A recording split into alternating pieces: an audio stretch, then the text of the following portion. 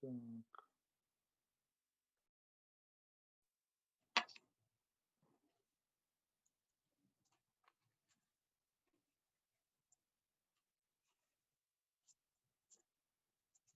Окей, потроху збираємось.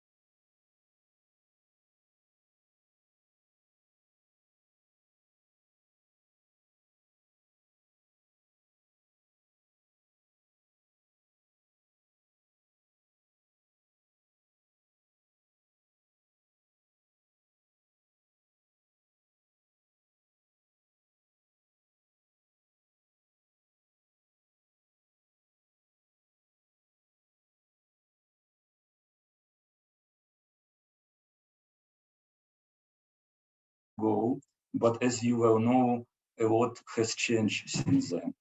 When the pandemic started, we had two options, either to postpone it and to wait for better times or to hold it in a virtual format. Realizing all shortcomings of the virtual conference, we decided not to wait and to go ahead with establishing of the Ukrainian Society of the 18th Century Studies and holding its first conference. We have chosen the Ukrainian Catholic University in Lviv as a host institution for the conference for two reasons. Firstly, Ukrainian Catholic University has recently become a flagship of westernization of the Ukrainian higher education. And secondly, it established itself as one of the main centers of research into the early modern and 18th century history in Ukraine. I greatly regret that I can't welcome all of you at the Ukrainian Catholic University in person, but I still hope that I will be able to do it at some point in the future, and that now Ukrainian Catholic University will serve us as a convenient and reliable platform for the virtual conference. This conference aims to consider and shift in attitudes towards the 18th century, reassess the established narratives and concepts, and entwine 18th century Ukraine into the broader East European and global context. It also aims to stimulate 18th century studies in Ukraine and initiate a forum for scholars across a range of disciplines to meet regularly, to engage in discussions on a variety of topics related to the history and literature of Ukraine, Europe, and the wider world of the period. Frankly speaking, we didn't expect to receive so many paper and panel proposals. We are happy that the conference aroused such a great interest not only in Ukraine and not only among historians, but also among historians of philosophy, literary scholars, museum professionals, and sociologists. We have in the program more than 150 participants from 10 countries, as well as about 50 panels, round tables, and other events. We are excited that what was conceived as a small conference evolved, in fact, in a 3-day congress. All of you have received a separate mail with all technical information. I would only like to encourage you to attend as many panels and other conference events as possible. The chair of a panel and the speakers will be able to join a Zoom meeting 15 minutes before it officially starts, while the audience will be permitted to join 10 minutes later. I hope that the technology will hold up, and I wish everybody fruitful and stimulating encounters and debates. Some people, unfortunately, are missing today. I mean in particular those who passed away during the last year because of the coronavirus pandemic. We especially mourn our colleague and friend Professor Igor Skachelyas, chair of the Department of History and director of the Center for Religious Culture at the Ukrainian Catholic University. Igor Skachelyas was not only a leading researcher of early modern religious history, but also the driving force behind so many exciting research projects, publication initiatives, as well as conferences and seminars that involved so many of those who are present here today. He was enthusiastic about this conference, and he was going to deliver a programmatic paper dedicated to the short Ukrainian 18th century. His early departure is a great loss to us, and we dedicate to his memory panel 11 on the Basilian Enlightenment. Finally, I would like to thank all those who helped to organize this conference. I am especially grateful to Dr. Natalia Volashkova, Professor Maxim Yaremenko, and Professor Frank Sisson from the organizing committee who took upon themselves the main organizational burden. Dr. Larisa Belarus of the Canadian Institute for Ukrainian Studies and Professor Yuri Voloshin and Professor Volodymyr Maslichuk from the Ukrainian Society for 18th Century Studies Executive Committee were always helpful and inspiring. Special thanks go to the Vos Institute for Austrian and Central European Studies, University of Alberta, website Historians in UA, and Bibliofika e-Journal for 18th Century Russian Studies for the assistance in advertising the call for papers and information about the conference. And last but not least, we are very grateful for the financial support of the Stefan and Olga Pavlyuk Endowment Fund of the Canadian Institute of Ukrainian Studies. I mentioned CIUS And this is a good point where I can pass a virtual microphone to Professor Frank Sisim, the director of the Peter Jacek Center for Ukrainian Historical Research, a co-organizer of our conference. Frank, thank you for being with us in this early time in Canada, and the floor is yours. Thank you. I am bringing greetings from the Worth Institute for Austrian and Central European Studies and from the Peter Jacek Center for Ukrainian Historical Research of the Canadian Institute of Ukrainian Studies. As a Canadian, of course, I must give the talk bilingually, as all our politicians do in varying degrees of language, although the languages here may slightly switch. Я би хотів вітати вас всіх на цій конференції. Як я думаю про конференцію, я, очевидно, думаю про Львів. Я раз написав есей про Львів, і я казав, для мене то є місто, де є два Ярослави. Я мав на думці Ярослава Дашкевича і Ярослава Ісаєвича. І чому вони є для нас такі важні? Бо вони представили тяглість української історичної традиції, і через їхню присутність у Львові вони могли відродити ту традицію.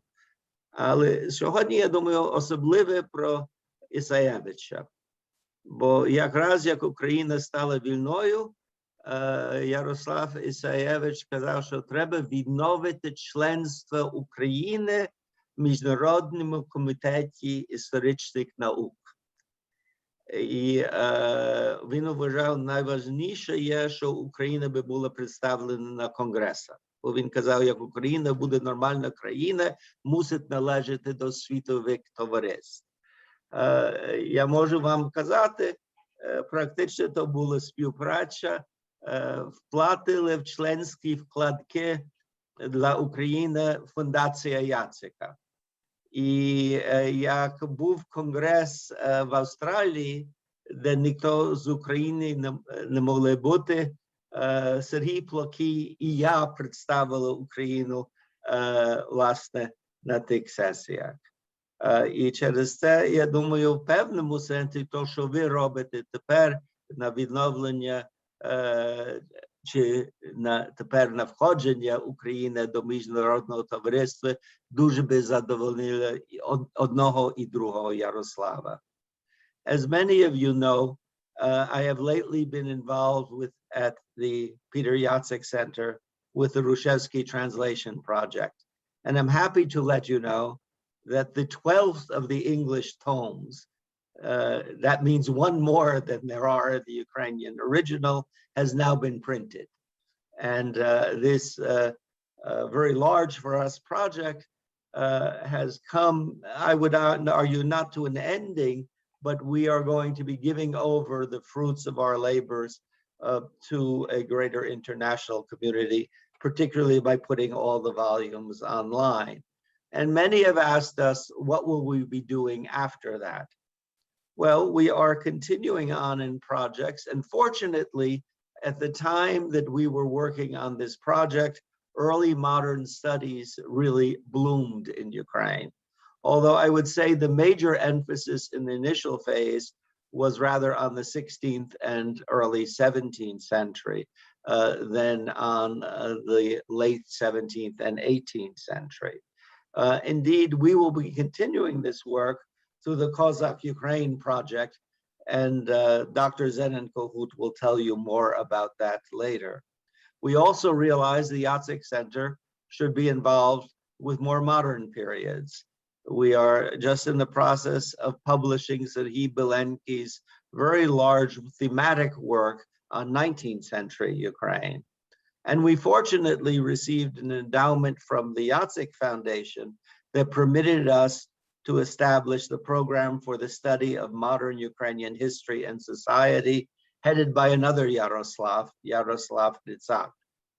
And so in these ways, the Jacek Center is doing much that it must do for a broader perspective on Ukrainian history. But this left the 18th century. long or short as you will have it. We very fortunately contacted with our colleagues in Ukraine and with Volodymyr Sklokin. And one of our first ventures into this field is the translation of the works of Ukrainian historians on the 18th century that should be appearing from a Canadian publisher in a fairly short time. But that convinced me that there was tremendous amount of interesting work being done in Ukraine on the 18th century. And so then when the issue of the proposal for this conference came, we were pleased to give any support we could, although we could never have expected the huge number of papers that came in, the fascinating topics that are being proposed to us during this conference. Sad that we are not together, but good that Zoom exists. Конференція відбувається на фондах фундації Степана і Олі Павлюк. Павлюки були надзвичайно цікаві люди нашої діаспори. Пан Степан, син буковинського роду, був вроджений в Канаді на початку ХХ століття. Пані Ольга походили з Великої України, як ми колись сказали. А на велике щастя, її батько зрозумів на кінці 20-х років, що треба забрати його жінку і дочки геть звідти, і вони зупинилися в Канаді. Вона була спонсором одного тому Грушевського. І як я перше говорив з нею, і ми почали проєкт, вона казала, що для неї найцікавіший том Грушевського – то є 8-й том. Але ми могли б видати англійською мовою 7-й том скорше. Вона каже, я вже є старушка, то хіба я мушу взяти 7-й том.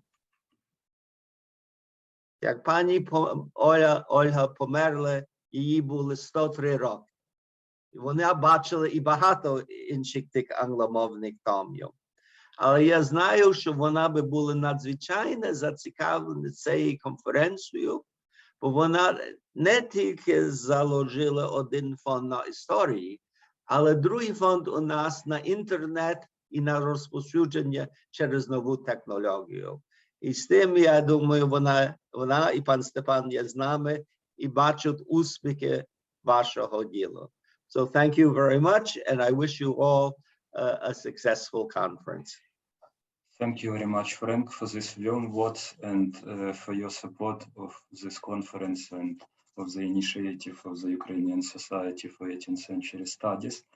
And I'm pleased to invite Yuri Voloshin, Professor of History at Volodymyr Korolenko Poltava National Pedagogical University and first elected President of the Ukrainian Society for 18th Century Studies, for a word of welcome. Пане Юрію, прошу. Доброго дня, шановні колеги, радий вас вітати на нашій конференції, першій конференції Українського товариства з дослідження 18 століття. Ну, я хочу сказати, що наша досить тривала така, мабуть, кілька років роздумів про необхідність утворити це товариство. Воно закінчилося щасливо в травні цього року, і нарешті ми це товариство створили. Метою товариства, безумовно, є стимулювати зацікавленість у дослідженні культури і історії 18 століття, а також заохочувати міждисциплінарні дослідження. Ну і те, про що вже говорили попередні доповідачі, так само прагнення поширити, сприяти інтеграції українських науковців за межі України в європейський і світовий науковий простір. Так само товариство хоче стати частиною великої наукової спільноти, частиною Міжнародного товариства дослідників 18 століття. І, власне, це наша така головна мета. І наразі перше, що ми будемо робити, це координувати в першу чергу діяльність в Україні, сприяти обміну інформацією, а також проводити конференції, власне, очевидно, заснування стипендійних програм і так далі. Тобто, власне, товариство має на меті в першу чергу координацію українських дослідників всередині України, щоб вони зналися і тісніше співпрацювали між собою, і так само інтеграцію науковців в міжнародний простір. Тому я думаю, що ця конференція, вона має стати таким першим кроком до такої інтеграції. Я радий, що на неї відгукнулося дуже багато людей з усіх куточків світу, по суті. Ми маємо, коли я вже говорили сьогодні, що ми хотіли там невелику конференцію провести, але, як ви зауважили з програми, завершення у нас в п'ятницю, пізно ввечері за київським часом. Тому я сподіваюся, що цей наш перший крок і початок, він буде успішний. І сподіваюся також на нашу співпрацю з вами. І радий ще раз вас вітати. Щиро дякую за участь в цій конференції. Дякую, пане Юрію. Thank you, Professor Voloshin. And now I would like to pass the virtual microphone for the word of welcome to Penelope Corfield, Emeritus Professor of History at the Royal Holloway, University of London, and the President of the International Society for 18th-Century Studies. Professor Corfield, we are very happy that you are with us today. Thank you for joining us, and the floor is yours. Everybody, I am delighted to be here, and I start by saying Dobry den. And I am not only bringing congratulations to the new society and to the conference and welcome on my own behalf, but as president, I have also been charged by all our other societies to extend the welcome to you, an international welcome. And that is a lovely feeling to have. When I announced to the EC that the new society from Ukraine was being planned, the audience or the gathering spontaneously burst into applause. So I'm repeating that to you now. People were absolutely delighted.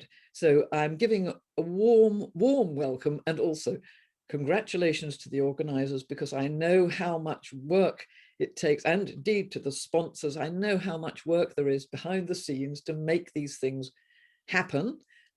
I've organized them myself in the past, and I know with Zoom there are extra complications. So well done. This is a magnificent moment so far. Great. I'm looking forward to the next few days, and I'm going to be coming into as many sessions as my languages will permit.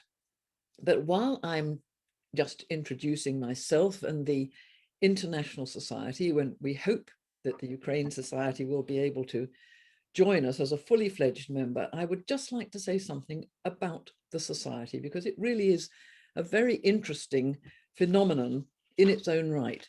It's just coming up to 60 years old, which is a very long, there are very few societies like this, coming up to 60 years old. And it was founded initially by scholars from literary studies and political thought, Enlightenment thought. But over time, it has notably expanded. We had a joke earlier about, is the 18th century long or short? We define it very long indeed. In fact, neighboring centuries are quite worried at our territorial expansion. And we take it long, short, broad, deep, and every possible disciplinary approach. So it began with literary studies, but it now, musicology, economic history, you name it, all these interests are involved. And not only it began mainly as a Western European, American, Canadian axis, but over time we've acquired societies in every continent in the world. We're absolutely thrilled. We have in South America, North America, all across Europe, Central Europe, Asia, Japan, China, and Australia and New Zealand. And the two latest societies to join, just before we hope you will be the next, were Tunisia, very, very interesting, Tunisia and India.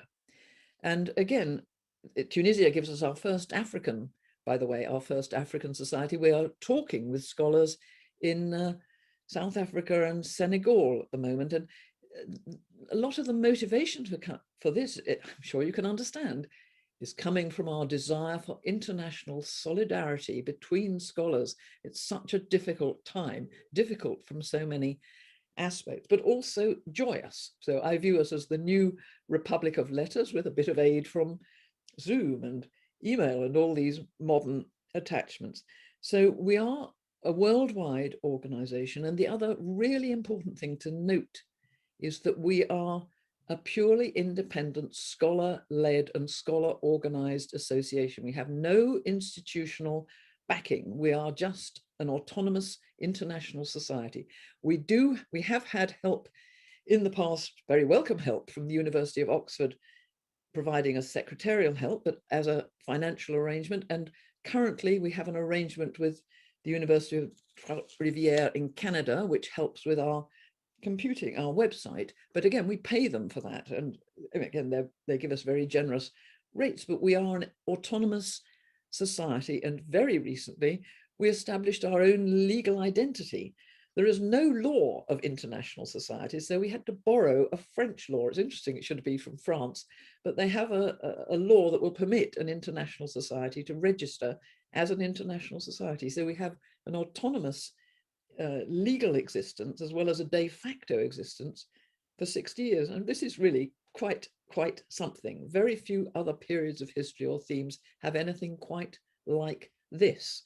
So we are very, very bullish at the moment about our expansion, and the mood, the attitude between all the societies, extremely strong, collaborative, cooperative attitudes, because we are all aware of the need to further our fields, but also to ensure that academic work is independent and respected and not overtaken by the tides of relativism and false news and all the rest. So my last point, and I promised Natalia I wouldn't talk for too long, but my last point is to say that we are, as a society, obviously we are an academic and scholarly society, but from time to time recently, we have begun to take a political stance where necessary in defense of academic freedom. We are not kidding ourselves that the International Society of 18th Century Studies will cause governments to topple. On the contrary, tyrannical governments will not be affected by one society, but we can be a tide of international opinion. So we helped the Japan Society, we offered to support them in a dispute there, all the academic societies in Japan are having with the government. And very recently, the India Society found that the Indian government is trying to put restrictions on how scholars use the internet to communicate with other scholars. I mean, a tremendous curb on, I mean, they're still saying they can go ahead, but they have to get permission first from the Ministry of Education. That's incredibly bureaucratic and restrictive, and has within it the possibility of censorship. So again, we made a protest on that with the concurrence, of course, of the Indian Society, and checking we got the wording right. You know, these things are very, very sensitive matters. And we have posted our objections on our website. And so we are viewing ourselves not only as promoting all the things we believe in, especially, you know, from the era of the Enlightenment and Enlightenment studies, we're promoting those, but we are also defending, where necessary, with other international scholars, academic freedom, which is something that must be the basis behind everything we're doing. So the more of us, the more worldwide, the merrier, and the more power to our collective keyboards, as it were, our scholarly influence. But as I say, I'm not expecting governments to fall when we say no, but nonetheless, we are putting our views on the record. And I like to think we are the new Republic of Letters, and we are defending its principles, and what's more, promoting them as well. So welcome to you all, and welcome to our international movement. Thank you very much, Professor Corfield, for this warm and inspiring word of welcome. We are happy to join this Republic of Letters, and I hope that USEX will join the International Society for 18th Century Studies soon. And we have many fascinating events ahead of us today. I think we are still full of energy. We just started, so I propose not to make any break now and to go ahead with our next event. And I would like to ask Dr. Natalia Volashkova to take over the chair of our first keynote address. Natalia, the floor is yours. Thank you. Dear colleagues, dear participants, welcome to the first keynote lecture. And it is my absolute pleasure to introduce our speaker, Professor Penelope Corfield. Professor Corfield is Emeritus Professor of History at Royal Holloway, University of London. She has served as President of the British Society for 18th Century Studies and Vice President of the International Societies for 18th Century Studies before becoming its president. Professor Penelope Corfield is the author of an astonishing number of publications, books, edited volumes, journal articles, including her monographs, Time and the Shape of History, London and the English Economy, 1500-1700, Power and the Professions in Britain, 1700-1850, Vauxhall and the Invention of the Urban Pleasure Gardens, Georgian England, One State, Many Faiths, The Impact of English Towns, 1700-1800, and many, many more. Penelope Corfield works on social, cultural, and urban history, and she has a long-running research project to identify how people in 18th century Britain greeted one another. She says it is a challenging subject because the sources are very fragmentary, but the project has encouraged her to use the resources of art history, literature, and comparative sociology. Those considerations form the basis of her keynote lecture today. And so I now invite her to reflect upon the advent of the egalitarian handshake. You're welcome.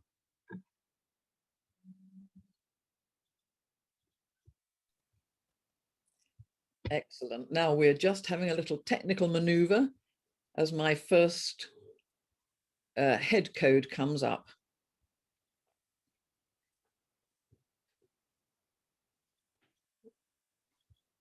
Do I have to? Oh yes. No, wait. I'm just waiting now.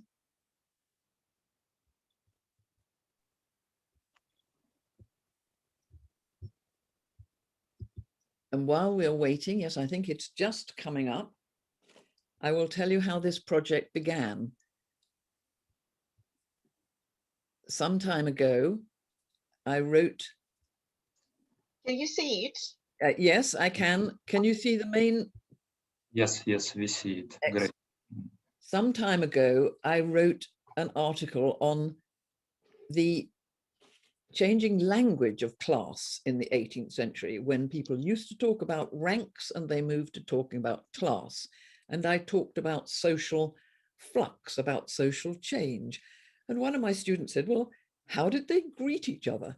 And I thought that was such a wonderful question. I should really try and find an answer. So if we can have the first slide, please.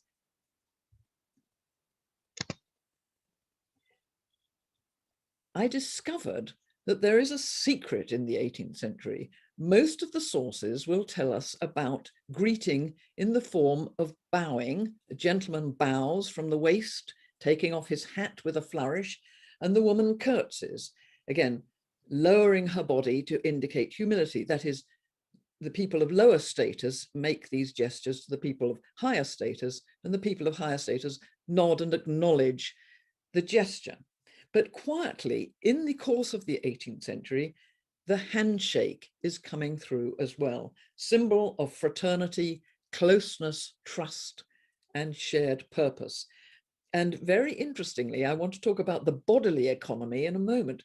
It does involve limited bodily contact without fear of danger or contagion, especially ironic amusement now in the time of COVID, when we're all told not to shake hands because of the danger. This lovely image, by the way, which recurs in my slides, is a bookmarker, a fleuron, a bookend, a chapter end or a paragraph end from early 18th century books. This habit died out as book production became much more voluminous, but in the early books there are symbols like this, and this is a beautiful early 18th century handshake. If we move on, there are very, very few illustrations of the handshake because it is the new form of greeting. But here is a 1774 woodcut. And you note, interestingly, this is two merchants shaking hands, and I'm going to argue that probably the core of the handshake is the commercial society, but these two gentlemen are doing a mixture. They've taken their hats off. So they're holding their three-cornered hats in one hand, but they're shaking hands with the other. So it's a mixture of hats off and a handshake. And if we move on, this is the old traditional manners of greeting, which of course is still continuing through the 18th century. And what I'm going to come on to be arguing is how difficult it is to tell the old from the new when people may often combine an element of both. But they're the gentleman, it's called making a leg. The gentleman puts out a leg, bends his upper body forward, takes off his three-cornered hat and bows. And in this case, he looks into the eye of the person to whom he's making, it's called hat honor, to whom he's making the signal. He looks at him and bows, and it's a gesture of gentility, but also of deference on his part. And the woman, shown in this beautiful early 19th century figurine, holds out her dresses and sinks her body, holding the torso upright, sinks her body slowly. Interestingly, again, that maneuver is fine if you're young and agile. There's some very funny accounts of court etiquette is where this sort of behavior was continuing very rigidly. But there used to be accounts of page boys rushing forward to hold the duchesses as they curtsy before the king and raise themselves up again in case their knees are creaking and they're unable to carry out the maneuver gracefully. They don't want to fall over in front of the king. Next slide. So greetings are a very important indicator of social dynamics in action. You can read lots about class society, but it's or rank society, but it's much more difficult to find how it's working in practice when you have to look at the social dynamics rather than the social statics. But in the long 18th century, there were gradual changes in the manner of greeting, but gradual changes are very, very hard to detect. So it's slightly paradoxical to be illustrating social dynamics by a snail, but nonetheless, the snail is my motto for gradual change. So I am spotting a new trend in the 18th century that I'm talking to you about today, but it is slow and not uniform. Okay, we move on. So the talk is divided into three methodological reflections. And the first is to talk about the gap between traditional behavior and daily actions. And this is the area that's particularly difficult to pick up. We can read contemporary etiquette books. There are lots of them. This is an early example from 1676, The Complete Gentleman, advising, including daily exercise. It's a handbook to the well-being of a gentleman, but it has very precise instructions as to how to take off the hat and make a formal bow to a superior. And if I had the time and space, I actually have a three-cornered hat, and I've learnt how to do it with the aid of this handbook. So I imagine I'm making a very nice sign of hat honor to you all. But, and these etiquette books, I'm often accused of not taking them seriously. On the contrary, I do take them very seriously as guides to what people thought they ought to be doing. But it's a bit like, there are all sorts of formal guides, like how we should drive our cars on motorways, which don't necessarily match how we actually drive our cars on motorways. So there is a gap between the traditional expectations and actual behavior. If we move on, this is an illustration of one way in which gaps spring up. It's a satire of King George III, and it's King George III on holiday. So he's dressed as a farmer. This is Farmer George, he was known as.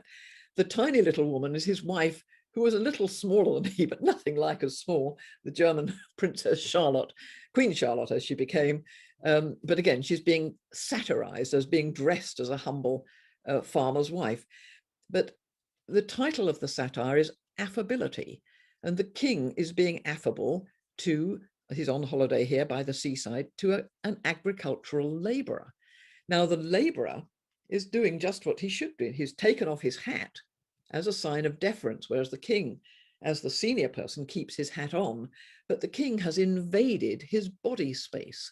And that gives us an insight into people expected, and they still do, they expect other people to keep at a reasonable distance. But the social superior can always override conventions if he or she wishes. For example, a court can invite the courtiers to sit, whereas in tradition says the courtiers should stand in front of the monarch.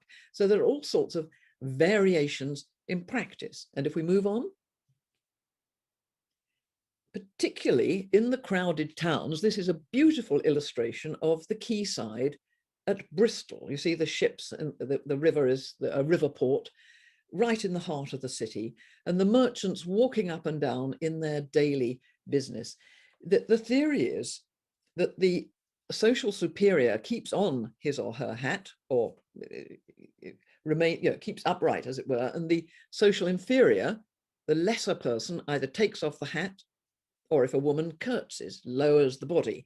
But of course, in a crowded town, you're meeting people every day. It's very difficult to work out who is superior to whom, or maybe they're all equals.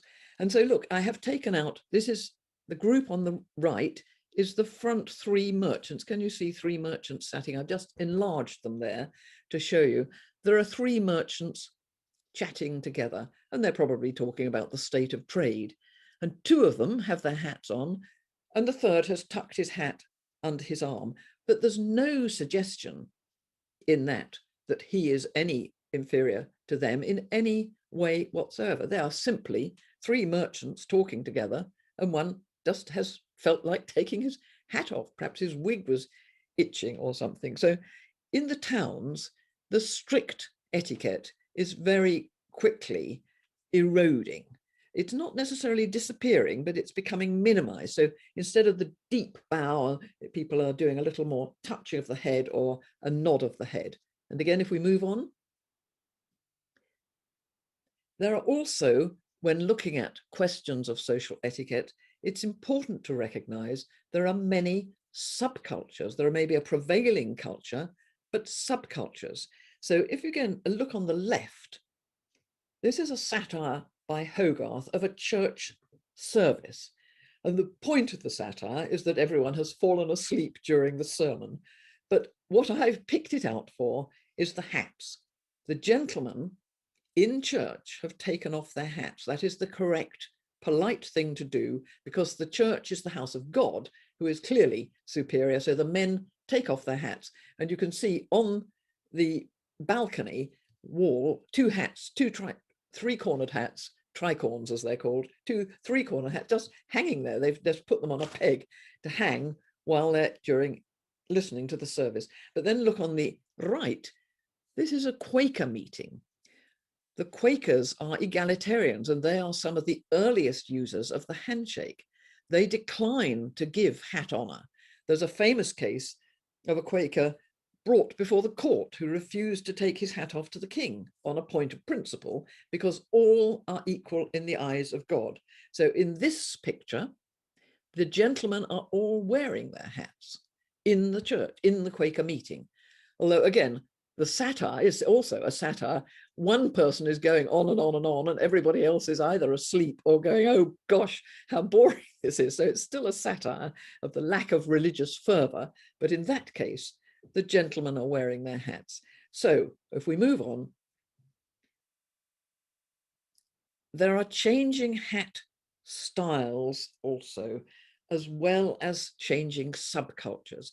And one of my urgent pleas when I talk to film directors or TV producers who are doing things on the 18th century, as many are, it's very popular indeed, but they always put in the most rigid etiquette, as though everyone is at the court in front of the king with page boys to hold them upright in the right position. It's not like that at all. In practice, the social dynamics are much more complex. And here I give you an example. You can see on the left is the three-cornered hat, the sort I know how to take off. You hold it by the front, take it off and flourish it in the right sort of way. But then at a certain point, there's the boater, a big straw hat for use by smart young men in summer. Very difficult to take off with one hand. You really need two, but there's not much evidence that people use the boater for hat honor. Or on the right, there is the older figure is the farmer, and he is dressed as the king was dressed in his relaxed garb as a farmer, with a three-cornered hat and traditional clothing. But here is his young son, who's been on tour of Europe and come back with the latest fashionable styles, including a towering wig and a tiny little hat on top. And the father is trying to take the hat off with a fishing rod. So, but clearly the young man, when meeting someone, see how smart he is, the latest fashion, and a cane under his arm, a cane rather than a sword, interestingly, but he couldn't possibly take that hat off if he met a smart lady. Oh yes, because as well as so you take it off in front of the king or a duke or your social superior, and also a gentleman acknowledges a lady by taking off his hat, but you can't if you're wearing that sort of hat. And if we move on, so there are examples of conventional politeness, and I've looked widely for illustrations. Art history is very unhelpful for casual gestures, but here, to my delight, I found a satirical print showing someone giving the conventional, see, he's got his leg out, his hat off. It's not a three-cornered hat, but he's still often he's bowing deeply. But guess what this is? It's a satire about, it dates from 1799, and it's about the new income tax. He is a tax collector who is trying to get the money from the wealthy old lady, and she is refusing in the most emphatic tones. And not only that, the cat at her foot and the bird in the bird cage are squawking no. So this is a satire of how the Inland Revenue, the new tax collectors, are trying to get money from people. So it's not actually how people are really behaving, it's actually a satirical presentation. No, it is a marvelous example of how hat honor should be well done. And if we move on, the last of this section on the interstices between conventions and realities, social realities, is that the old deep bow was being replaced by either a light nod or a handshake. Now, one of the problems for daily behavior is that people very rarely record normal things, like I got up and I washed my face. You know, they don't record that in diaries or letters, but they do if something strange or unexpected happens. So we have some examples where people's greetings are cause surprise or shock, like initially when the Quakers first refused to take off their hats. There was tremendous shock and horror from their social superiors. But another good source is visitors. So here is an American touring Europe in 1810, and he reports, he says people in London were polite, but they didn't remove their hats, as would be done in Paris. So this is actually post-revolutionary Paris. They are still removing their hats, but in London, they are not. Instead, a slight inclination of the head or a motion of the hand, a sort of proxy touch, is thought sufficient. So I now move on to the next section with my lovely handshake shown again, because the change from bowing and curtsying to handshaking is actually marking the advent of a new bodily economy. It's a major cultural shift. In fact, if you classify the world's greetings very, very approximately, you can put them into the touching or the non-touching. There are many societies, like modern Japan, actually some of the younger members do shake hands, but the older generation certainly bow. And in fact, when I first went there, I made the mistake of holding out my hand, and people sort of, the older people recoiled, not being hostile to me, but just not expecting the hand to be presented so near to them. So there is a change in the bodily economy from the distant body to the near body, but the touching, of course, is still at arm's length, so it's not too intrusive. And it does indicate that 18th century society, people were beginning to shake hands without fear of violence. That is, they didn't expect someone to unleash a dagger or a sword upon them, or disease. And the point about disease is an interesting one, which we come onto later. So we move on. There is a rising expectation of bodily cleanliness among the well-to-do. And I would say the well-to-do stretches quite a long way down the social system, not just the elite aristocrats, plutocrats, but also the wide expanses of middle class and skilled laboring jobs. People are washing daily, and we have figures to show the output of soap. And I don't have time to go into all this, but it's also to do with the shift from woolen underwear to linen underwear. And again, very hard to get references to this, but the decline in body lice. There were many more body lice in earlier generations, but by the 18th century, well-to-do clean people are not expecting to be lousy, as we would say. So let's move on. Now, of course, this cleanliness was not equal among all classes at all times. And so in general, those who are shaking hands are not shaking hands with people in dirty occupations. These are coal miners working in horrendous conditions, as you can see, and chimney sweeps or other sort of dirty workers would not expect to have their hands shaken. But of course, out of their work situations, these people would also clean. In fact, it's quite wrong to think that miners, when they're not at work, are filthy, dirty creatures. They're not. They are also cleaning up and going out for their social life. But nonetheless, the poor are known as the great unwashed in an early Victorian term, but the numbers who are unwashed are actually dwindling all the time. So move on. So the handshake is spreading not only as a practical thing, mainly to start with in commercial society, but as a symbol of cooperation, because it means meeting on equal terms at all social levels.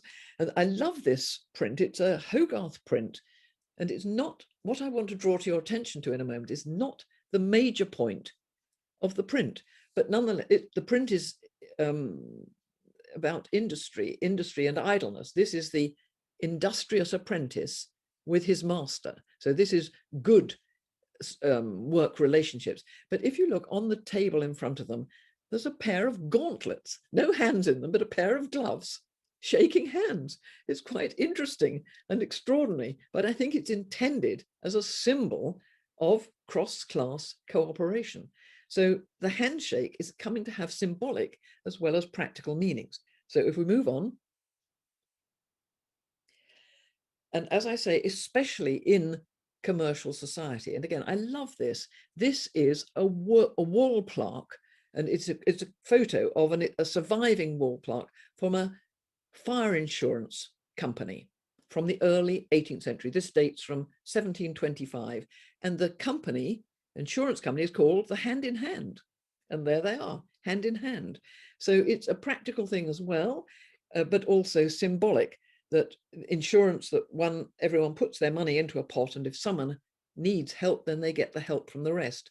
So, and I've actually found old houses which got this symbol up on the walls. You can still find them though the company itself has moved on, as we say, but the symbol of cooperation. And of course, it's a registered company and it's using the crown as a sign of its respectability.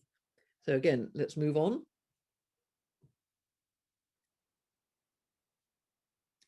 But again, as I say, it's not exclusive that the handshake is among the commercial middle class, although I think that is it's much the most common in the 18th century. And this is based on someone else's research, but again, someone who heard my talk on this and was set out to see if he could find example of plebeian handshakes. And yes, he found extensive evidence that in the 18th century, boxers would shake hands before a fair fight. And this is a fight that has been organized. It's not a commercial fight, you can see, but the crowd have sat round in a ring. The fighters, this is still in the era of bare fist fighting, and they've got their seconds in. So it's an organized fight, though not a commercial fight. And so I don't mean when people just start brawling and fighting in the streets, sort of bad fighting, as it were, they don't shake hands, but in a fair fight before, and unfortunately, we can't find an illustration of this, but we know that before a fight like that, the boxers would shake hands, and they would shake hands at the end. And I don't know if you notice, but in a modern boxing ring, when the boxers come in, their hands are all gloved up, but they touch hands at the start to indicate it's a fair fight. And they're, as it were, not brawling, but they're fighting by either implicit or these days explicit rules. So it's a very interesting example of a sort of social rule making, but impromptu. Okay, so let's move on. And this is my great triumph. A rare painting. I've looked everywhere for painting of handshakes. And in fact, I'd seen this painting many times before I noticed it. It's on the left. Have a look. It's dated circa 1780 by Zoffany, a German painter who came to England and made a career from intimate paintings. Many, many paintings are formally posed, which can be very interesting for the sense of the senior and the lesser people in a family. They are grouped around, but Zoffany did sort of spontaneous movements and meetings. And here, the chap with his arm outstretched is the host of the gathering. The men sitting round are his close family, and the chap he's shaking hands with, they're clasped hands, quite clearly clasped hands, is the man he's introducing them to them as his heir. So it's actually quite a symbolic and important family moment.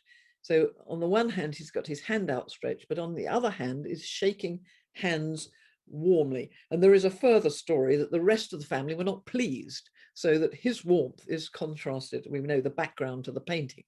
So again, move on, but that's wonderful. There's actually a painting rather than a drawing. Can we move on, Natalia? But here I have another. This is a drawing by Thomas Rowlandson. So that this is showing the handshake can also, it's most common between men to start with. It does develop between, and it's between equals, not between high and low, but it does extend between men and women as well. But it's very difficult. And this is a farmer's, a farmer and a maid from the house, so that they're not high status, but middling. But the difficulty is for historians is to tell the difference between handshaking and holding hands. So I've got many more reference to people holding hands as lovers might do, or as people do in dances, but that's not quite the same as a handshake in greeting, when people stand away and then they lift the hand slowly up and down. But that looks as though, we have no statement from Rowlandson of what he was intending. It looks as though it could be a handshake between men and women. We know that they did. We have enough evidence that they did.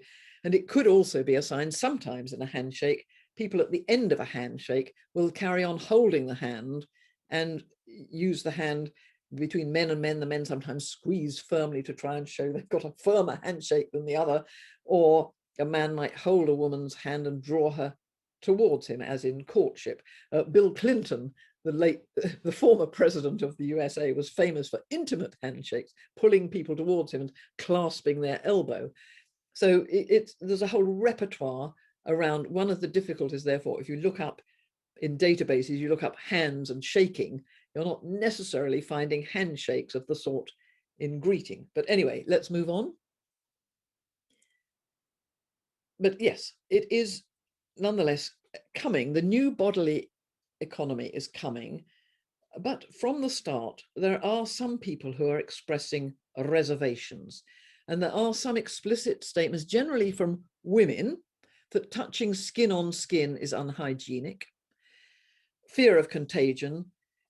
Also a fear that close touch could be too bodily intrusive, that is, getting somebody coming into one's body space, which is often a concern in greetings.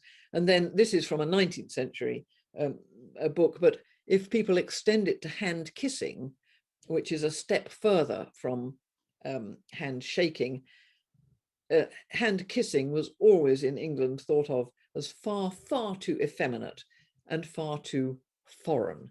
So there's a little bit of hand kissing, but not much before the late 19th century. And then it's mainly, say, in theatrical circles, when people are trying to make a special show, perhaps admiring a capricious older woman, the young men would gather round and kiss her hand. Although, of course, in some other cultures, in Portugal, for example, it was quite correct at the court for the courtiers to line up to kiss the hand of the king. So different cultures, different rules. In England, hand kissing was always outlawed. And we move on to my next section. This is a historical sociology of what I call social negotiation, that it isn't an automatic thing of what people should do. If there is no contest and no change, then people just know automatically how they should greet people. In the long 18th century, and actually in Britain, I have examples from across Britain, the change associated with urbanization and commercial growth is much, much more complex. And actually it makes meeting people more interesting and exciting, because you've got to work out each time you meet them how you greet them, which is always a challenge, say, on international greetings and in cultures when things are in flux, when things are changing.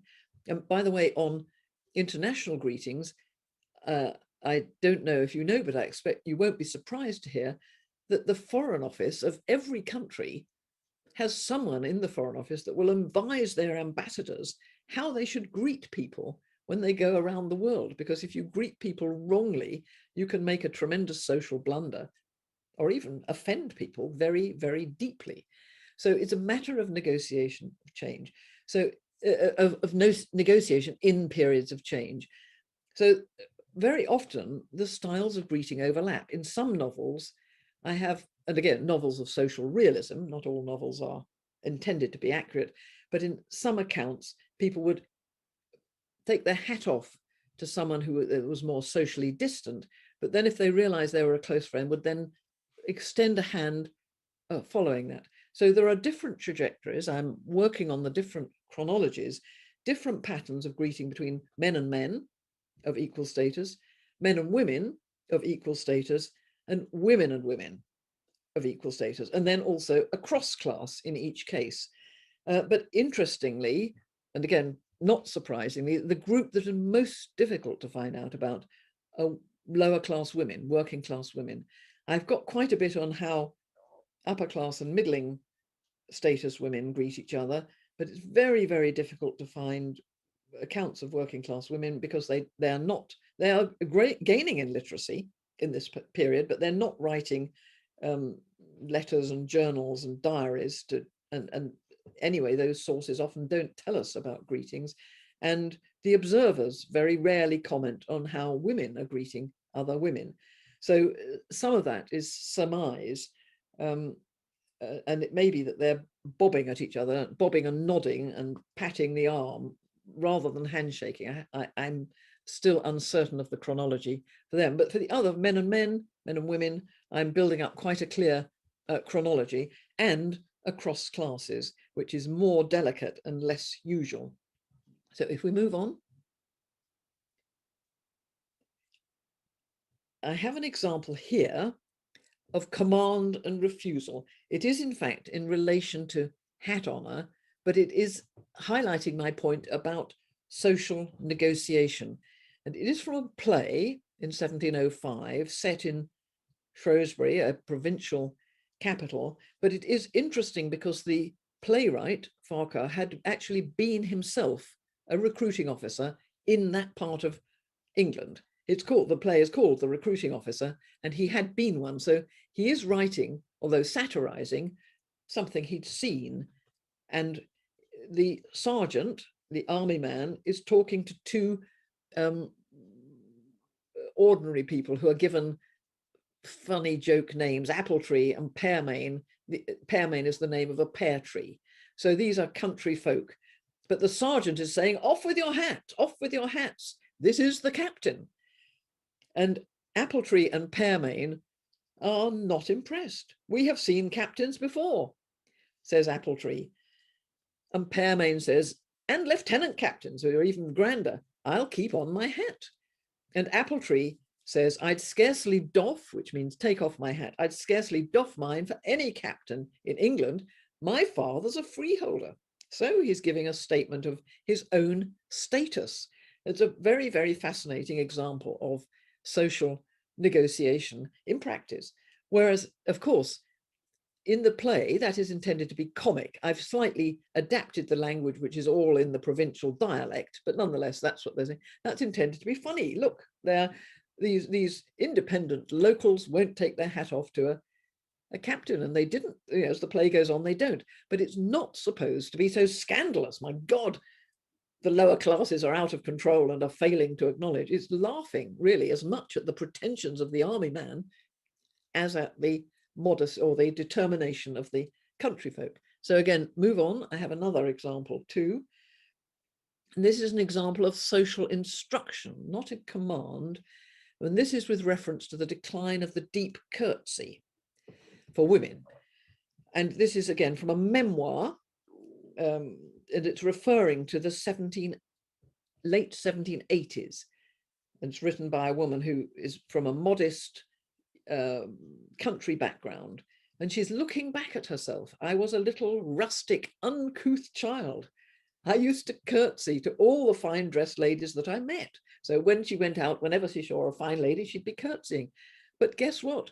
Her nursemaid is telling her not to. She's overdoing it. She's being too servile. She's being too conscious of the changes in rank and failing to acknowledge sort of social get-together and ordinary sort of the urban flow. You can't stop and take off your hat or curtsy to everyone.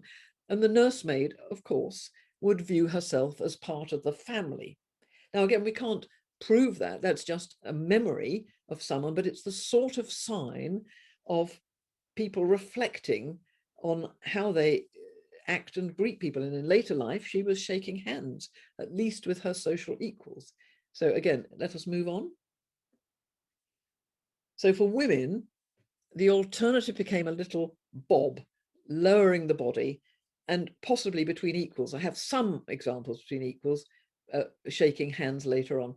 The deep curtsy remains, a very deep curtsy is only retained at the royal court and at formal balls. Before a dance, people might lower themselves, spread their skirts and then rise and dance.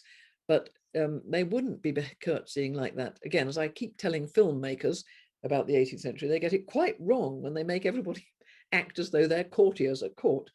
Now, this, again, is a little sketch, and I don't think it's deliberately showing a bob, but that is the effect of it. The woman on the left has lowered herself slightly before the woman on the right. So it's a sort of attenuation. So while the handshake is coming in, and the formal hat honor is slowly attenuating to something less structured. Move on.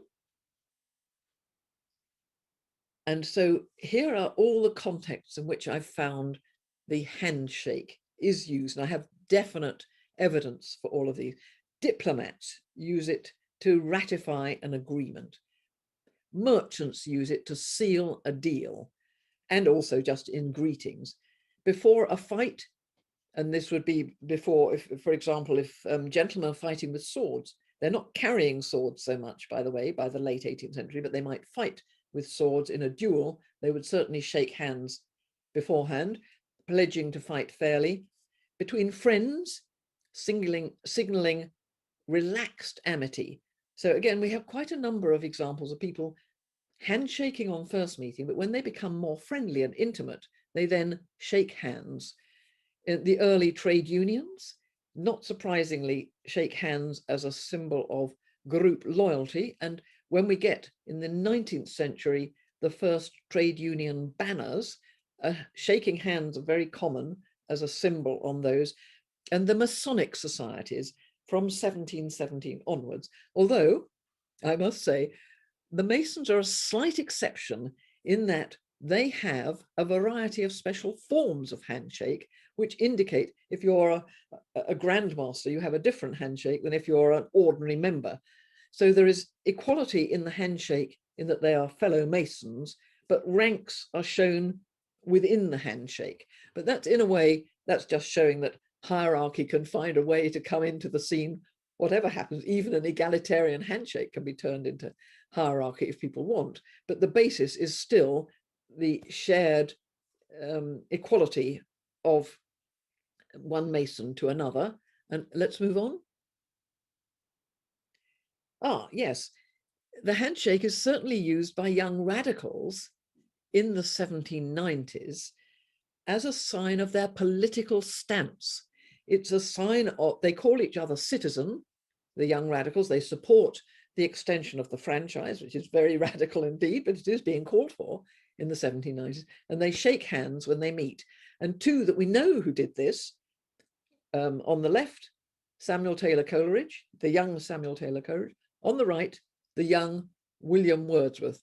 And I hope you like this. I've used the fleuron to allow them to shake hands for you. So there they are shaking hands in the image. We don't have any picture of them doing that, but we know they did it. And in fact, we have a very interesting letter from Coleridge when he fell out with someone over their changing political views. And of course, as the wars against France morphed into the Napoleonic Wars, attitudes did change a great deal, and both Coleridge and Wordsworth changed their views quite considerably over time. But they have a letter at one point from Coleridge saying, I'm so annoyed with X that I won't shake hands with him next time I meet him. So they were definitely using it as a pledge of their political stance. So moving on. So, and handshaking is also emerging between unmarried men, women and men of the same social status. I've got quite a lot of examples of that. Of course, giving hands in marriage is the symbolic and legal form of that. Holding hands when dancing, confidential friendship, courtship. This is a courtship drawing from Rowlandson. Both the couples are sighing and holding hands. Or when romping, when at Vauxhall, when people romp in the gardens, they hold hands and race around holding hands. And in fact, there's a lot of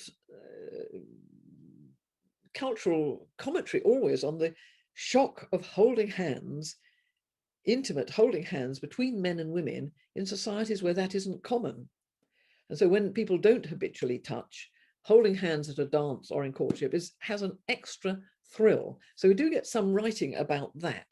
Although again, I have also some examples of women who don't like it when men try and hold their hands or get too close. So it's again a matter of negotiation. And let's move on. This is my favorite example of all of them in Sense and Sensibility, 1811. People often used to tell me there are no handshakes in Jane Austen. And of course, there's a lot of bowing and curtsying in Jane Austen, but there are handshakes as well. They're coming up discreetly. They're not in the etiquette books. As I say, you can read the etiquette books, and before the 19th century, nothing tells you how to shake hands. But nonetheless, now this is an example.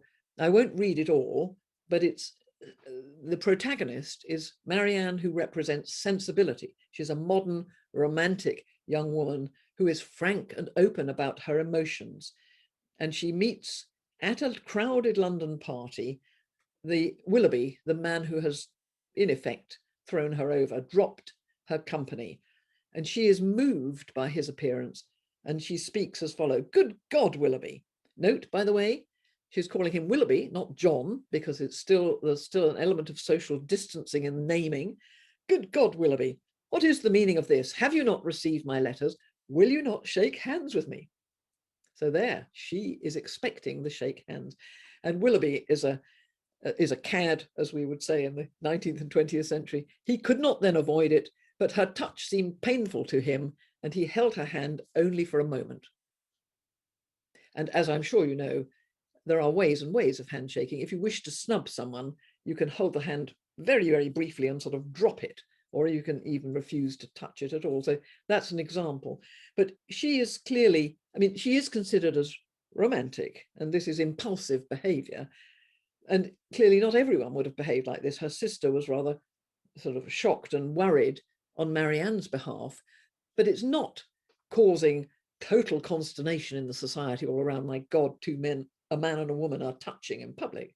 On the contrary, it's considered a possible gesture. So the handshake is coming through very slowly, but it is a matter of negotiation. And there the cad is behaving badly and unwilling to engage on the equal sharing and trust. There's trust in a handshake. He's unwilling to change. So I'm now coming to my last signing off. I'm finding a process not only of change, that is the weakening of hat honor, but change within change. But I'm not calling this a once and for all shift from pre-modern to modern, because modern societies keep changing their forms of greeting. In my time, the continental kiss, as we call it, has come in, which was not known when I was very young. We didn't hold people's upper arm and go, mwah, mwah, which has now become common, but not universal. And also more recently, the fist bump, the high five, all sorts of different things. So I'm not saying there's a once and for all shift, especially this is a slow burn shift, and old and new usages often overlapped, and there may be changes within change and then changes within the new changes. So we move on. But what I can say is that this is a trend. The emergent handshake is a trend, and above all, it's not a top-down phenomenon. People often talk as though changes in social mores and greetings and fashions come from above, and the famous phrase trickle down. But that sometimes happens, but that is not the only way. And this is a classic example. The handshake doesn't come from the aristocracy or the court. By the end, some aristocrats are using the handshake, but it's not coming from them. It's coming from from commercial middle class society, and it's moving up and down the social scale. It's part of the slow erosion of hat honor. And I hope you like, I've given you 3 versions of that token from the 1790s of a very warm handshake, and it's from the anti-slavery society. It's anti-slavery, and it pledging brotherhood of man, and round the edge it says, you know, may there be an end to all tyranny, oppression around the world. So the handshake is associated not with a top-down phenomenon of aping the great, but of an egalitarian stance of trust and brotherhood and sisterhood. So let's move on. 2 points that follow from this. The identifying change does not imply inevitability. People sometimes say, you're being teleological, Penny. No, I'm not. I'm not saying this is inevitable. That little puff of cigarette smoke is meant to indicate the plural trends and possibilities of history, but nonetheless, there are trends.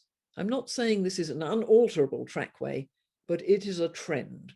And as I say, it is a trend that is actually under pressure for change. Initially, there is not much cross-class handshake.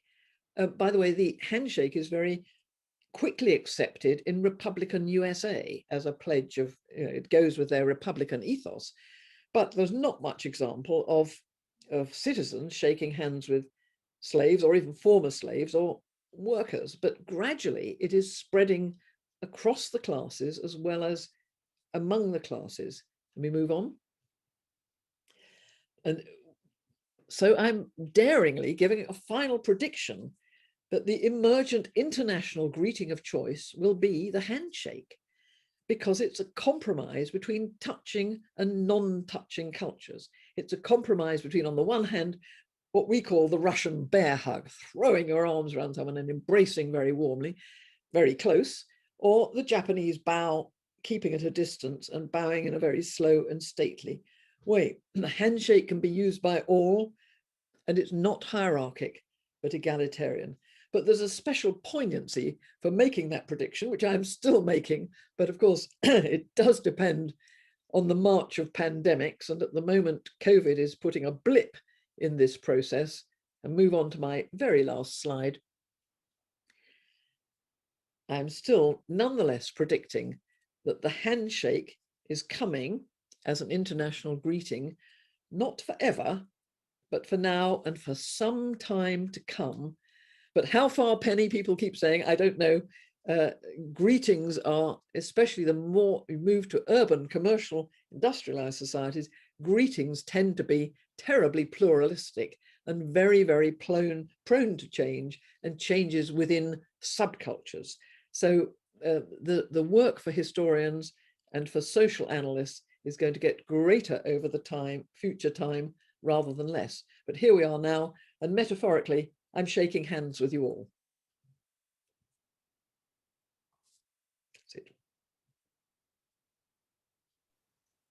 That's it, folks. Oh, okay.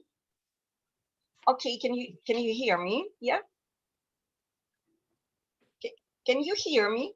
Yes, Yes. yes. Okay. So thank you very much. Thank you very much. That was wonderful. And thank you for such an insightful, informative lecture, and a lot to think of, such a wealth of information indeed.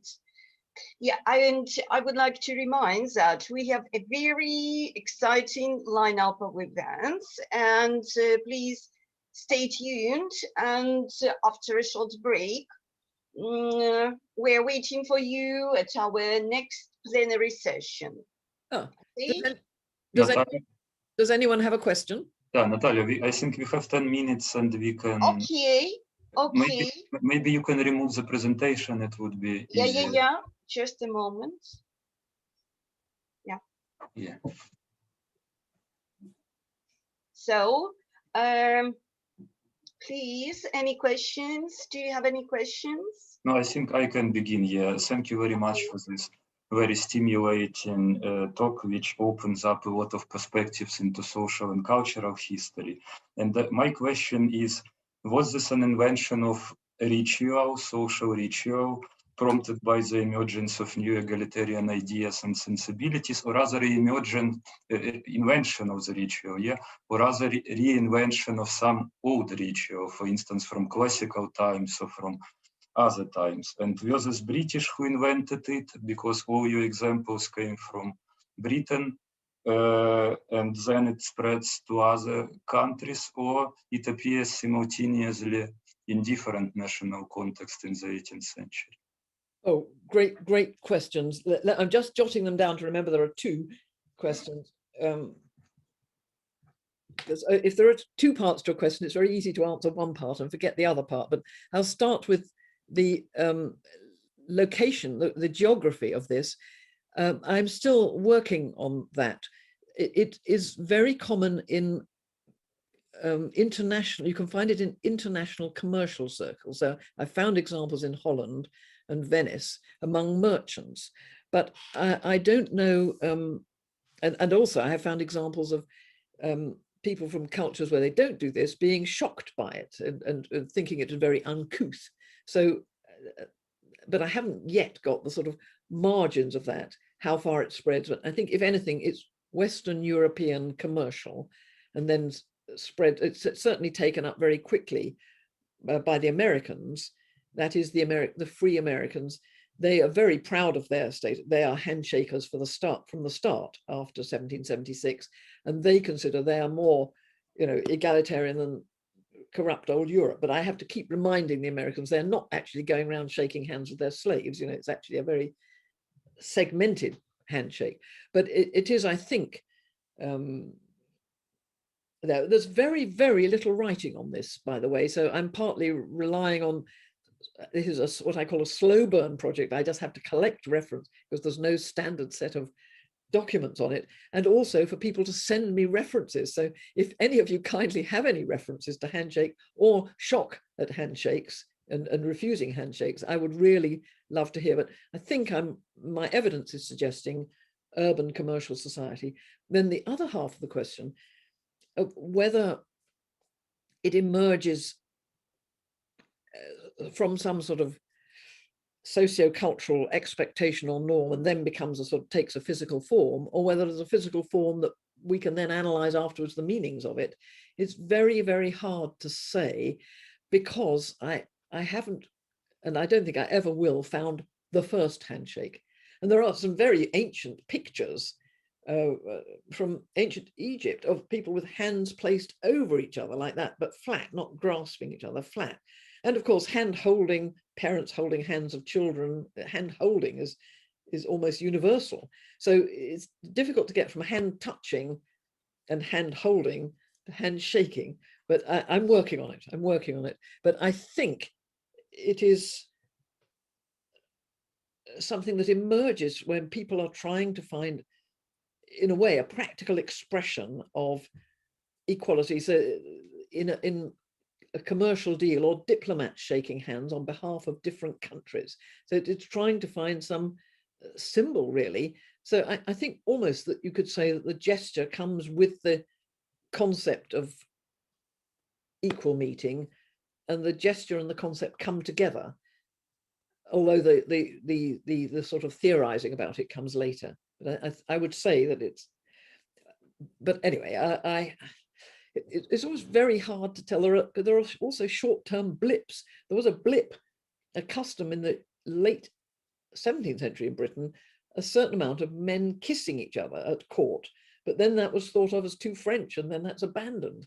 So, you know, in other words, I must eventually finish this work, but I can't keep doing it forever. I've been doing it for a long, long time, but it needs a tremendous amount of effort and evidence for something so fleeting, because people just don't write about it. That's the really annoying thing. But I would say it's an expression, a physical expression of a cultural intention or a social intention, all in one gesture. And then afterwards, the theorizing about it follows. Two brilliant questions, by the way, I've jotted down. Thank you. Any questions? There's one up there. Katarina. Katarina.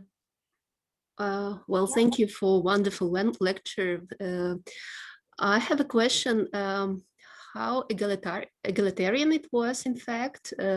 Was it really acceptable only between social equals, or was it possible to use handshake between well, people from different classes? And what did it mean when a person of higher class could invite someone from lower class for handshake? And also between men and women, it's also not, well, in terms of social equality, it was about equality, but in terms of well, equal standing, it was not as equal. So I'm interested in this question of equality. Thank you. Yes, I have I have some examples from literature. Again, bearing in mind, we mustn't think that novels of social realism are necessarily absolutely accurate pictures of their society, but they are trying to write about what readers will think of as normal. And but there is a bit in Emma by Jane Austen, and Jane Austen is a very sharp social observer, as I'm sure you all know.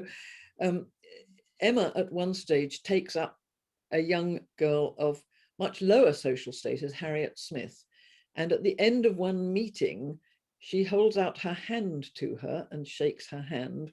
And it is, the text goes on to say, Harriet Smith walks home elatedly because the great Emma Woodhouse, Miss Woodhouse, the social leader of the village community, had shaken hands with her at last. So it was seen as a gesture of jumping over the social distances to indicate a personal friendship, and it was appreciated as such.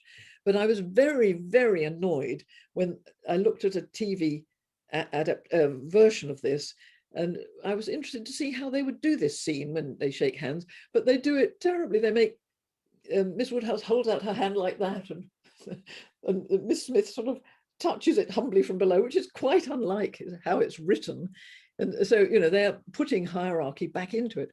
And as I say, I do a bit of advising to filmmakers. Actually, they don't like this because they like the 18th century. They like to think of as this ritualized hierarchy. They have people doing these courtly bows and curtsying. You know, there was one example of someone who was playing cards in the evening with his housekeeper, and they were terribly upset. Penny, what is going on here? And I said, oh, it's perfectly normal. I said, it's perfectly normal. But, you know, it just didn't meet their hierarchic vision of the 18th century. I'm waiting for someone to give some alternative views, or at least acknowledge, but because it doesn't come up in any of the etiquette books. There's nothing about how to shake hands until much, much later. But that's one example when a woman could do it, like King George was trying to be affable with the labourer. The higher person is usually led by the person of higher rank, but they can extend.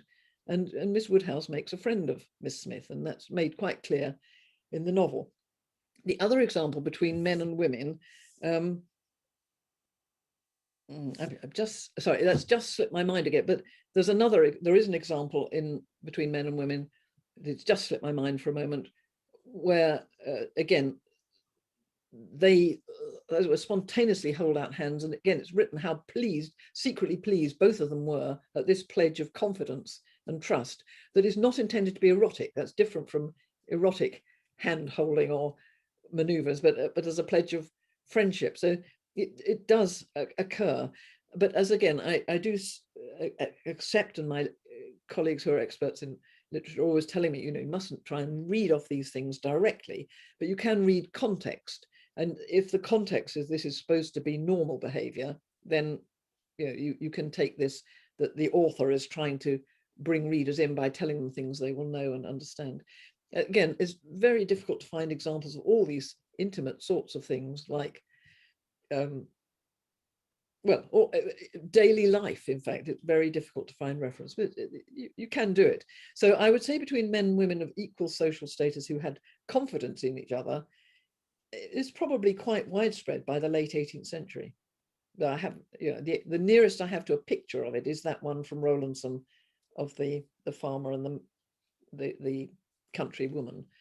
But it is, nonetheless, it is happening far more than you find in print, in pictures, or novels to an extent. Thank you. Any questions? Yeah, I think we have two questions. Maybe we can collect from Karen Friedrich and Robert Frost. I mean, in the chat? No, they raised hands, Natalia, if you can see. I cannot, unfortunately, I cannot see like. But maybe, please, Karen, please. I only got a very. Please unpin me if it is possible, because unfortunately I cannot see the people who are raising hands. Robert Frost has a hand. Could you, Vladimir, just Okay. Yes. Karen, the floor is yours here. Sorry, I just wanted to make a very brief statement. Hi, Penny. Great talk. I just wanted to alert you to an interesting handshake much earlier and from a different, well, not in Britain, but from Poland. There is a very important mural until this very day from the Danzig town hall, where you can see a handshake between a Danzig merchant and a Polish nobleman from 1607, painted by a Calvinist Dutch painter, Willem van der Bloche.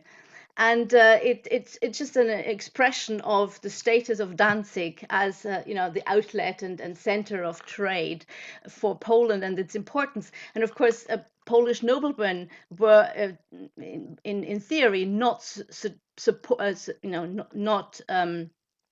not expected to actually doing trade. It's not something that they would do in their status, but that handshake is quite an important symbol of the connection between Danzig and Poland. So have a look. I sent you in a private chat. I sent you the connection. Okay, the link. Excellent. Yes, Okay. yes. That sounds wonderful. I shall immediately rush to see it. Okay, thanks. At a distance, but it is interesting. We have another example from the 18th century of an aristocrat who wanted to marry a merchant's daughter, and the merchant, a very rich and successful merchant, was unwilling to accept because he wanted someone who would run the family business, unwilling to accept this as a son-in-law. So the aristocrat, not to be outdone, went and joined one of the London livery companies, which were the trading companies, in order to get his commercial credentials in order to marry the girl. And he did it. And the father had to give in. So, you know, I think this would also go with my arguments about the much greater strength, social presence and social confidence of the commercial middle class, a broad band in the 18th century. Okay, Professor Frost. Hi, Penny. Great to see you again. That was terrific. You may have covered this because I had to pop out at one stage, but I was wondering about the military aspect of 18th century and gestures and saluting, which of course is tied to the hierarchy of rank, and whether this has any impact. And I couldn't help thinking about the scout movement in that context and Baden-Powell's story of why scouts shake with the left hand, because he met an Ashanti chief who told him that the Ashanti shook with their left hand as a sign of trust because they had to lay their shield aside. Super. Yes, yes, I have. I didn't actually talk about it in this paper, but I have, because I had to cut out a lot. But I have got quite a lot on the military development of this. And in fact, the military salute is actually a codification of the old hat honor. At a certain time, not sure exactly when this transition, but at a certain stage, the lower soldiers would take their hats completely off, and then that became less and less practical. So it was codified as the salute. But interestingly, in its early days, the British Army left it to each regiment to decide which hand they saluted with. And you know, all the regiments had their own traditions. And it wasn't until 1917, in the middle of the war, or towards the end of the First World War, that the British Army decreed that everyone must salute with their right hand, to considerable protest from the left-hand saluting regiments. But they found in the war it was just far too complicated as people rushed up saluting, oh, which hand do I do, you know, in military emergency. So it is codified in the 18th century, but with tremendous local variety, which is part of my arguments about cultures and subcultures. These things are quite sort of ways of indicating you're belonging to a tribe, as it were. And so it's codified and follows its own systems.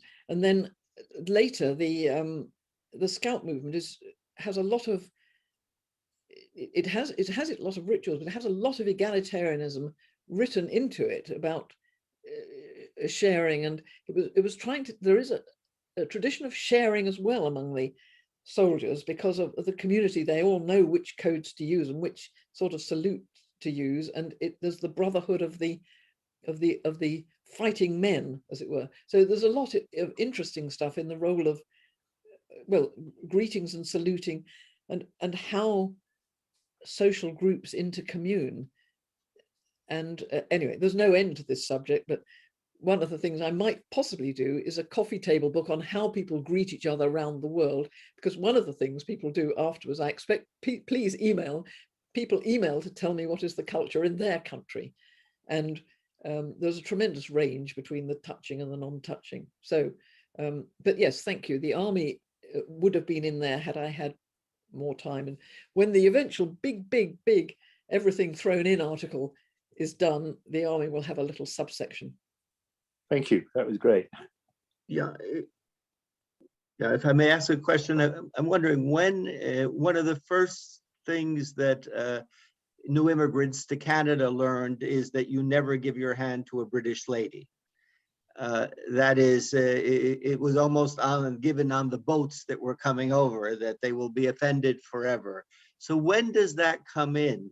Is that reintroduced, that British women don't give their hands or didn't give their hands at one point? Yes, I think that is almost certainly to do with migrant culture and people attempting to re-establish class differentials. In some ways, the early, take another example, the early behavior between the British and indeed the French traders and army and the Indians in India were quite different to behavior of people in the British Raj in the mid and late 19th century, when it was much more formalized, and you know, certainly shaking hands with a lady would have been quite unthought of. So I think it's an attempt in strange places, as it were, to re-establish a form of hierarchy. And then probably again people are told these rules and they probably internalize them rather more literally than they need, because I'm sure somebody working on Canada and migrant groups will actually find that soon these things are breaking down and behavior is becoming more spontaneous. But even when, I suppose that the bedrock of what I'm saying is, even when behavior becomes more spontaneous, it always does happen within a broad set of cultural rules. People don't just suddenly invent things quite out of the blue. So that hat honor will give way to an attenuated hat honor, and the handshake will slowly come in, or whatever changes are happening in other cultures slowly and over time. Again, I have some examples from the 18th century when people do completely unexpected things, and these are very much, Fanny Burney, for example, met a young man who wanted to court her spontaneously in front of everybody, came up to her and gave her a smacking great lascivious kiss on the lips. She was extremely offended and absolutely horrified. So I think you have to be careful behaving with ladies in any situation. Thank you. Okay, thank you. It's high time to finish, and thank you very much again. It was really very inspiring, and I think I'll be really searching for more examples. It's very interesting. Yeah, thank you very much. And thanks everyone, great questions. Yeah, thank you. So I'm closing this session, and have a rest, and we'll meet very soon. Thank you. Thank you.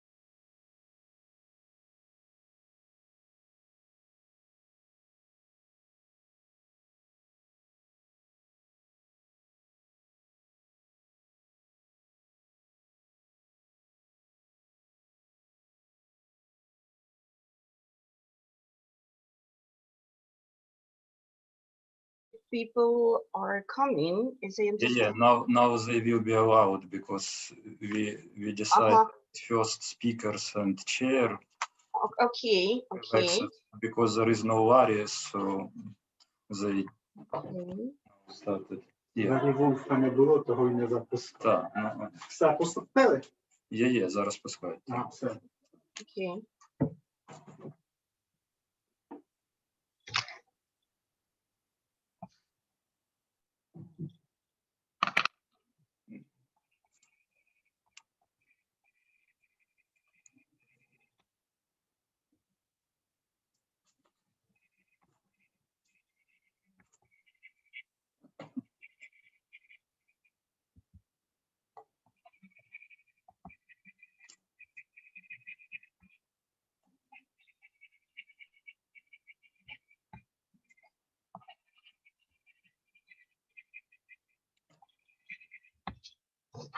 Okay.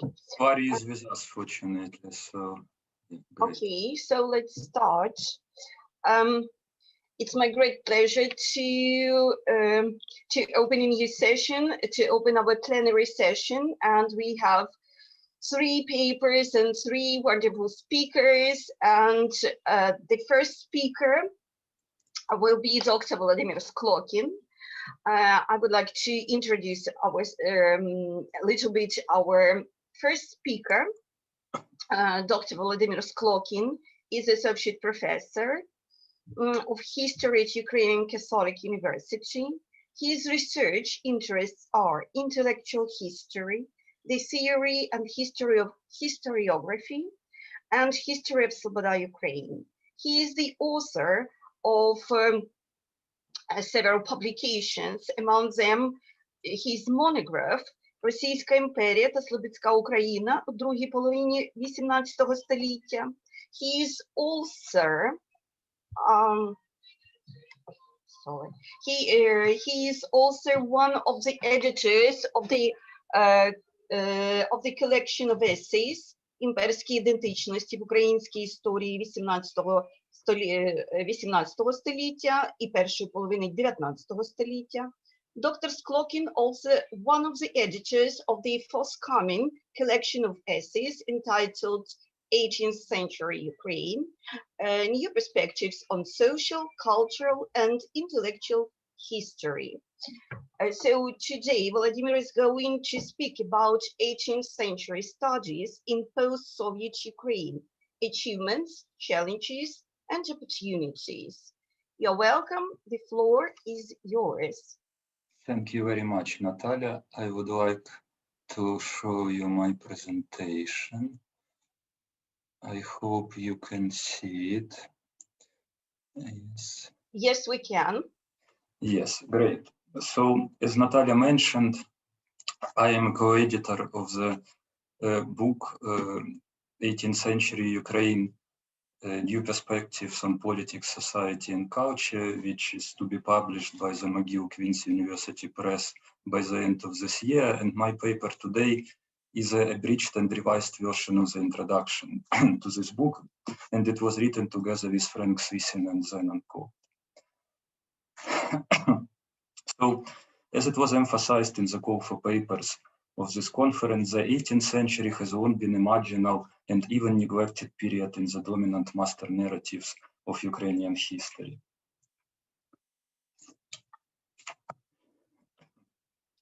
In the traditional accounts of national history, it was subsumed into more than 200 years long Cossack age.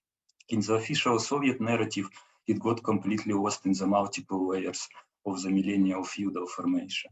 It has fared hardly better in the interpretations developed after 1991, being either absorbed into the broader early modern age or squeezed as a pale transition period between pivotal long 17th and long 19th centuries. In spite of this bad luck, during the last 15 to 20 years, 18th century studies has demonstrated steady quantitative and qualitative growth that turned it into one of the most dynamic and innovative fields in Ukrainian history writing. The 18th century became a testing ground for often methodologically sophisticated studies in new social and cultural histories, historical demography, women's history and childhood studies, religious studies, in the history of education, as well as intellectual and new imperial histories. If you want to understand how did we get at today's point of relative flourishing of 18th century studies in Ukraine, we should first return 30 years back in the late Soviet Union to see what was the starting condition for Ukrainian historiography was like. But before launching into the substance of my argument, I would like to make a short disclaimer. History in the post-Soviet Ukraine remains predominantly a history of Ukraine and those state formations to which the Ukrainian lands belonged in the past. The same applies to 18th century studies. Even though we have valuable and stimulating studies dealing with British, French, or Spanish 18th century, they constitute a tiny portion of the historiographic production in the independent Ukraine. That is why in this presentation, I skip over this topic and focus exclusively on the research into the Ukrainian 18th century. So let's turn first to the issue of the Soviet legacy. The breakup of the Soviet Union and regaining of Ukraine's independence in 1991 ushered in a new era for Ukrainian academic history writing. In Soviet Ukraine during the 1930s to 1980s, ideological censorship in the field of historiography was in general strict, but it was especially harsh in the case of research into the second half of the 17th and 18th century. Repression, censorship, and political pressure on historians were not the only predicaments of the Soviet period. No less consequential turned out to be forced isolation imposed on Ukrainian historiography in the 1930s. It included both ban on participation in scholarly life beyond the Soviet bloc, as well as restriction to access to the Western scholarly literature in some segments of Ukrainian pre-Soviet and emigre historical writing. In this perspective, the development of Ukrainian historical writing after 1991 can be considered primarily as an attempt to overcome ramifications of this isolation by revisiting one's own previously forbidden tradition and reintegrating it into the global historiographic institutional framework and debates. In the early 1990s, the attention of Ukrainian scholars who dealt with early modern history was mostly concentrated on the correction of the distorted interpretations of some key events of the 17th and 18th century, like Khmelnytsky uprising, the Treaty of Pereyaslav, or Mazepa's switch to Swedish protection in the early 18th century. This factual revisionism went hand in hand with the total rejection of the previously dominant Russocentric account of Ukrainian history that was substituted by a modified version of the national paradigm, that is master narrative of Ukrainian history produced in the early 20th century by Mikhail Grushevsky and focused on Ukrainian state and nation building since the time of medieval Kievan Rus polity. In line with the basic tenets of the national paradigm, in the 1990s, Ukrainian historians invested a great effort into the examination of the political and military history of the Ukrainian Cossack autonomies in the Russian Empire during the second half of the 17th and 18th century. Special attention was paid to the state building activities of Hetman Bogdan Khmelnytsky and his successors. The emergence and transformation of the political, administrative, and military institutions of the Hetmanate, Zaporozhian siege, and Svoboda regime, and diplomatic relations of the Ukrainian hetmans, as well as numerous wars and military campaigns which involved the Cossack regiments, were thoroughly investigated and discussed. Another important line of inquiry constituted studies of the new social elite, Cossack Starshina. These studies included both biographical accounts of the Cossack hetmans and colonels and more sociological surveys of the Cossack elite in general or its separate segments. Initial impulse for this research had come from the studies of state building. However, starting from the early 2000s, the Cossack elite started to be considered in a more diverse context of historical demography, social and cultural histories, as well as history of everyday life.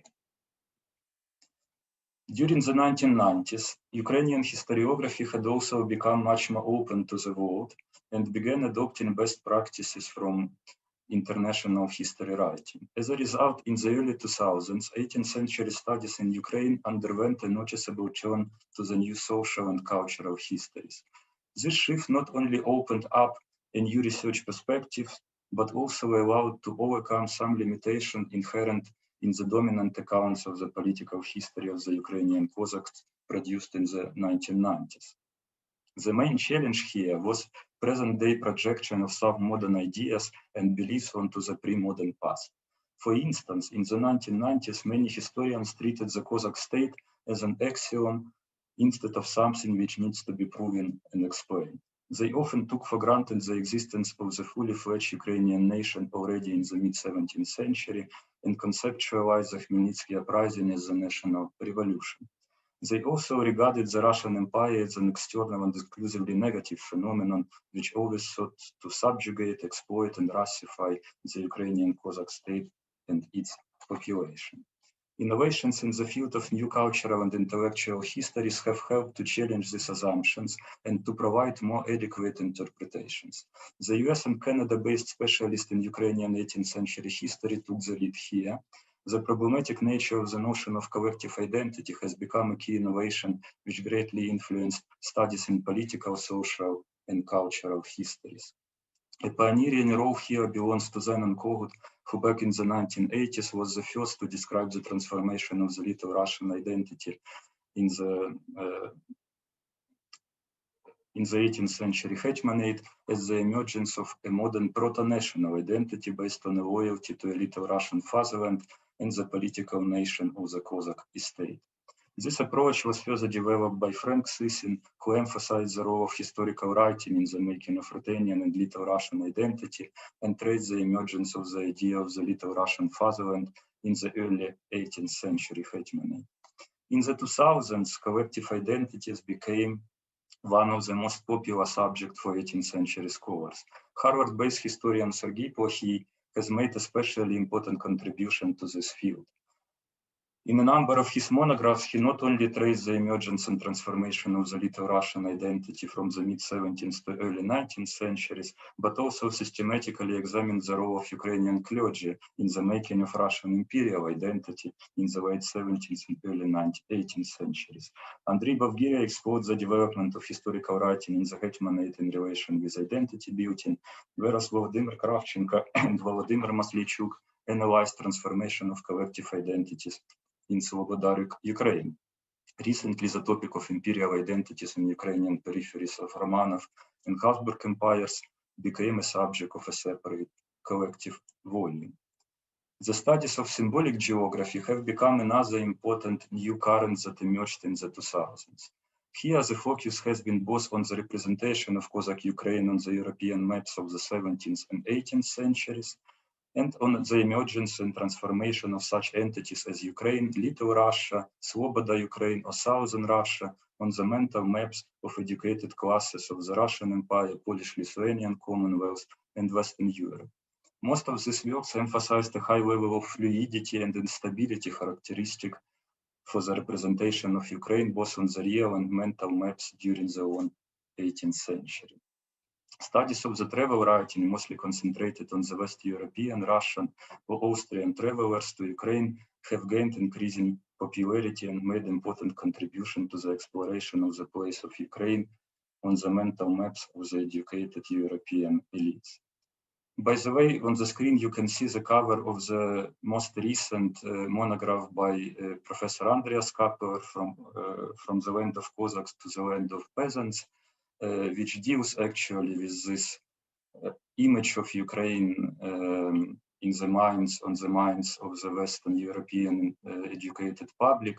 And we are happy that tomorrow we will have a special panel devoted to the presentation and discussion of this monograph. The field of church history, which in the last 10 to 15 years has experienced evident quantitative and qualitative growth, was reconceptualized as a history of religious culture and tradition. The main focus here was on the fate of tradition of the medieval Kievan Orthodox metropolitanate, which in the 17th and 18th centuries found itself divided along the political and jurisdictional borders. The concepts of confessionalization, synodal governance, and social disciplinization were deployed to examine the transformation of the Christian churches and religious culture during the long 18th century. In the 2000s, the political history of 18th century reinvigorated by the innovative impulses stemming from the new cultural history. The key role here is in imperial history, which treats imperial hegemony not strictly in political and economic categories, but also in cultural ones. This new perspective sees an empire as a composite state whose government deliberately exploits the differences and inequality between different social and ethnic groups in its policy. This more flexible framework opens substantial opportunities for analyzing issues of discursive power and coercion, symbolic geography, as well as academic and literary narratives pertaining to imperialism and colonialism. Application of this approach to Ukraine allowed for the reconsideration of the above-mentioned one-sided and simplified image of the Russian Empire and Ukrainian-Russian relations during the long 18th century. Studies in the field of social history, formerly concentrating almost exclusively on the Ukrainian Cossacks and peasant strata, have begun to examine other social groups, and not only the larger estates like clergy, townspeople, or artisans, but also a number of smaller social and professional groups. A social history perspective has also been employed to explore broader domains of 18th century education, military reform and war, law and justice, or urban history. The upsurge of interest in Ukrainian historical demography, focusing on the analysis of family and household, has brought about the revision of a number of stereotypes of social and economic life in the Ukrainian Cossack autonomies of the Russian Empire. We have also seen some important progress in the field of women's history and childhood studies. This brief overview, which doesn't pretend to be exhaustive, demonstrates that since the early 1990s, Ukrainian history writing has made important progress in overcoming the Soviet legacy of forced isolation and in integrating into the international historiographic institutional framework. The aforementioned preponderance of the new social and cultural histories puts Ukrainian historiography in line with the recent trends in global 18th century studies. At the same time, Ukrainian historians are still slow in adopting a transnational perspective and putting their studies into the context of the global 18th century. The limited progress in research into the Ukrainian Enlightenment, a major 18th century intellectual movement, is very characteristic in this regard. Taking this into account, internationalizing, globalizing, and as well as digitalizing of 18th century history should become a priority for Ukrainian scholars in the nearest future. Nevertheless, in my view, the key challenge for Ukrainian 18th century studies lies elsewhere. Scholars of 18th century Ukraine still need to determine the appropriateness of the 18th century as an organizing concept.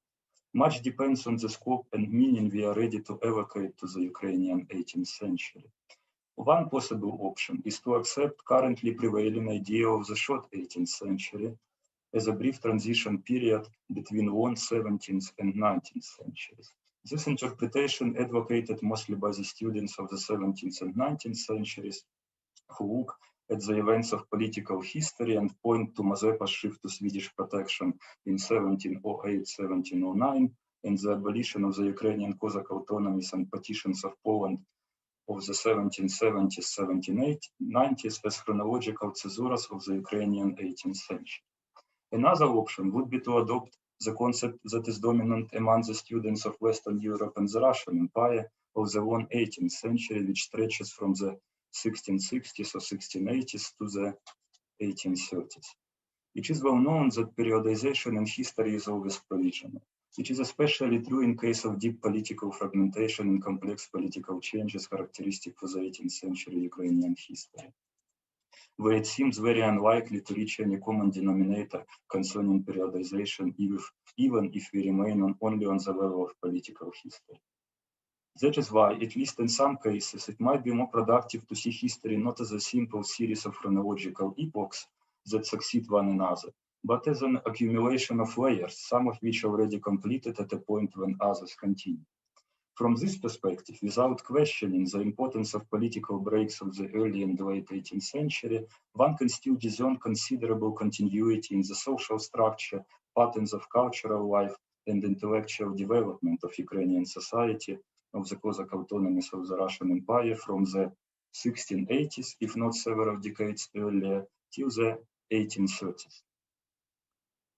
The topic of the development of 18th century studies in post-Soviet Ukraine is extremely broad and difficult to exhaust, especially in the format of this presentation. For instance, I didn't address some broader developments as the decline of interest in history, and especially in the pre-20th century history among university students, which obviously affects 18th century studies.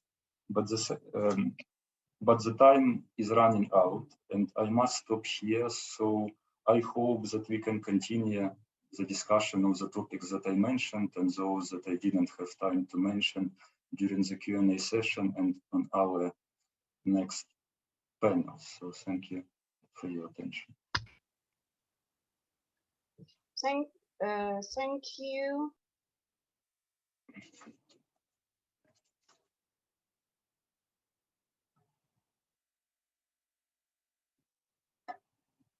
Natalia, we didn't hear you. Switch on your microphone.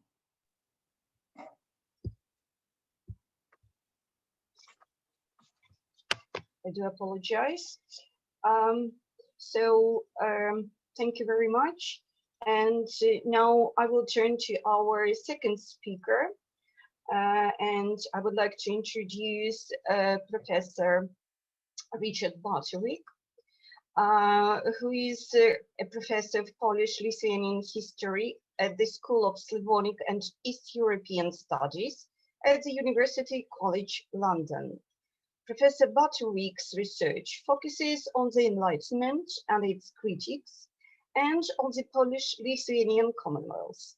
He is the author of many publications, among them his monographs, Poland's Last King and English Culture, Stanisław August Poniatowski, and the Polish-Lithuanian Commonwealth, 1733-1795, Light and Flame. Today, Professor Bartowik will speak about Right Bank Ukraine in the Polish-Lithuanian Commonwealth, 1772-1792, Perspectives and Prospects. So you're welcome. Please, the floor is yours. And letter is like. Oh, thank you very much indeed for the introduction and for the invitation. I'm very honored to be able to address this conference, and I'm really looking forward to the huge richness of papers that are going to be given, and I hope to change my mind in more than one respect. I'll thank you for bringing up the screen. That will sort of help me present my paper. The bookends of this period have shaped the grand narratives of Ukrainian history. The creation by the Austrian Habsburgs of the Kingdom of Galicia and Lodomeria as a result of the first partition of the Polish-Lithuanian Commonwealth in 1772, about which we're just about to hear from Larry Wolff. That began the divergence of southwestern Ukraine, and the consequences are nowhere more apparent than at the Ukrainian Catholic University in Lviv. The Russian imperial experience began for most of historical right bank Ukraine, plus Podylia and Volhynia, with the second and third partitions of the Commonwealth in 1793 and 1795. Similarly, the Russo-Ottoman Wars of 1768 to 74 and 1787 to 92 set in train the closer integration of the former Hetmanate, as well as the annexation of the Black Sea coast and the Crimea into the Russian Empire. And as for the Haidamaks, fighting against Polish and Catholic lords in the tradition of the Zaporizhian Cossacks, that heroic narrative ended with the Kolivshchina in 1768, before passing into literature and legend. Now, in contrast, the last decades of the Polish-Lithuanian Commonwealth look like a historical dead end. The Ukrainian future lay within the Habsburg monarchy and the Russian Empire, so why bother with the death agonies of Commonwealth? Well, here are three reasons. Natalia, could you move to the next screen, please? Thank you. First, even after 1772, the Commonwealth contained much of current Ukraine. The illustration, incidentally, shows the population according to the records of the survey of 1789 to 90. These were the Palatinates of Kiev, albeit greatly reduced, Bratslav, Podillia, and Volhynia. Although in the parlance of the 18th century Szlachta, the name Ukraina was often reserved just for the Palatinates of Kiev and Bratslav, I shall follow the broader usage, which also included Podillia and Volhynia. After the first partition, shown in the map, Volhynia was attached by the land of Helm or Holm and a tiny remnant of the Palatinate of Belz to the rest of the crown of the Kingdom of Poland. To the north were the Polesian wetlands and the Grand Duchy of Lithuania. Now, although the southeastern Palatinates were part of the province of Lesser Poland, the truncated Commonwealth now fell geographically into three reasonably well-balanced parts. Second, the economic and demographic development of the southeastern Palatinates during these 2 decades was the most dynamic in the Commonwealth, and that's reflected in those population figures. The repercussions exacerbated social, political, and confessional conflicts, and those conflicts culminated in the Russian invasion of 1792 and the counter-revolution of Targovica or Torhovica. Third, these developments suggest an alternative historical trajectory. The Commonwealth, as I have argued in Light and Flame, was not a failed state put out of its anarchic misery by its better governed neighbors, but a vital community of citizens which was destroyed because of its infectious potential for liberty and prosperity. It therefore makes sense to ask what the future of right-branched Ukraine in the 19th century might have been if the Commonwealth could have continued on the path it took in 1788 to 92. That political turn was, however, prepared by decades of incremental change. Now, since the Commonwealth is usually judged and often condemned by the very fact of its dismemberment, it is worth asking, where were you going before you were so rudely interrupted? Can we have the next slide, please? Let's recall the trends before the first partition. First, the de facto recovery of most of right-bank Ukraine by the Commonwealth after 7 decades of wars, occupations, and epidemics was followed by a long wave of economic and demographic expansion.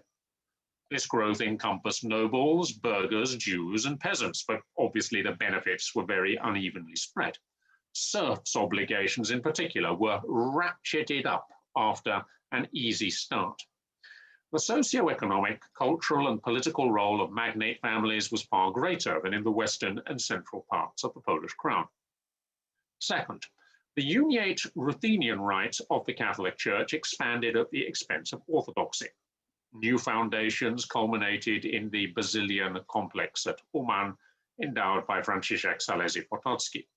However, the tide was turning by the 1760s.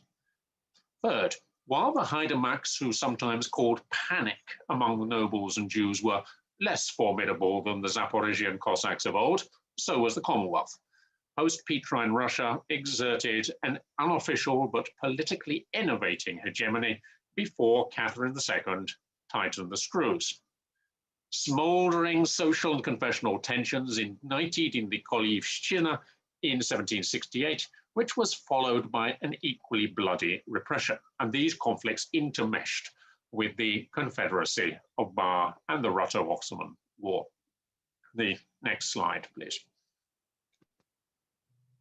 After the violence had died down, growth could resume, especially for magnates, but also for increasingly self-confident, better educated nobles of middling fortune. Prince Stanisław Poniatowski, the king's nephew, multiplied his income from his starostwa and personal properties by efficient estate management, eschewing lavish hospitality. He acquired a reputation as an enlightened lord by converting some peasants' labor services into cash rents. Now, that implies that those peasants were able to sell their produce, that surplus they had, in growing market towns. Poniatowski resided, among other places, at Korsun, where in 1787, King Stanislav August met Emperor Joseph II, who was on his way climbing tour with Catherine II. Next, please. And no one enriched himself more than Szczęsny Potocki. After inheriting a fabulous fortune from his cruel father, Franciszek Salezia, who had forced him to renounce his murdered bride, Gertruda Komorowska, this traumatized young man moved his main residence hundreds of miles east from Galicia. The private town of Tulcin became the thriving center of an immense latifundium. Potocki's annual income has been estimated at anything between 1.5 and 3 million zlotys, which was at least as much as any English duke at the time. He was lord to several 100,000 subjects, peasants, burghers, and Jews, and employer or patron to thousands of nobles. The newly built palace, you can see here, of 17 bays, reflected his ambitions. The conductor at the opera house was known as Teodoro Ferrari, although most knew him as Fyodor Kowalczuk. Potocki loved to play the benevolent lord. He was fond of peasant weddings, and to mark the visit of King Stanislav August in 1787, he freed the inhabitants of Tulcin from servitude. He also publicized the measures he took to keep his insurgent peasants fed and secure when poor harvests threatened famine and disorder. Next, please.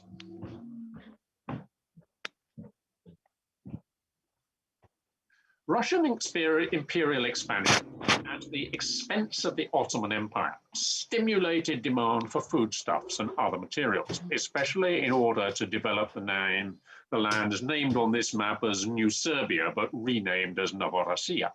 However, not everything was paid for. The local Shlachta complained that Russian regiments terrorized the Ukrainian Palatinates, demanding forage, seizing horses and cattle, and frog-marching thousands of peasants across the border, claiming that they were deserters or runaway serfs. Sometimes even the women's hair was sheared off to be sold to wig makers. Moreover, the border in the far southeast had never been precisely demarcated. In the 1770s, the terms of the 1686 peace treaty were strained by the Russian side. The triangle of land on the right bank of the Dnipro that enveloped the city of Kiev was extended westwards. Further south, seen here, the border in the valley of the river Tyasmin was demarcated in 1781, preserving the creeping annexations which the Polish side had been powerless to resist. And this settlement came after the valuable woodlands highlighted here had been cut down and the timber sent to construct the port of Kherson. The Polish magnate who lost most trees was Ksawery Lubomirski, and in 1785 he sold his latifundium centered on Smila to Grigory Patiomkin. Next, please. The Viceroy of the South and the probable morganatic husband of Catherine II had taken out an insurance policy against the succession of the Tsarevich Paul by acquiring the jus indignatus, the rights of a Polish nobleman, in 1776. The Smila latifundium prospered, its population reaching up to 250,000 people by Patiomkin's death in 1791. Smila was one of several irons that he kept in the fire. He raised the possibility of it becoming a personal fief of the Polish crown with Stanislav August. At the same time, his visionary Greek plan, including a kingdom for himself in Wallachia and Moldavia. Patiomkin also considered fomenting rebellions in the Commonwealth as a pretext for further Russian annexations. Now, one of these plans involved the Commonwealth's malcontent magnates.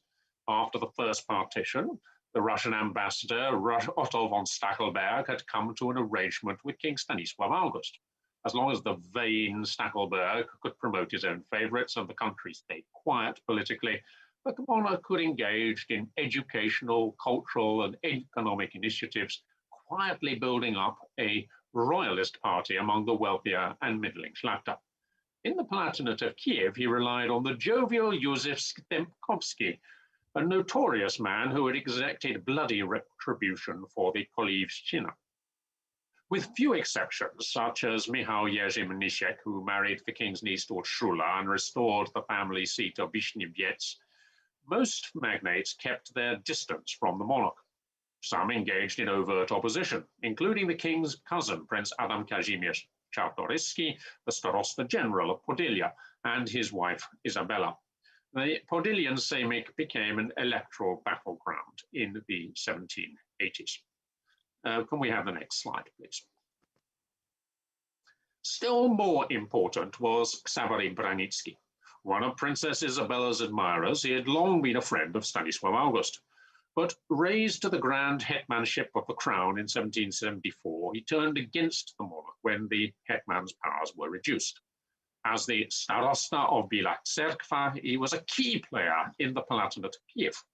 And in Volhynia and the land of Helm, he enjoyed the support of many officers in the disorganized and undisciplined national cavalry. Besides the Volhynian Sejmik at Lutsk, he also influenced the Sejmik in exile of the lost Palatinate of Chernihiv, which met at Volodymyr Volynski. The crucial factor was Branicki's credit in St. Petersburg. Temkin liked this swashbuckling rogue who had fought in the Russian army during the 7 Years' War, as well as dueled with Casanova.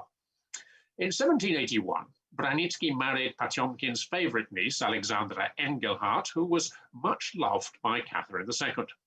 Branicki's membership of the extended imperial family made him very much the leader of the Magnate coalition.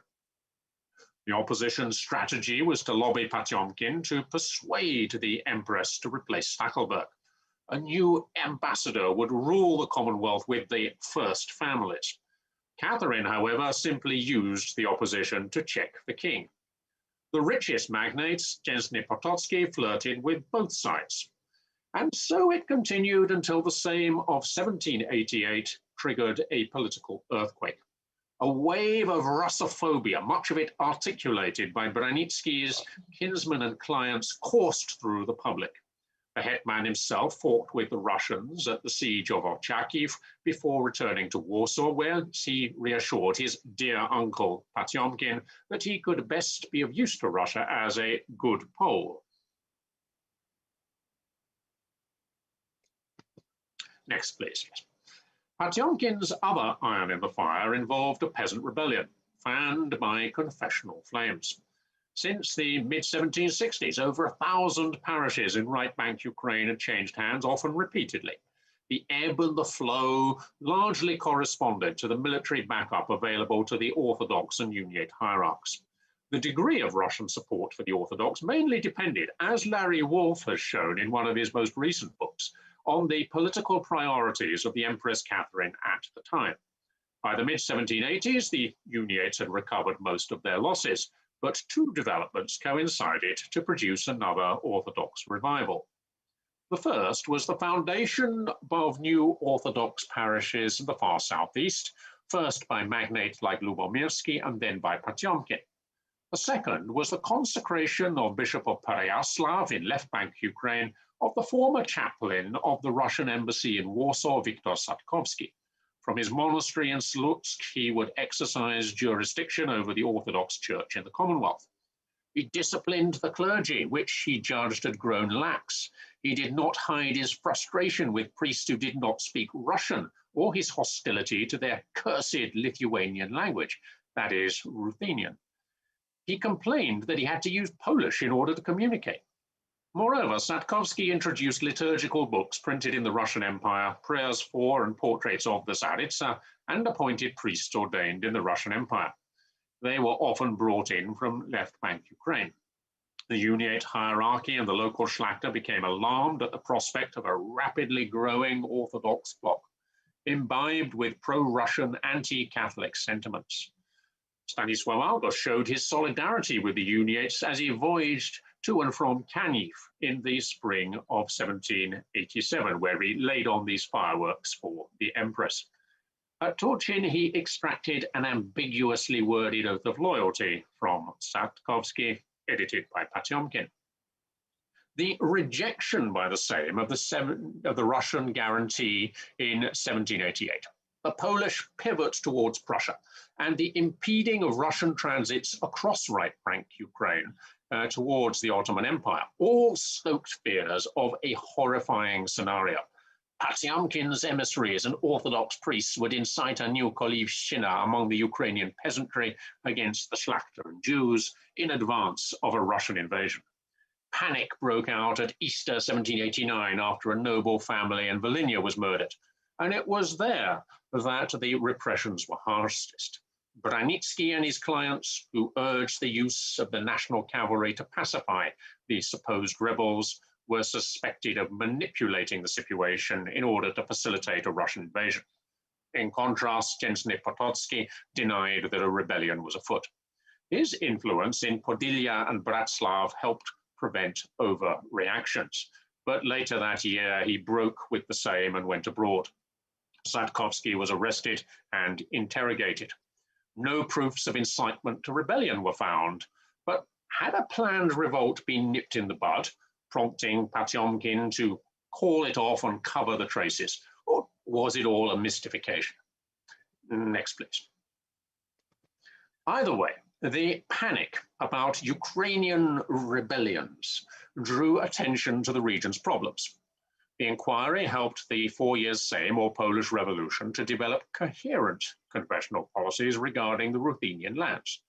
On the one hand, it sought to raise the prestige of the Uniate hierarchy at last by evening out differences in income and duties and admitting the Metropolitan Archbishop to the Senate. On the other hand, it cut off orthodoxy from the Holy Synod in St. Petersburg.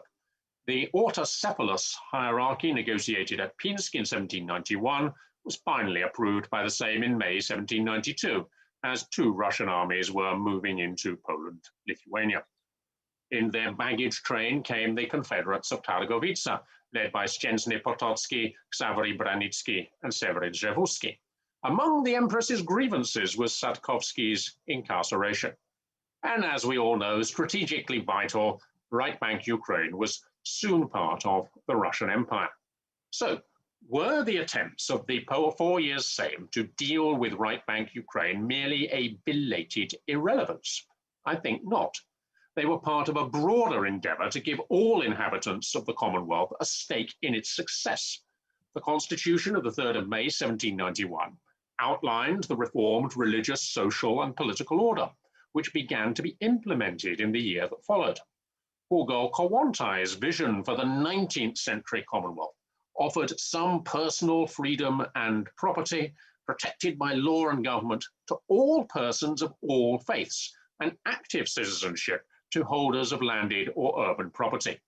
An underappreciated provision of the Constitution was that anyone who entered the territories of the Commonwealth, even if they were returning home, would become a free person, able to settle in a town or else enter into a contract for a farm. It is hard to see how serfdom could have survived for more than a generation.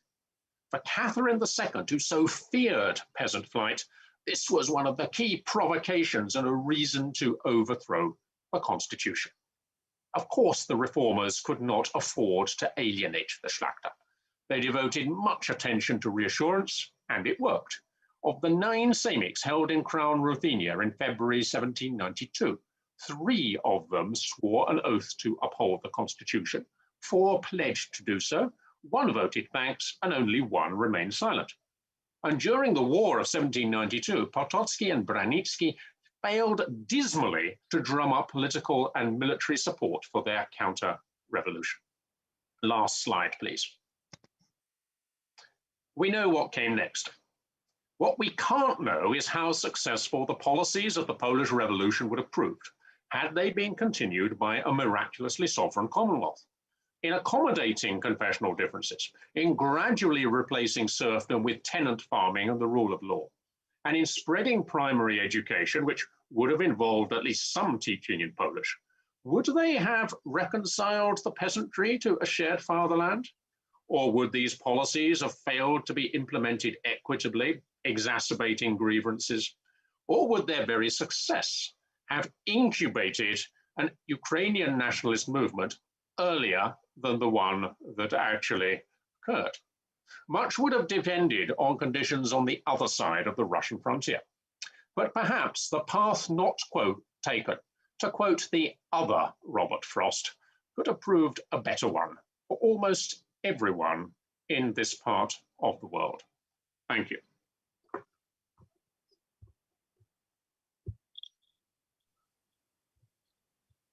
Thank you very much, Professor Bartowik.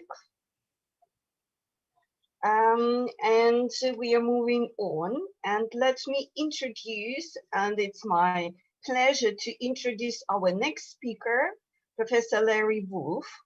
Professor Larry Wolff is Professor of History at the University of New York.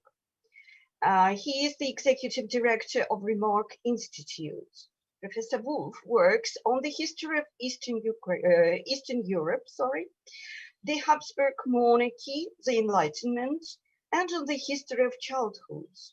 He is the author of many publications, including his monographs, Inventing Eastern Europe, Venice and the Slavs, The Idea of Galicia, and others.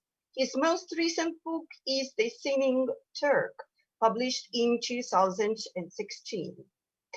So today, Professor Wolff is going to speak about Maria Theresa, Joseph II, and the invention of Galicia. Please, you're welcome. Take the floor. Thank you very much for the introduction. It's a great pleasure to be here. I've already learned a lot from listening to my colleagues speaking on this session. And my only regret is that I can't be in Lviv and that I am doing this right now on Zoom from New York City, where it's still early in the morning. I'm going to see if I can share my screen with you. I wonder if you can see it. Would somebody just nod if you can see my screen? Yes, we can see. Excellent. So I'm going to speak today about the invention of Galicia. It's one of the important 18th century inventions, as people who study the 18th century believe that everything was invented in the 18th century, but I think we can make a pretty strong and convincing case for Galicia. I've suggested that one of the things that in my book on Galicia, that Galicia should be understood as something new in the 18th century, that its connection to medieval Halic should be understood as being rather slight and rather tenuous, although that connection was exploited by the Habsburgs at the moment of the partitions of Poland. And the name, in fact, is partly borrowed from medieval Halic. But I think that we have to understand the Galicia that emerges from the partitions of Poland as being something new and distinct from medieval Halic in the 13th century. What I want to do today is I want to put together work from two of my research projects, the one being the idea of Galicia, and the other being a more recent monograph that I've published on the Greek Catholic Church, which Richard Butterwick also very kindly alluded to already. And I want to think about what happens if we lay these side by side for thinking about the invention of Galicia in the 18th century. Very much a project of the Empress Maria Theresa and her son, Joseph II, who participate in the partitions. Joseph eagerly, Maria Theresa reluctantly, but both of them very effectively in producing this new Habsburg province on the map. Their reign overlaps by 15 years, mother and son, and it's during those 15 years that the first partition of Poland is consummated and that Galicia is first placed on the map of Europe following 1772. I do want to emphasize that my sense of the invention of Galicia moves into the early 19th century and into the Napoleonic period. For purposes of thinking about the creation of Galicia, I think that we need to consider this a long 18th century, in the sense that Vladimir Sklogin has already suggested at the conclusion of his talk, and that we can see the whole shape of Galicia transformed over the course of the Napoleonic period, Galicia itself almost ceasing to exist during the Napoleonic period. And of course, this period is one of such great uncertainty that it allows us to consider a whole variety of paths not taken in the Frostian sense of alternative history. Richard Butterwick has already, raised that problem very provocatively. When the Galicia that finally takes place, as perhaps first conceived by Maria Theresa and Joseph in the 18th century, is one that takes its shape following 1815, following the Congress of Vienna, though first staked out in 1772. I just showed you Maria Theresa looking over Galicia, but at the moment that the province is created in 1773, she doesn't even have a name for it. It just seems too strange to her to refer to it by name as Galicia, which is a brand new name for her. She just designates it as in den Karpatischen Gebirge. For her, it's in the Carpathian Mountains, and it's a wild place. She never goes there. She never sees it. Joseph, by contrast, goes almost immediately, her son, in 1773. For him, it's a wild place as well, right? Here you see me, he writes, among the Sarmatians. It's incredible, everything that remains to be done here. It's a confusion without any comparison. So for him, it's as if he is among the ancient barbarians who are pictured on Trajan's column. Among them, au milieu des Sarmates, as I've framed him here on Trajan's column. And for her, it's the wildness of the mountains. For him, it's the barbarism of ancient peoples as he understands them when he looks around in Lviv in 1773. Both hyperbolic ways of trying to characterize a province that they can't quite call by name yet, because the name is too new for them to use. For Joseph, it's a vast project. I've even characterized it as a messianic project. I see in advance, he says, that the work here is going to be immense. And the work for him is an 18th century work. Galicia is an enlightened project which he seeks to transform according to his own ideas about enlightened politics. The Josephine publicist, Franz Katter, writes in 1786 about Galicia, das Ganze ist eine Umschmelzung nah, right? He's looking for an Umschmelzung, a recasting of Galicia according to Joseph's 18th century values. One of the ways in which Galicia is recast is in the denomination of its territory as Galician, and also of the attributes of that territory. I wanted to just show you here something that I think is kind of interesting, and I've written about a little bit, which is the new botany of Galicia in 1809. It comes out, it's published during the Napoleonic period, ironically at a moment when Galicia almost ceases to exist in the shadow of the Napoleonic Duchy of Warsaw. But I wanted to give you a sense of the power and importance of the new concept of Galicia, that suddenly, right, the flowers are Flora Galiciae, right? They are now Galician flowers. In this case, we're looking at a ranunculus here, which is named for Besser, the botanist later on. Besser is the botanist who puts this together. Here is his name on the cover. And the ranunculus is named for him at that time as he's exploring the botany. The map here that goes with it shows it as part of the botany of Ukraine. But for Besser, it's not a botany of Ukraine, it's a botany of Galicia. Galicia also already a powerful enough concept to have flowers of its own.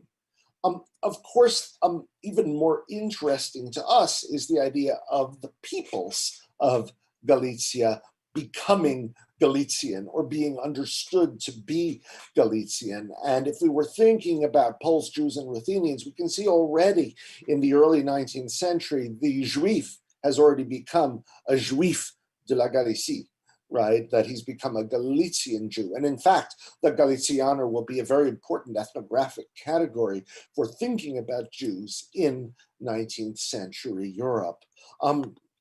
Along the paths not taken is one that Metternich lays out at the end of the Napoleonic period in 1815.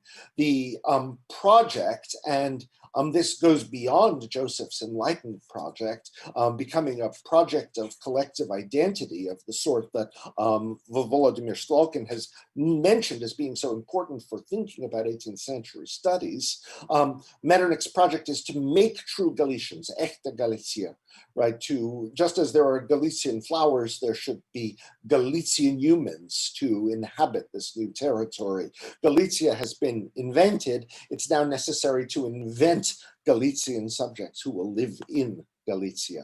So I want to do a very quick shift here to the territory of the Greek Catholic Church, which is the piece that I want to connect. The churchman Angelovich, who it becomes the first Greek Catholic metropolitan of Haliç in 1808, just at the moment of the publication of the Botany, and presides over the new metropolitanate until 1814, just at the moment that Metternich is laying out his project for creating Echte Galicia. And what I'm interested in here is the ways in which the creation of the metropolitanate in 1808 is a kind of consummation of the invention of Galicia, in which not just the flowers now have to become Galicia, but in fact, the Greek Catholic Church has to become Galician, no longer to be understood simply as a creation of the Commonwealth, as it was conceived in 1596 at the time of the Union of Brest, but now has to be understood as possessing a particularly Galician dimension in which there has to be a new metropolitanate that follows the boundaries of Galicia itself for the Greek Catholic Church.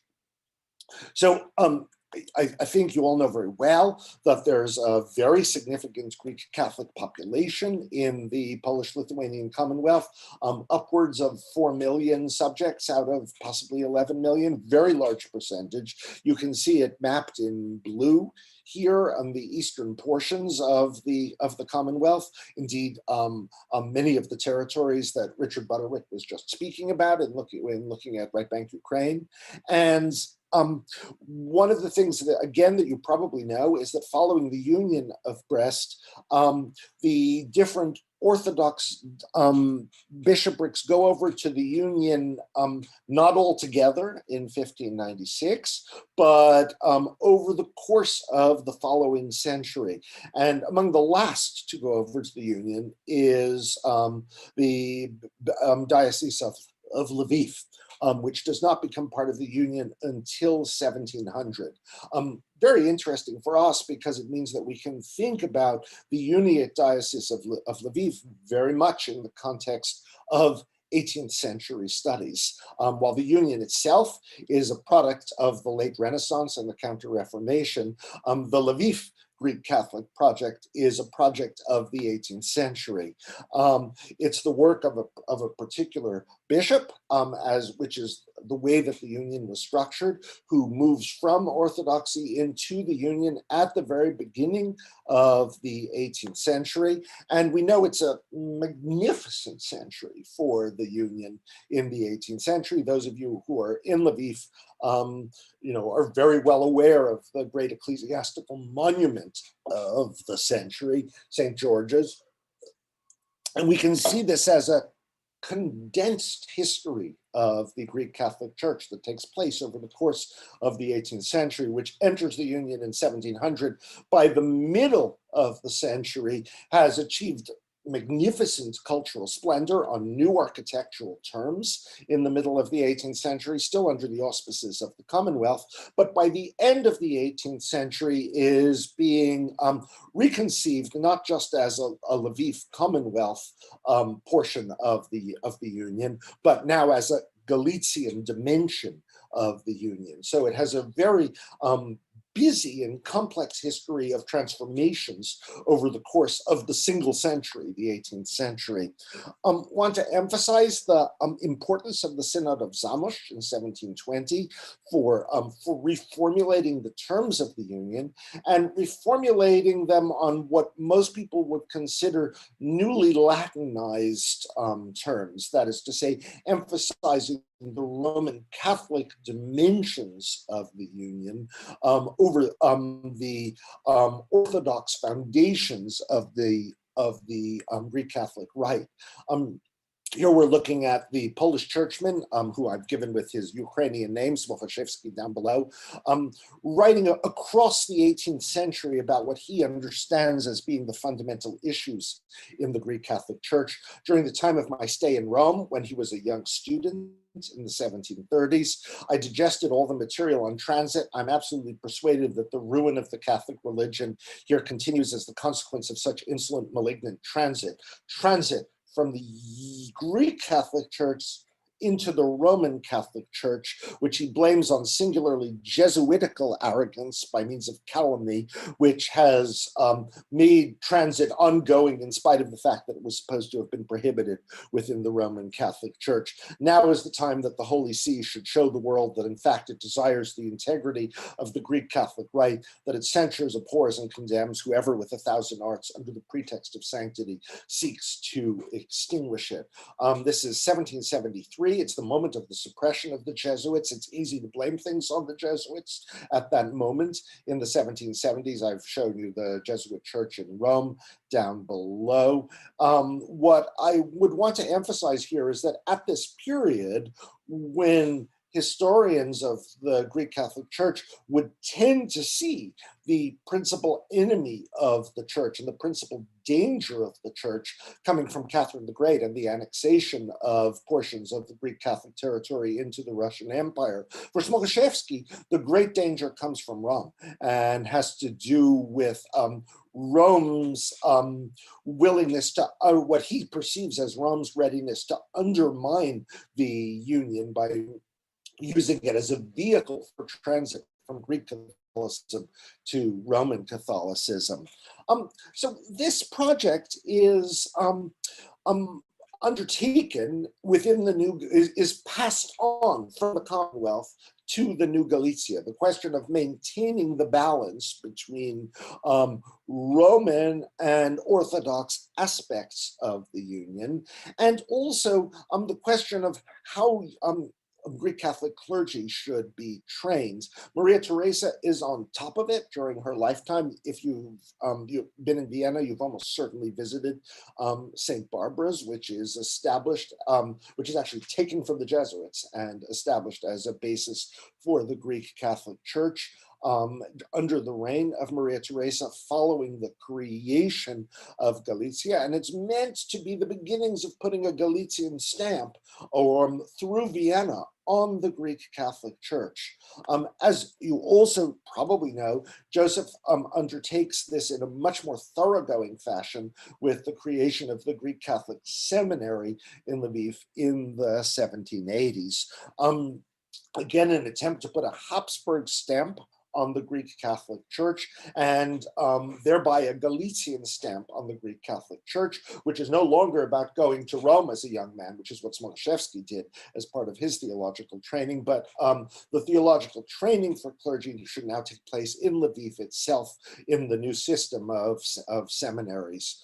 I would want to emphasize that this while this is understood as being enormously beneficial for the Greek Catholic Church, it's undertaken as part of Joseph's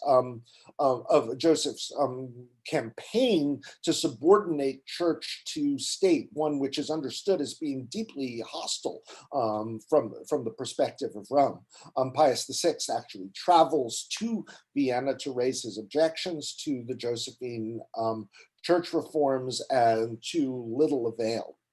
But what I want to stress here is that the subjugation of church to state is one of the hallmarks of 18th century policy. It's part of Catherine's policy in Russia with regard to the Uniates, and very much part of Joseph's policy in the Habsburg monarchy. And it's part of the project of making the Greek Catholic Church Galician. Last point I want to emphasize is that the reform of the Greek Catholic Church is one that becomes a civilizing project in the world of Joseph in the late 18th century. Indeed, has been understood as a civilizing project from the moment that Lviv goes over to the Union at the beginning of the 18th century.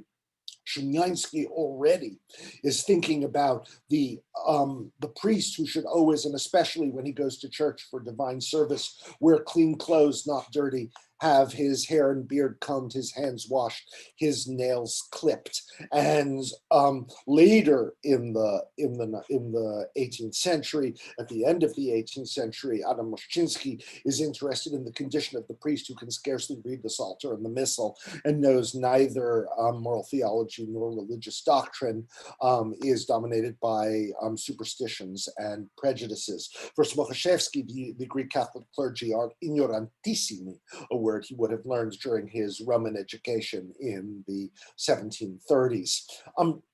For Joseph, the work that remains to be done in Galicia as part of the transformation of Galicia is going to be also a civilizing project with respect to the Greek Catholic Church itself, and one that's laid out in advance of the creation of Galicia as part of this accelerated history of the Greek Catholic Church in the 18th century, which goes over to the Union in 1700 and almost immediately embarks upon what we would have to consider the belated Counter-Reformation project of the reform of the clergy, which is immediately overtaken by the Enlightenment projects of Joseph and the subordination of church to state. What I want to emphasize here is how much the Greek Catholic Church has to do over the course of even a long 18th century. They have to move through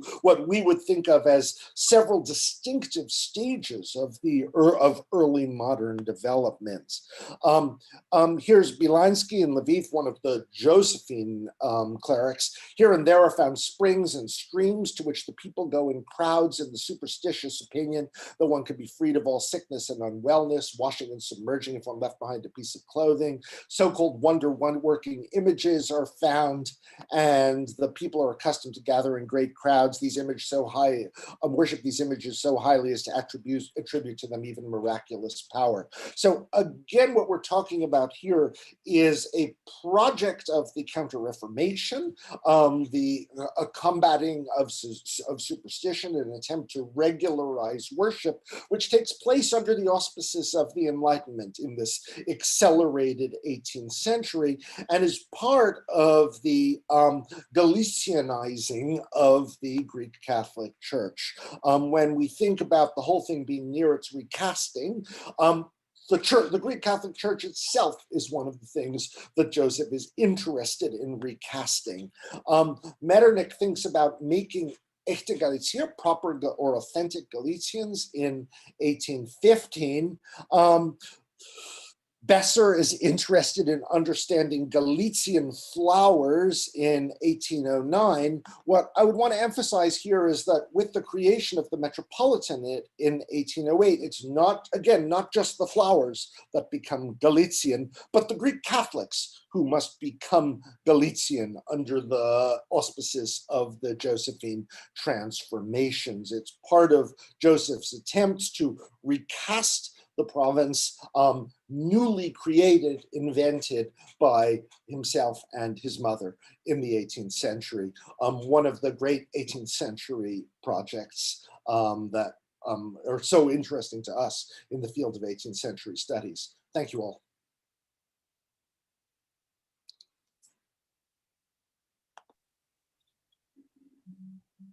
Thank you very much to all the speakers in this session. And I think you will agree these are fantastic papers and real treats. So thank you very much. And as I can see, we have still time, and we have time for questions and answers session. So I invite questions from our audience. Please let me, I can see Professor Frank Sissin, am I right? Yeah, okay, yeah. All right, this has been a very interesting presentation of the various kinds of Ukrainian histories and relations with empires, from Volodymyr's discussion of how Ukrainian historiography developed on the 18th century within the usual national paradigm, and now has taken on new turns towards the imperial as well as other practices. From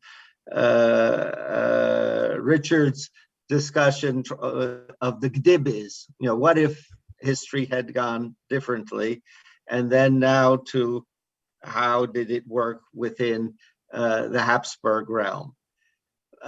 But maybe if I can go back then to then what unifies when we're calling this conference on 18th century Ukraine, other than that there is a territory now called Ukraine.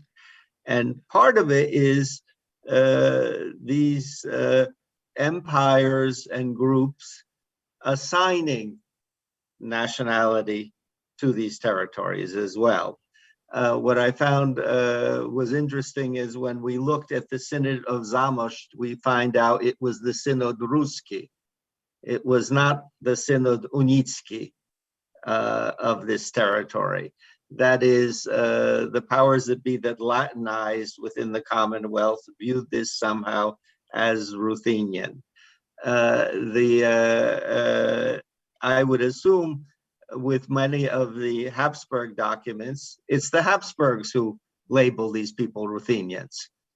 That is, if they create Galicia, are they also not taking over and creating Ruthenians as much as Greek Catholics in this territory as well?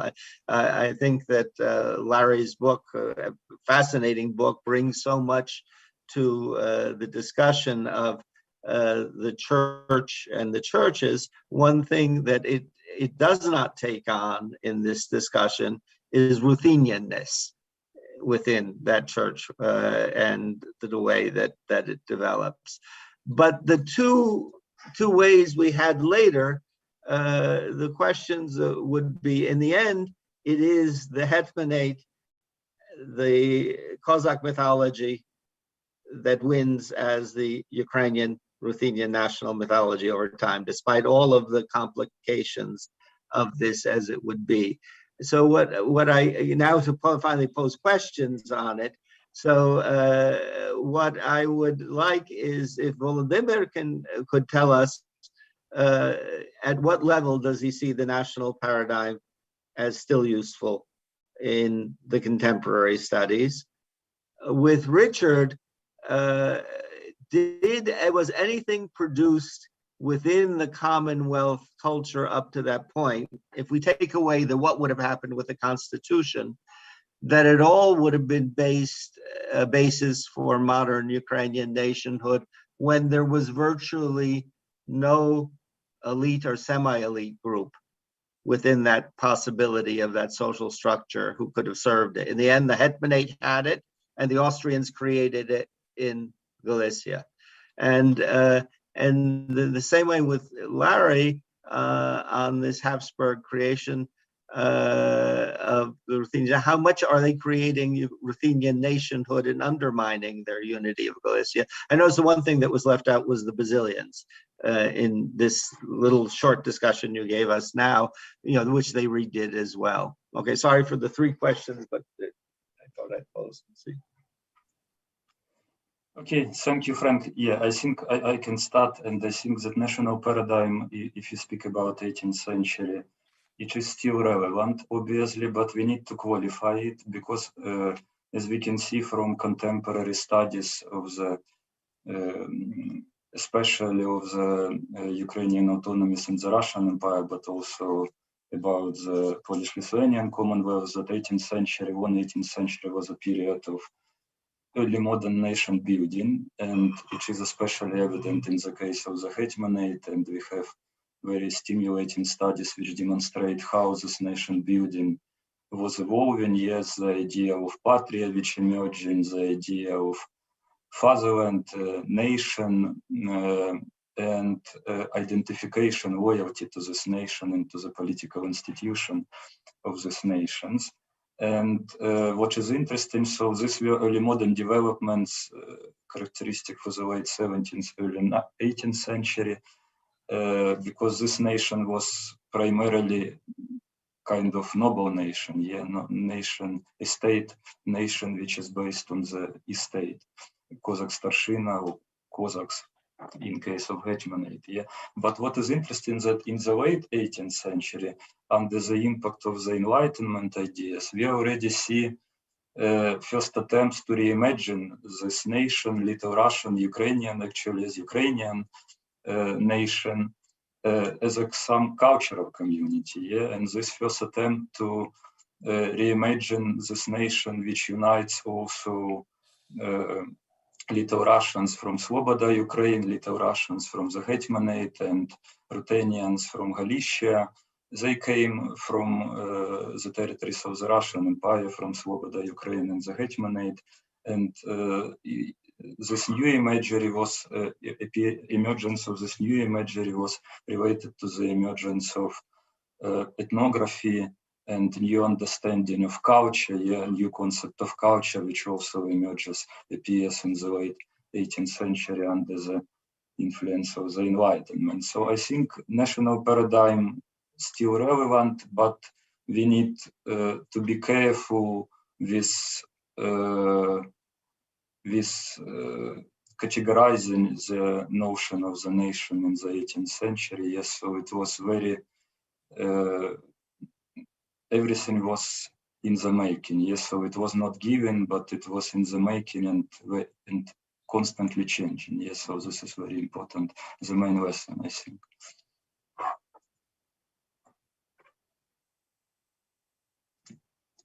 If I can go next, thank you very much for raising that, Frank.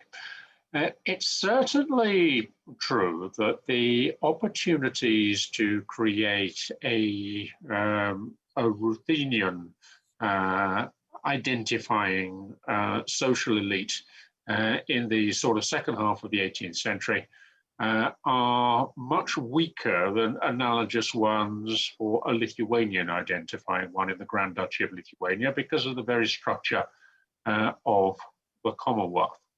Which doesn't mean that they weren't there entirely. You provided the answer yourself by referring to the Basilians, who tended to have a very high proportion of members recruited from the nobility, and who provided the bishops, and who therefore contributed to a good deal of controversy. And the links between some of the key patrons and the Basilians, I think, are quite important.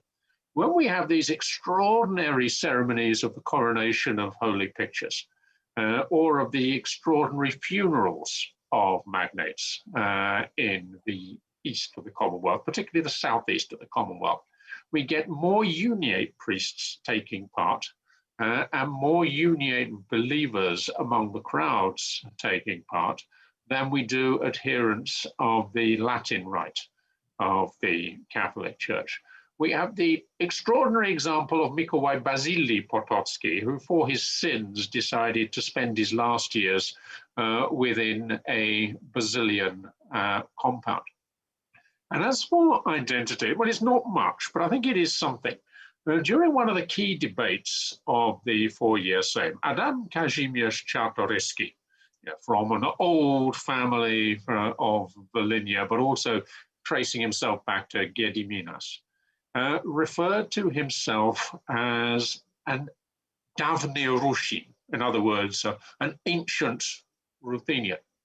And his point was to oppose the excessive Latinization, in his view, of the Uniate Church, and that they should retain as much as possible of their old attractions in order to sort of counter the danger of losing believers to the Orthodox.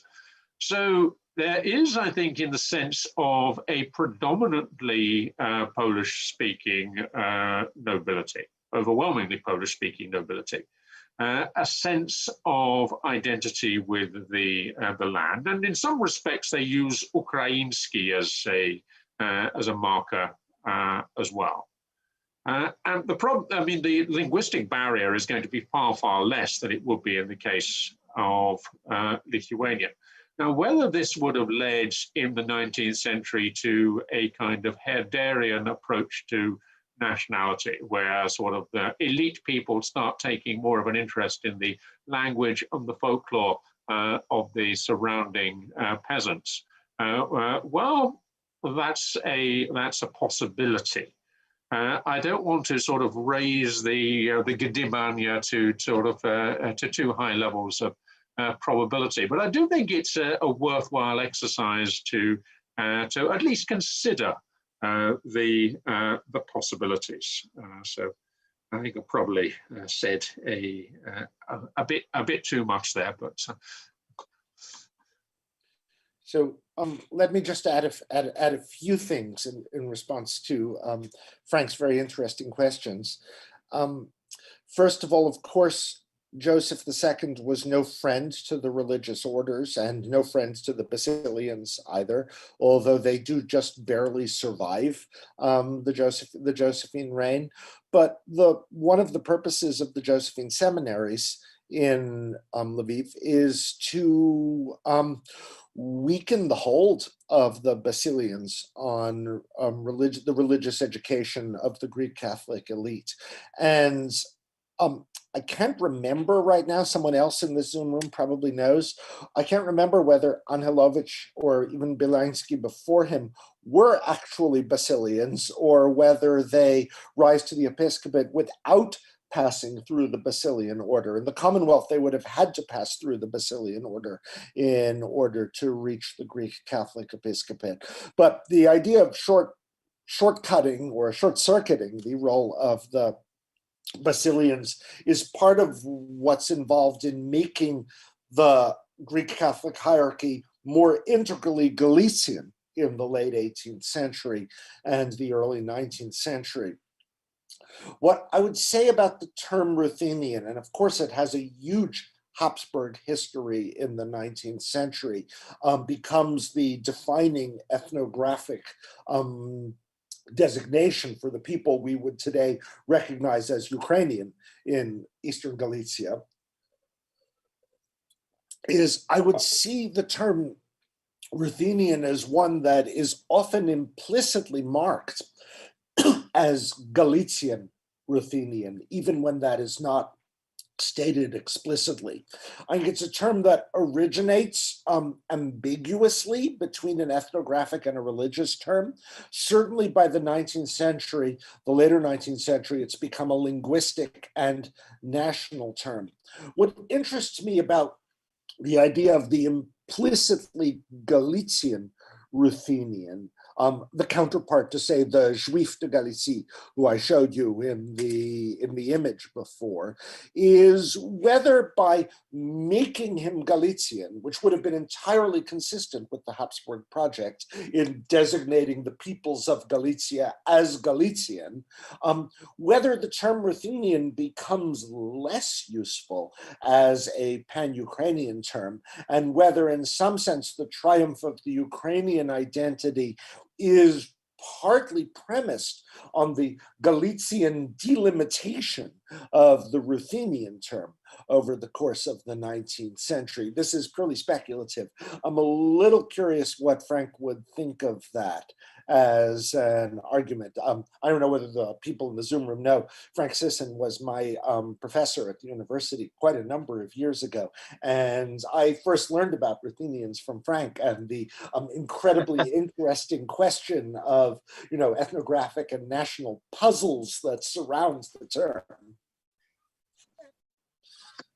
And at the moment, Frank Sisson took up too much time of the Zoom, so I'm not going to take up much more. The only one I would say as to why it doesn't quite work is, of course, all of that right bank territory are also Ruthenians in Polish usage, in frequent discussions of ethnography.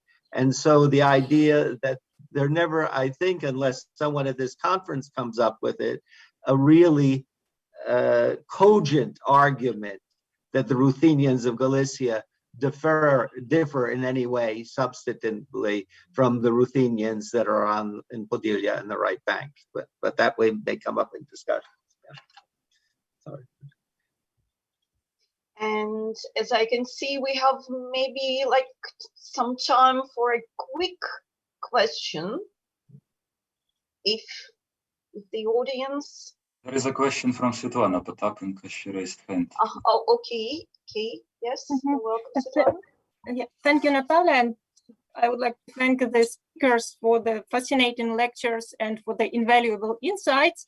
But my question, it's something in the middle between the question and the comment, goes to the first speaker, Volodymyr Sklokin. Volodymyr, thank you very much. Again, I missed the very beginning of your talk, so I apologize if I mentioned something you have already told. But anyway, like my comment regards mostly your conclusions. I'm not sure about an organizing concept of short versus long 18th century, and I will confront you with a statement made today earlier by Professor Penelope Corfield, long, short, broad, and deep. I guess that probably we need to discuss all these aspects of the 18th century.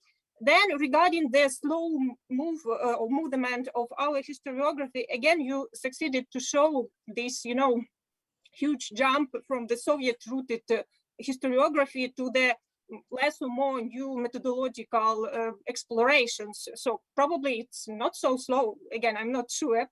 And another mention made by you, and it's really great, it's still a challenge for the 18th century studies in Ukraine to look upon the subject not from the perspective of sequence of events. So I completely join your opinion, but from the, as you said, accumulation of layers. So it's really challenging.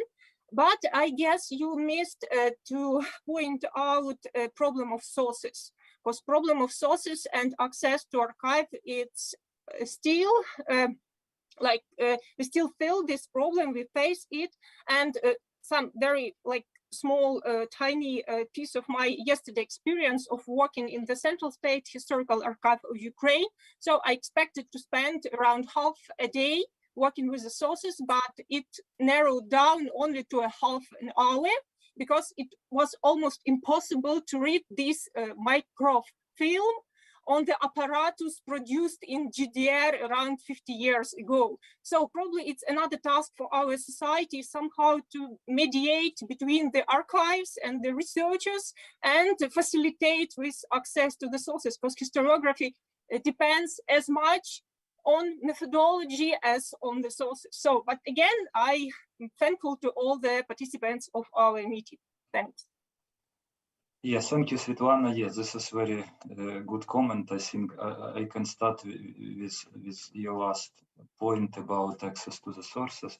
Now, on the one hand, the scholars of the 18th century in Ukraine are privileged because I think this is the first century where we can have mass sources and where which survived actually, and where we can have quite a lot of narrative sources. Yeah, also first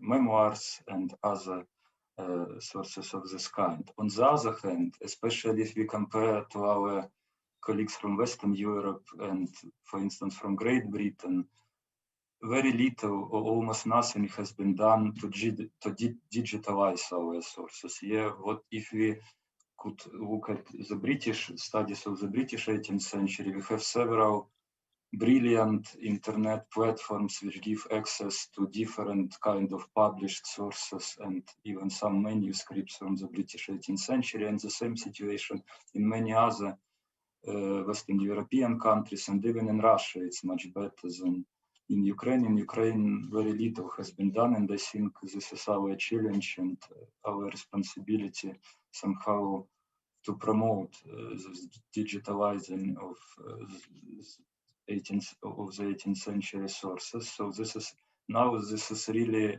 a serious impediment for the research, especially in the situation of COVID, which additionally complicated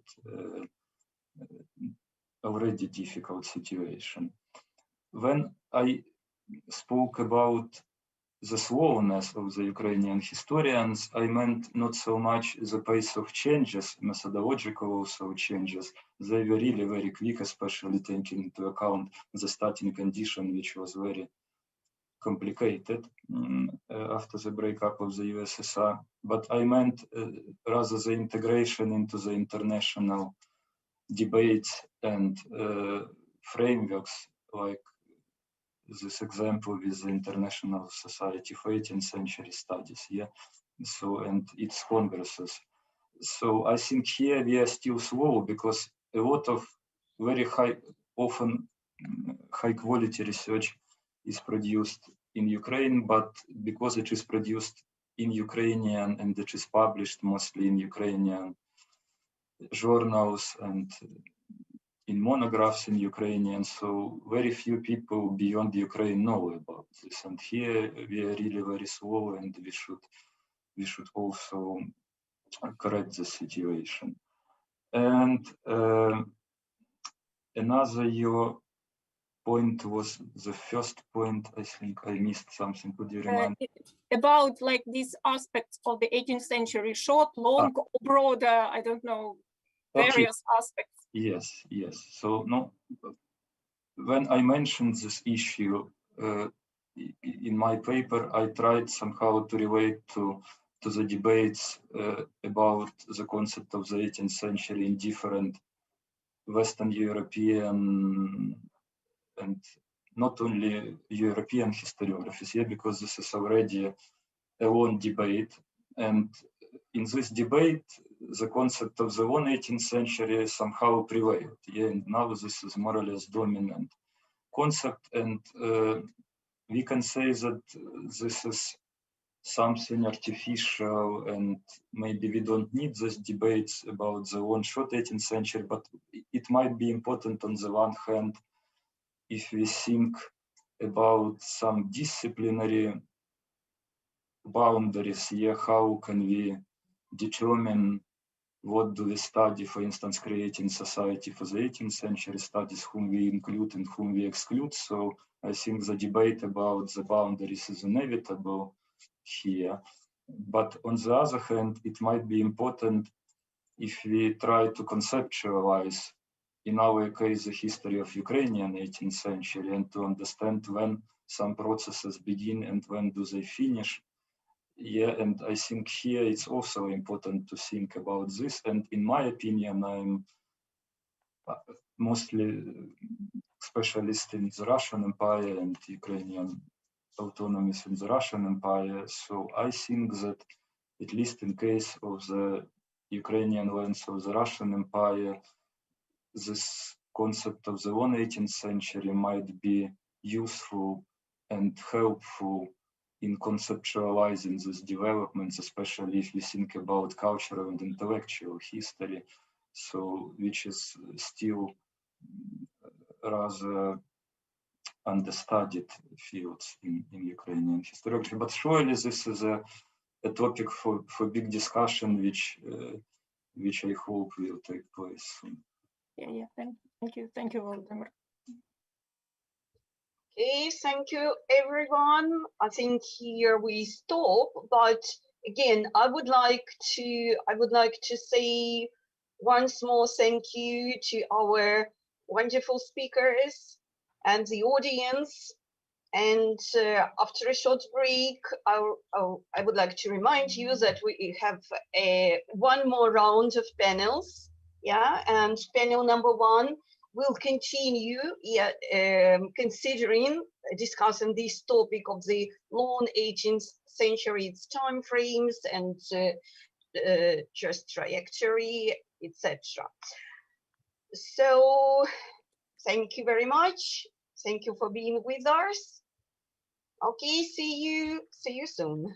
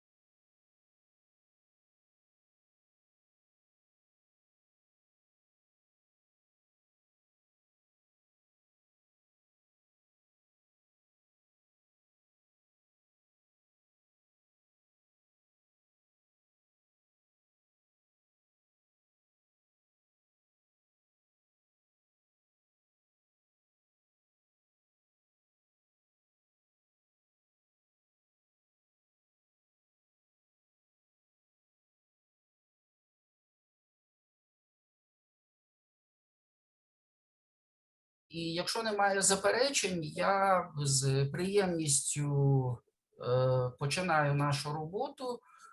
Мене звуть Олексій Сокирко, я викладаю в Київському національному університеті імені Тараса Шевченка, і сьогодні я маю високу честь вести, модерувати першу і за номером, і за послідовністю панель в нашій сьогоднішній конференції, присвяченій 18 століттю, яка називається «Українське довге 18 століття. Часові рамки та траєкторія». Уже на пленарному, на вступному засіданні в дискусіях було озвучено оці термінологічні контроверсії з приводу того, яким вважати, як концептуалізувати 18 століття, чи це розтягнутий час, який тривав, як певна цілісність, як певна епоха більше, ніж хронологічні 100 років, чи це навпаки дуже стиснуте століття, яке не добігло свого 100-річного хронологічного відтинку. У нас буде сьогодні привід про це поговорити. Я представлятиму кожного з наших доповідачів в тій послідовності, в якій вони зазначені в програмі. Сьогодні у нас є 3 доповіді. Для наших слухачів я хочу сказати, що ми після виголошення всіх 3 доповідей будемо мати час на запитання, які можна вставити в чаті, писати їх, я їх відповідно буду озвучувати, або зголошуватися до виступу з питанням чи коротким коментарем до 3-4 хвилин максимум. За допомогою спеціального сигналізування у вас є внизу вашого екрану кнопка Reactions, там можна обрати відповідне емоджі з такою витягнутою рукою. І тоді, таким чином, я в чаті бачитиму, хто зголоситься на питання чи коментарі. Пильно прошу всіх наших слухачів, окрім доповідачів, тримати вимкнутими свої мікрофони, поки триватимуть доповіді, і включати їх лише тоді, коли вам надаватиметься слово. Я думаю, що ці правила дуже прості. Насправді, багато з нас вже звикли навіть до певної міри до того, що ці конференції проводяться в онлайн-форматі, і частота ефіру, так би мовити, полегшуватиме наше спілкування. Дякую, на цьому, власне, вступна технічна ремарка завершена. І я з приємністю хочу представити першого доповідача, доктора історичних наук, професора, керівника соціальної історії Інституту історії України Національної академії наук, професора Віктора Горобця. Олексію Григоровичу, там Дмитро Вельський перший заяву. Правда, у мене в програмі ви, тоді перепрошую, але не міняємо афіліацію нашого доповідача, то з приємністю надам слово пану доктору історичних наук, провідному науковому співробітнику Інституту історії України Національної академії наук Дмитру Вирському, який є автором ось найсвіжішої монографії «Річ Посполита про козаків» 1560-1640 роки, якщо я не помиляюся, яка ось буквально побачила світ в видавництві Інституту історії України Національної академії наук. Дмитро Станіславович виголосить доповідь «Українське 18 століття як фінал раннього модерну». Дякую. Пане Дмитре, прошу до слова. Дякую. Моя доповідь, мабуть, буде мати 3 маленьких блоки. Перший блок якраз на тему, як я дійшов до життя такого, і як я раніше йшов до занять 18 століттям. У мене на цю тему є 3 книжки. Ту, яку згадав Олексій, то, власне, не про 18 століття, були раніше і інші. От якраз першою книжечкою моєю, де я підійшов до 18 століття, була «Україна місто Кременчук від заснування» до року 1764-го. Для мене в чомусь ця книжка, як для Грушевського, «Барське староство».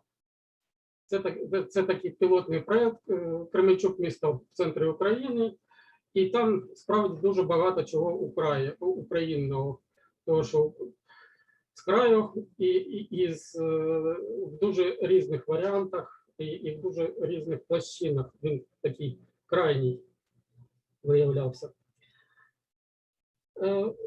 Друга книжечка так само була присвячена Кременчуку. Вона свіжіша, це вже 2018 століття.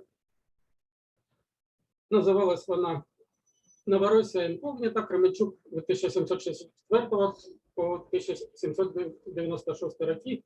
Матеріали з історії регіональної столиці». От я вважаю, що, в принципі, один із сюжетів 18 століття, де якось українська наукова громада вирішила відмовчатися, особливо в зв'язку з тим, що почалося у 2013 роках, це цей несподіваний проєкт «Новоросія», який дуже викривлено, як на мене, трактував все, що ми знали про цей сюжет історичний. Я вважав, що от якраз ця книжечка про першу столицю, тобто з чого все починалося у цій Новоросії, і що вона, власне, із себе і уявлялася, і як вона себе розуміла. Це може бути цікаво українській громадськості і історичній, і відреагував. Бо певне враження у мене, що тут якісь, знаєте, як сюжет з лисицею і барсуком, що як лисиця отримує собі нору. Вона знаходить нору викопану барсуком, відправляє там природні надобності, барсук не терпить того, що його нора вже не так пахне, скажімо так, і все, він полишає свою норку для лисиці. От в чомусь, мені здається, те, що у нас обходиться цей сюжет Новоросії і не відповідається такими реальними історичними аргументами на цю тему, а якось відмовчатися, почекаємо. От я вважаю, що це хибна позиція, і я свою справу, вважаю, зробив. І третя книжечка, ми підходимо вже до теми, власне, до основного тексту виступу. Це книжечка 19 століття, власне, в паперовому варіанті вона вже в 20 столітті, в 20-му році побачила. Книжка називається «Початок сучасності. Друга хвиля глобалізації. Кінець старого порядку і Україна. 15-те, середина 19 століття». Я її називаю «Маленька книжечка про великий період». Я свідомо хотів написати як мова меншу книжечку, щоб втиснути туди в чомусь таку, щоб може якнайширше коло людей, які може відлякати велика книжечка. Ми прочитали таку невеличкий текст. Власне, ця книжечка з'явилася як таке дзеркало такого великого проєкту Інституту історії України, багатотомне видання нового, так сказати, нової синтези, нового варіанту українського грантеративу, нарис історії України, який в кількох томах має побачити друк. Я знаю, що в цьому році побачить друк том ближче до сучасної історії, а наш том, хоча спочатку планувався він першим, що він вийде, але його все відкладають, і вийде він за останньою інформацією в наступному році. Але в цій книжці я скоротив деякі блоки, власне, максимально скоротив текст, як я сказав, що хотів, щоб книжечка була маленькою. І я підійшов до формулювання, такого ідея була по-новому представити структуру раннього модерну в Україні. От всі ми звикли, власне, постійно наша історіографія обертається в полі таких от дзеркалок, українська історіографія між російською і польськими дзеркалами. І дуже часто ми нові історіографічні версії у нас також дуже часто це апгрейди або народницької, або державницької історичної школи. Ось ця книжечка була задумана якраз для того, щоб вийти із цього кола таких національних дзеркалок і оцієї пари, одвічної пари народницько-державницької, хто із них верніше, хто із них більше відповідає. І вона у мене, це така репліка і відповідь викликам структуралізму, школі Броделя і П'єра. Для нас зараз, мабуть, це найбільш актуально. І я вважаю, що в значній мірі у нас в Україні ось ці пропозиції від школи аналіз не повністю використані, і на матеріалах гранд-наратива українського вони досить слабко враховані були до того часу. Ну і плюс уже нові, більш модерніші виклики від глобальної історії. Тут також присутні у цій книжці. Я для себе сформулював модель українського раннього модерну із трьох основних таких феноменів. Для мене, власне, основним феноменом, основною метафорою була модернізаційна революція. І от я вважаю, що український ранній модерн, він живе трьома модернізаційними революціями. Перша шляхетська модернізаційна революція, далі козацька революція і царська. Тут, щоправда, я вагаюся, вважати, там справді дуже багато того, що у революції, але є один такий нестандартний момент. Якщо візьмемо шляхетську і козацьку революцію, то там лінія демократизації, лінія, так сказати, збільшення свободи, вона йде вгору від шляхетської і до козацької. Рівень демократичної залученості людей, як соціальна опора проєкту, він йде вгору. А от з царською якраз модернізаційний елемент там справді є, але от чи це революція, чи контрреволюція, у мене є певні сумніви, але тим не менш це також третій блок і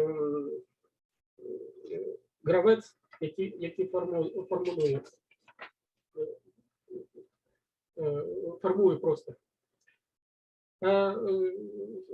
Щодо хронології, я вважаю, якщо ми візьмемо три основних фази: фаза підйому, розквіту і занепаду, то ось шляхетська революція, як на мене, це 1505-1573 або 1608 рік, тобто від Радомської конституції, та що нічого нового за нас, без нас, до пактів Конвента, це угода з королем, ну, або до поразки Роказу Миколая Зебжидовського. Це поразки руху за розширення шляхетської демократії. Другий період розквіту експансії і стабілізації – це 1608-1648 роки. Це від Рокашу Жебжидовського до Хмельниччини. Тут у нас тріумф олігархії, згасання руху шляхетських демократів. І третій період занепад згортання – це 1648 і по 1795 рік, тобто від Хмельниччини до третього поділу Польщі. Казацька революція так само поділяється на 1648 рік і до 1668 від початку Хмельниччини, тобто від початку Хмельниччини до спільного повстання берегів Дніпра під проводом Дорошенка і Верховецького. Другий етап 1668-1709 рік від поразки в бою віч на віч до розгрому партії незалежності Гетьманщини разом з її зовнішньою підтримкою. І третій період 1709-1792 рік від Полтавського полону гетьманців Мазепинців до зникнення одвічних українських кордонів фронтирів турецького, як наслідок російсько-турецької війни 1787 року і до 1791 року, і польського фронтиру кордону, як наслідок другого поділу Польщі у 1792 році. І царська революція, контрреволюція у мене має таке хронологічне членування 1690 роки до 1768 року, тобто від початку Петровських реформ до початку царювання Катерини II.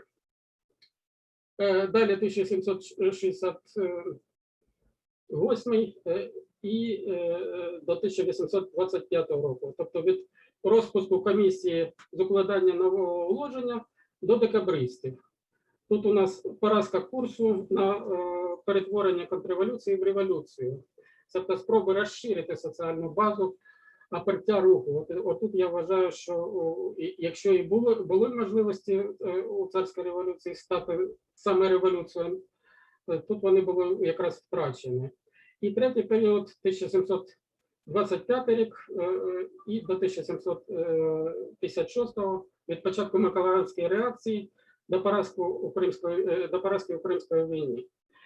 Хоча, в принципі, деякі російські історики охоче продовжують цей період вже до падіння самодержавства під час лютневої революції, тобто до 1917 року. Теж цікава пропозиція, але мені якось ближче 1856 рік дуже багато чого вказує, що якраз в цей момент на сході Європи закінчується ранній модерн. Якщо в країнах ядра європейського він закінчується французькою революцією, то от на сході Європи саме середина 19 століття це рубіж раннього модерну. Ну і часу в мене вже, мабуть, небагато, але я хочу ще зупинитися на 18 столітті як фіналі раннього модерна. І тут я хотів би поговорити про метафору переповнення і її важливість для презентації українського 18 століття.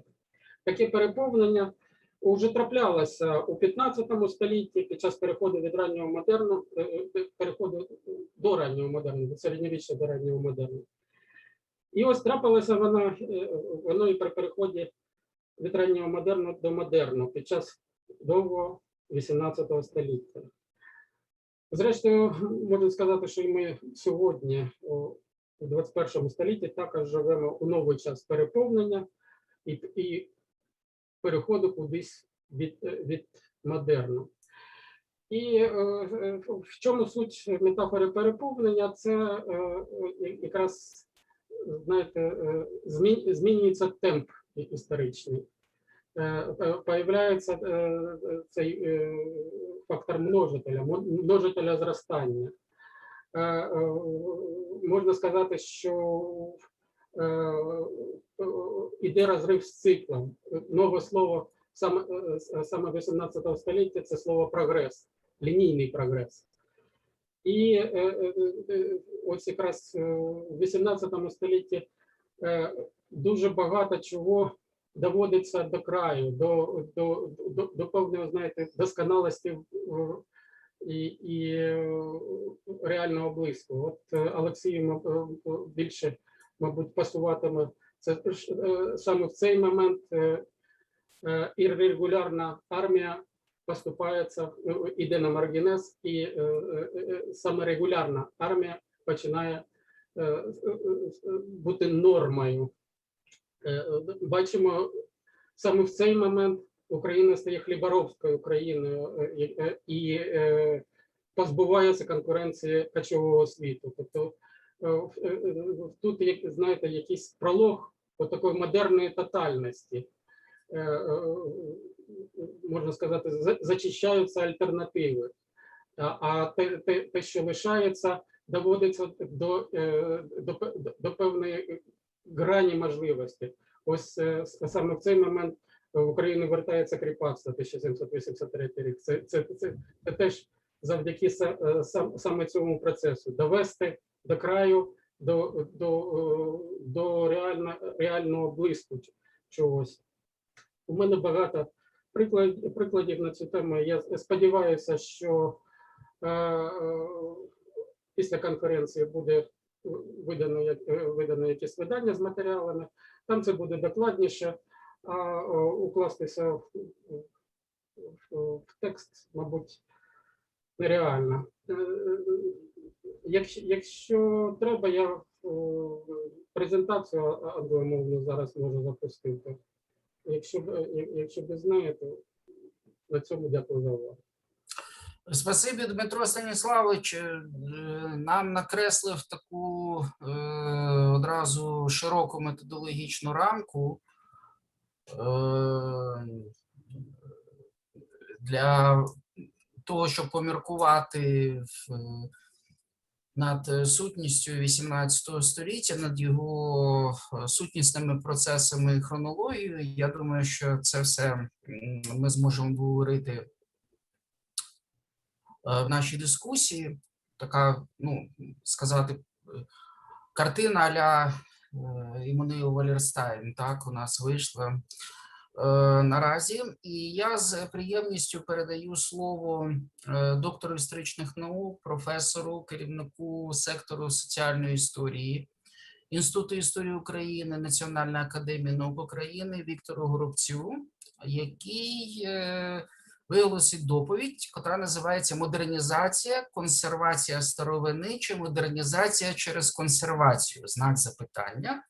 Політичні та соціокультурні сенси довгого 18 століття для гетьманату. Для наших слухачів я дозволю собі зайвий раз нагадати, що професор Віктор Горобець є автором численних праць, в тому числі монографій, присвячених історії державних інститутів і козацької держави гетьманату 17 і 18 століття, автором численних статей, які присвячені не лише політичній, але ще й соціальній історії Гетьманщини. Тож, Віктору Миколайовичу, ті питання, котрі ви поставили в заголовку своєї доповіді, сподіваємось, хоча б частково знайдуть свою відповідь у вашому виступі. Я тоді, з вашого дозволу, вмикаю вашу презентацію, а ви будете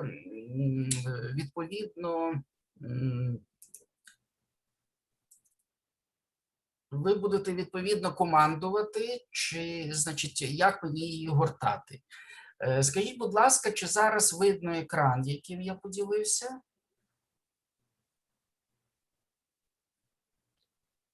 Видно, Олексій? Так, Видно? видно. Так, видно. все видно. Добре. Дякую. Вікторе Миколайовичу, прошу вам слово. Дякую. Дякую, Олексію Григоровичу.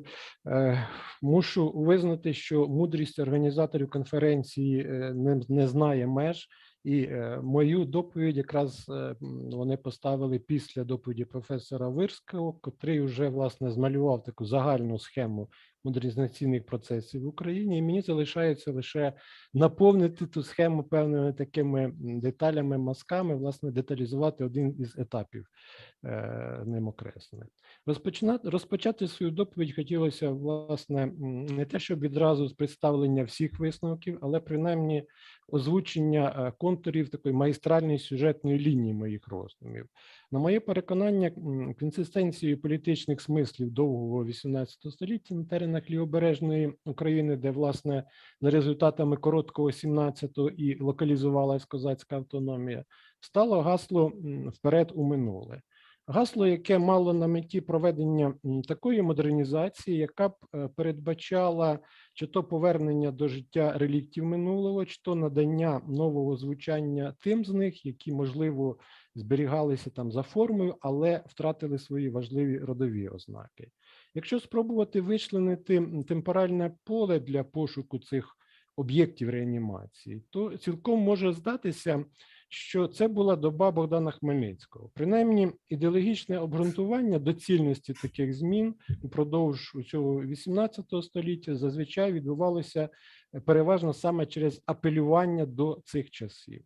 Утім, тут мав місце доволі такий помітний дисонанс між риторикою змін і тим змістом, які ці зміни наповнювались на практиці. До цього питання, що насправді намагалися приховати за богданівською риторикою козацькі лідери, повернемося трошки згодом.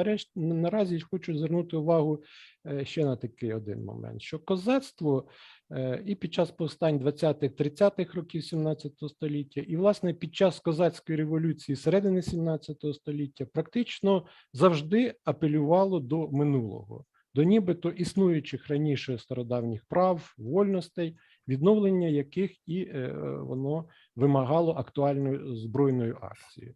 Переважно йшлося про права і вольності, даровані міфічною золотою грамотою Стефана Баторія, але якщо взяти, наприклад, риторику Богдана Хмельницького, ну, скажімо так, адресованій Москві риторику, то активно починає педалюватися тема і князівської величі давньої Русі, там, благодатних часів київського князя Володимира, та інші наративи, які вже, власне, мають не коронне походження. Так само оберненим у минуле був і козацький дискурс, спрямований на захист прав православної церкви. Не буду тут повторювати тези наливайкової віри професора Смухія.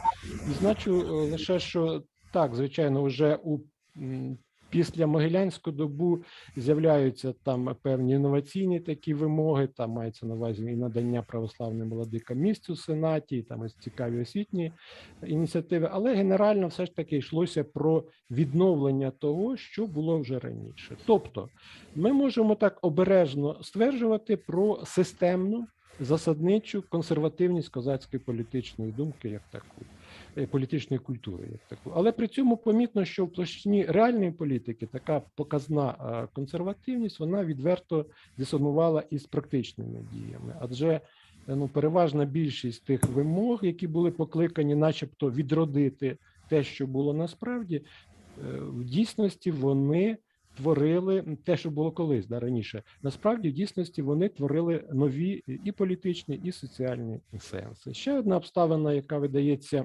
важливою, стосується того факту, що оце темпоральне поле з цієї золотої доби, до якої апелювали козацькі лідери, воно було доволі мінливе, радше володіло знаками такої еластичності, і це робило його інструментально придатним для застосування в певних конкретних умовах. Щойно я вже згадував і короля Стефана, і князя Володимира як місць такої ідеологічно мотивованої історичної пам'яті козацтва. Можна також пригадати більш такі конкретні випадки, коли козацькі гетьмани другої половини 17 століття, пишучи листи до Москви, та Варшави в один той же самий час послуговувалися в залежності від адресата кореспонденції, чи то юліанським, чи то григоріанським календарем.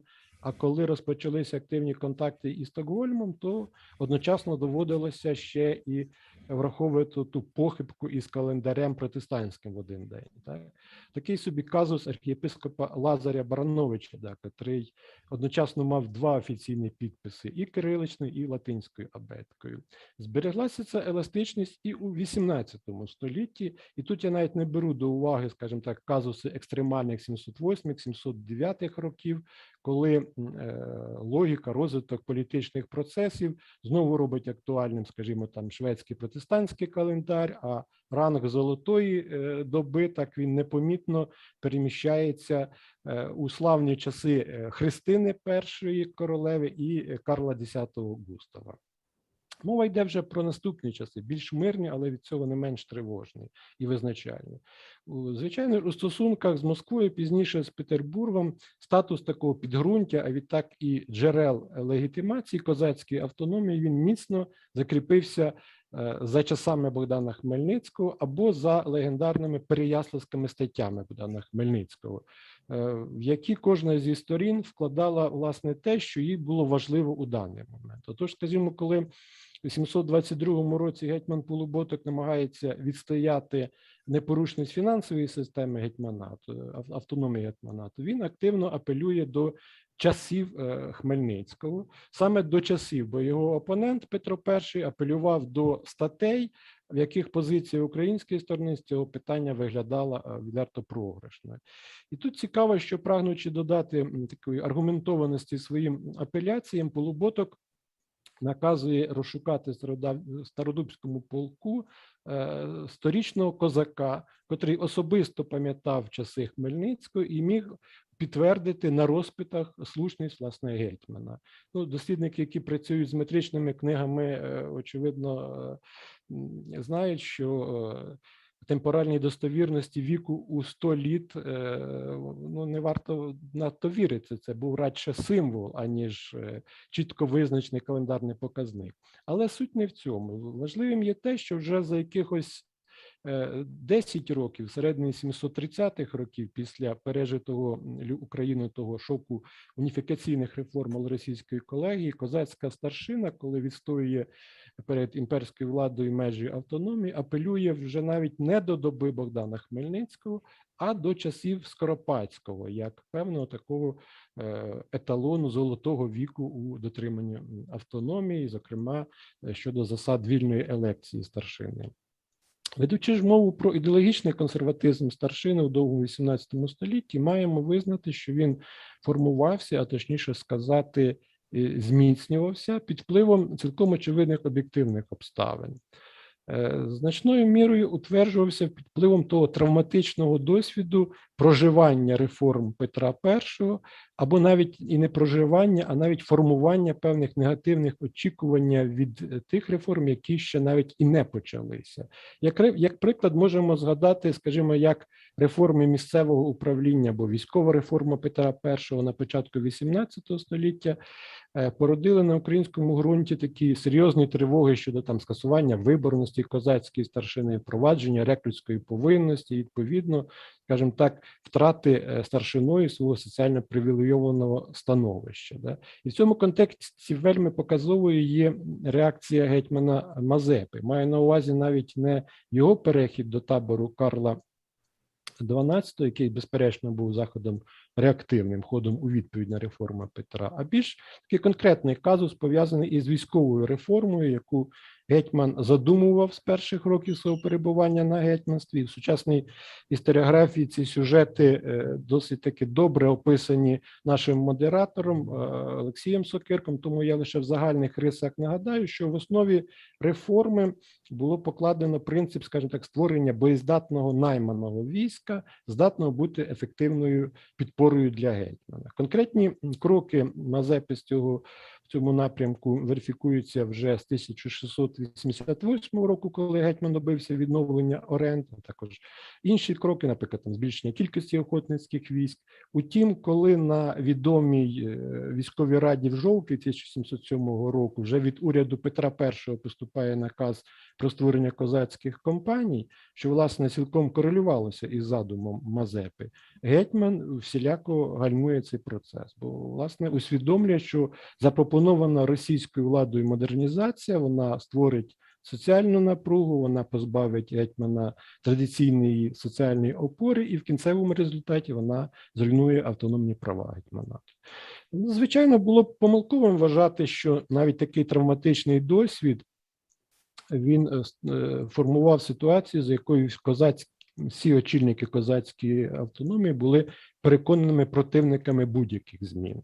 Колега Кононенко написав цілу книгу про модернізаційні реформи в гетьманаті, очевидно, є про що говорити. Інше питання – те, що зміни, які були покликані поліпшити адміністрування, судочинство, фінансову систему, військову складову, то, що вони відбувалися чи принаймні планувалися таким чином, що це була, власне, відповідь, це була реакція, покликана протистояти модернізаційним потугам, які йшли із імперського центру і які несли в собі цілком очевидні уніфікаційні загрози.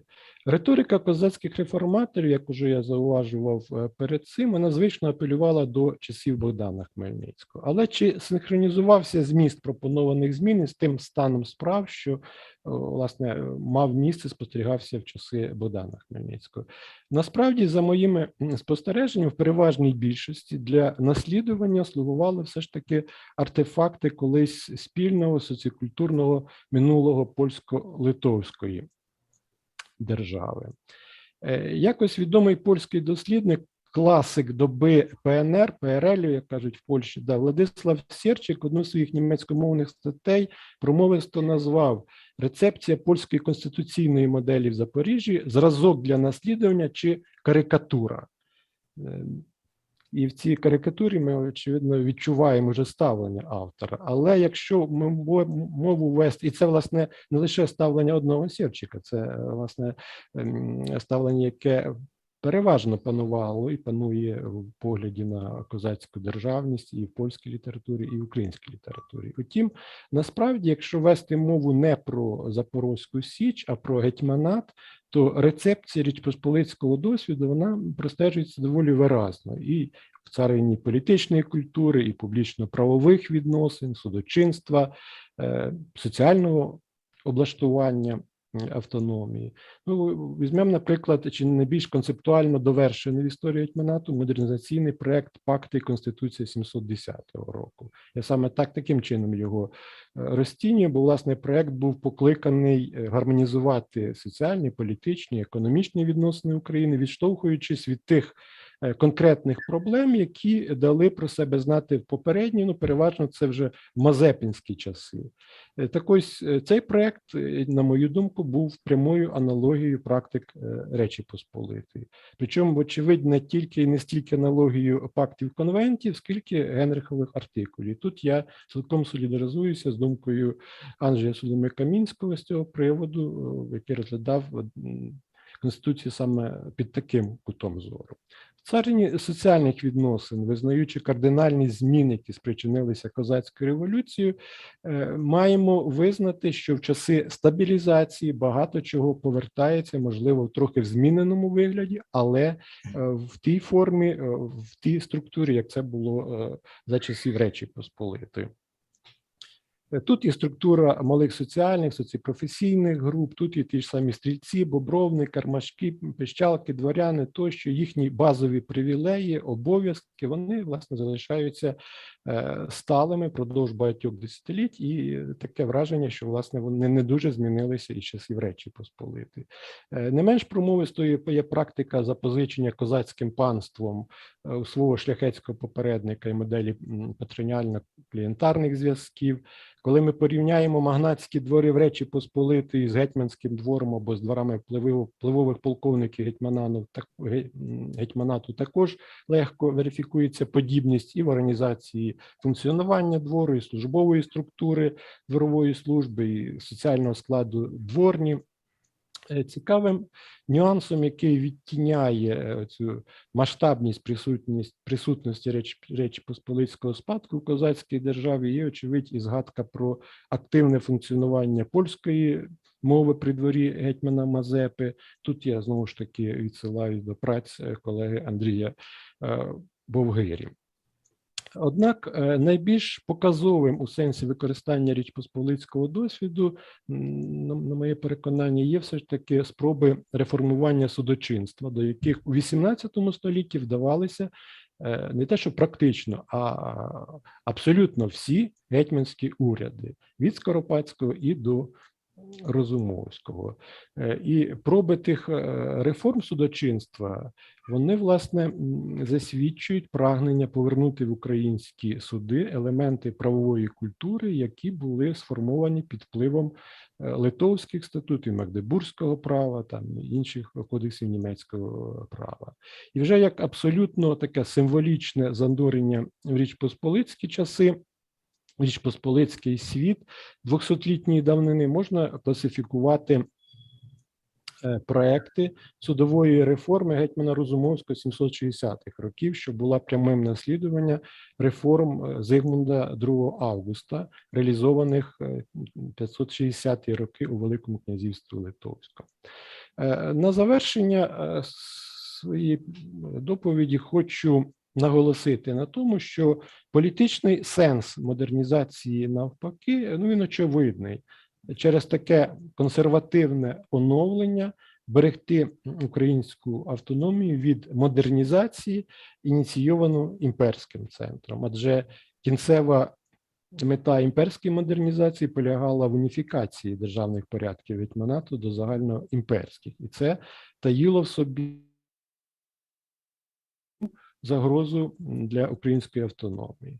Зрозуміло, що наслідки такого руху вперед з обличчям повернутим назад, вони виливалися у стагнацію і політичної, і соціальної, і військової інфраструктури гетьманату, обумовлювали його таке відверте аутсайдерство, що з часом лише наростало. Наслідки цього аутсайдерства з усією очевидністю проявилися уже в перші роки Північної війни, і так само, власне, це аутсайдерство стало одним із визначальних аргументів того, що спроба гетьмана Мазепи вивести Україну з-під влади царя Петра, вона виявилася невдалою. В наступні десятиліття ми все ще спостерігаємо спроби такої консервативної модернізації, коли особливо це виразно, очевидно, в діях Павла Полуботка 722-723 років, пізніше, як я вже згадав, як певний такий відгомін того всього в діях Кирила Розумовського. Але провідним трендом політичного життя гетьманату цей час все ж стає модернізація імперська. І, власне, кінець цієї модернізації виявився цілком очікуваним. Дякую колегам за увагу. Дякую, Вікторе Миколайовичу. Я, не чекаючи вашого дозволу, перегорнув на слайд вашої презентації наступний, так? Я думаю, що всі встигли його побачити і вчитатися, тому я цю презентацію знімаю для того, щоб мати можливість запросити до слова докторку філософських наук, професорку кафедри культурології, якщо я не помилився, поправте мене, Ларисо Михайлівна, Національного університету Києво-Могилянська академія, пані Ларису Довгу, яка виголосить доповідь «Як довго тривало в Україні 17 століття?» знак запитання на матеріалах текстів богословського характеру. Лесю Михайлівна, я сподіваюся, що упорядники програми не помилилися із століттям, і у вас в доповіді, власне, йтиметься саме про кінець 17 століття, таким чином позначаючи точку відліка століття 18-го. Якщо все правильно із представленням, яке я дозволив собі зробити, тоді я, з вашого дозволу, вімкну вашу презентацію. Так, будь ласка. І ви тоді будете командувати, коли мені перегортати слайди. Прошу дуже скажіть, колеги, чи видно зараз слайд із презентацією? Його видно, тільки запускайте його. Запустив.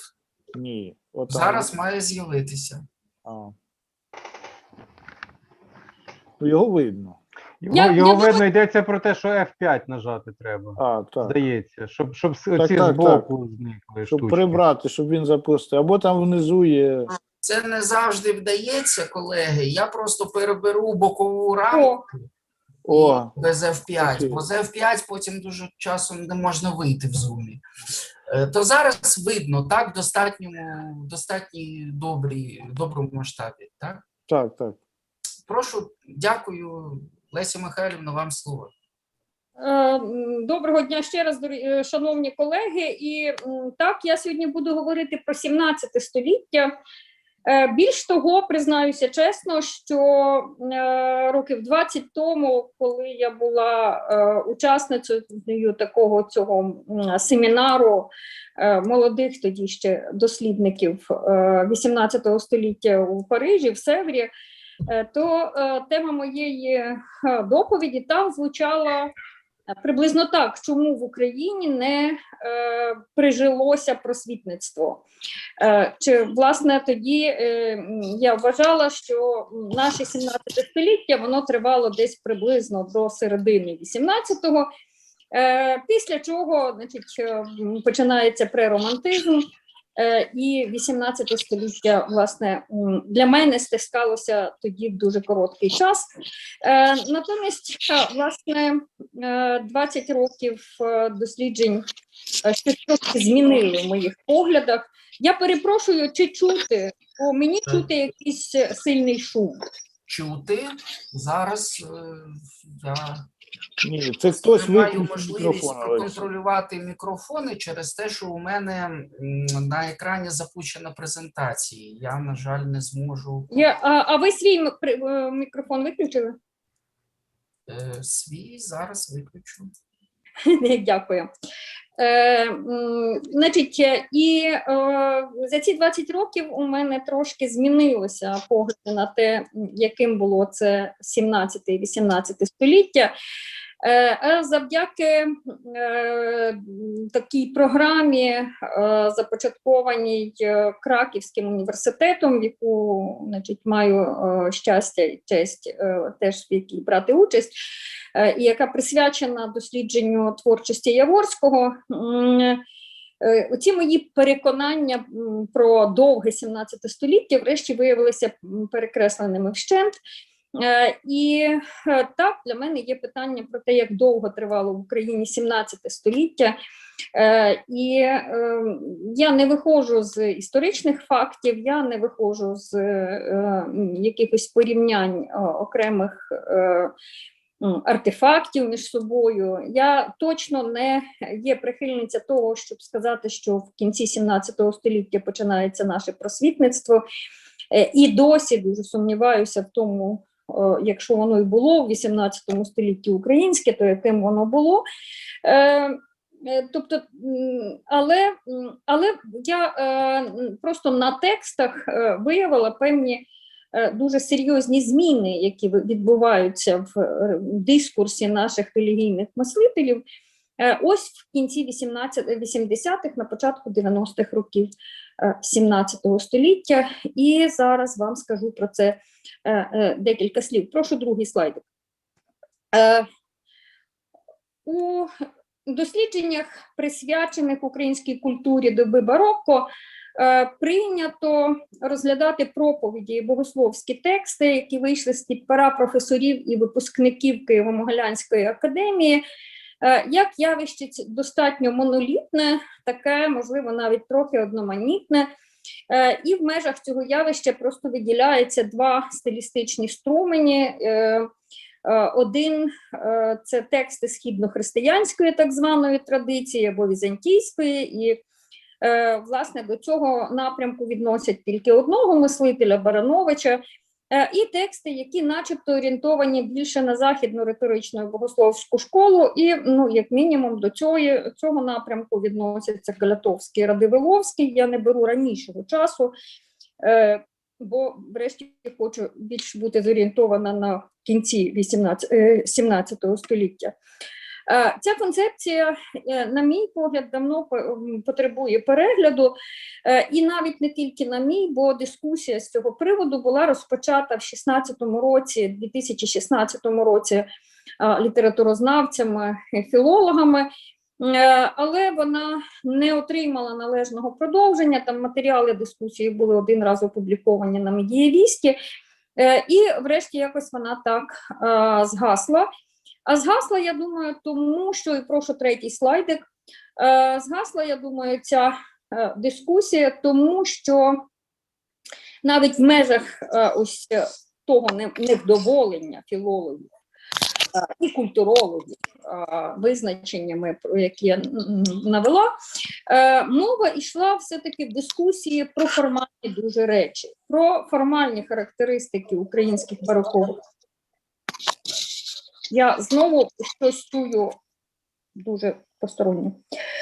Мова йшла передусім про дуже формальні характеристики українських барокових проповідей і про те, наскільки адекватно ось ці назви ораторське мистецтво греко-слав'янського чи ораторське мистецтво латино-польського типу, ну, наскільки вони адекватно окреслюють, власне, характер барокового проповідництва. Натомість мова жодного разу не йшла про смислове наповнення цих проповідей і не йшла про способи комунікації проповідника з аудиторією. Позаяк ще й досі вважається, що за цими показниками українська релігійна культура першої половини 18 століття є монолітною, гомогенною, і ранні зміни починаються тільки в середині 18 століття і спричинені великим тиском уже Московської церкви, нової синодальної церкви, із різними інструкціями і заборонами, які начебто ну, принципово міняють характер українського богословського дискурсу. Четвертий, будь ласка, слайд. Виходячи з такої перспективи, напевно, було б логічно дотримуватись думки про довге 17 століття і доволі коротке 18, і власне такою перспективою було спричинене і моє бачення цих довгих чи коротких століть, котре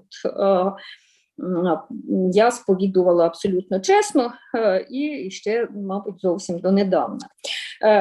Але виходячи з цієї перспективи, визнавалося українською наукою, і доводиться справді визнати, бо на то немає ради, що до української культури не належать, чи принаймні майже не належать до українського культурного поля творчість таких церковних діячів, які хоч і вийшли з кола могилянців, але мислили і писали інакше, ніж було прийнято так званими в школі так званих дітей і внуків Петра Могили, тобто ось того першого і другого покоління могилянців.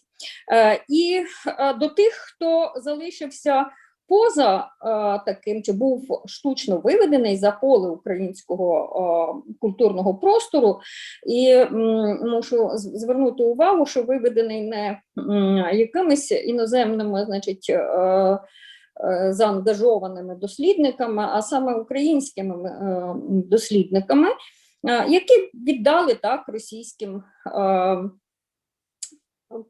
історикам культури, історикам постаті Теофана Прокоповича і Стефана Яворського. Ці дуже мало досліджувалися в контексті української культури, значить, традиції, творчість цих двох мислителів. Значить, бо от вони начебто там виїхали в Росію, зрадили, як це у нас прийнято, і мало до нас відносяться. Ну, натомість, мабуть, прийшов час якось і ці ситуації переглянути. Тобто тут була ідея яка, що у нас все гомогенне і майже однакове, у нас все традиційне, а якщо ці люди вибиваються із цієї гомогенності, значить вони не наші. Тобто, ну, принцип такий.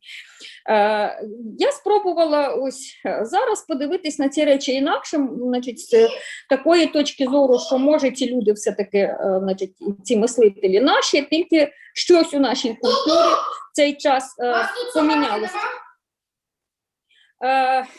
Я перепрошую. Можливо, щось в українській культурі все-таки помінялося.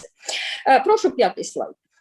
Тобто, якщо тимчасово залишити в стороні формальні ознаки і літературну стилістику, а звернути увагу на спосіб дискурсу, на спосіб презентації матеріалу, на лексику і на способи комунікації, які були притаманні богословським текстам Київської митрополії другої половини 17 століття, то побачимо, що розмежувальна лінія пролягає в останніх декадах 17 століття.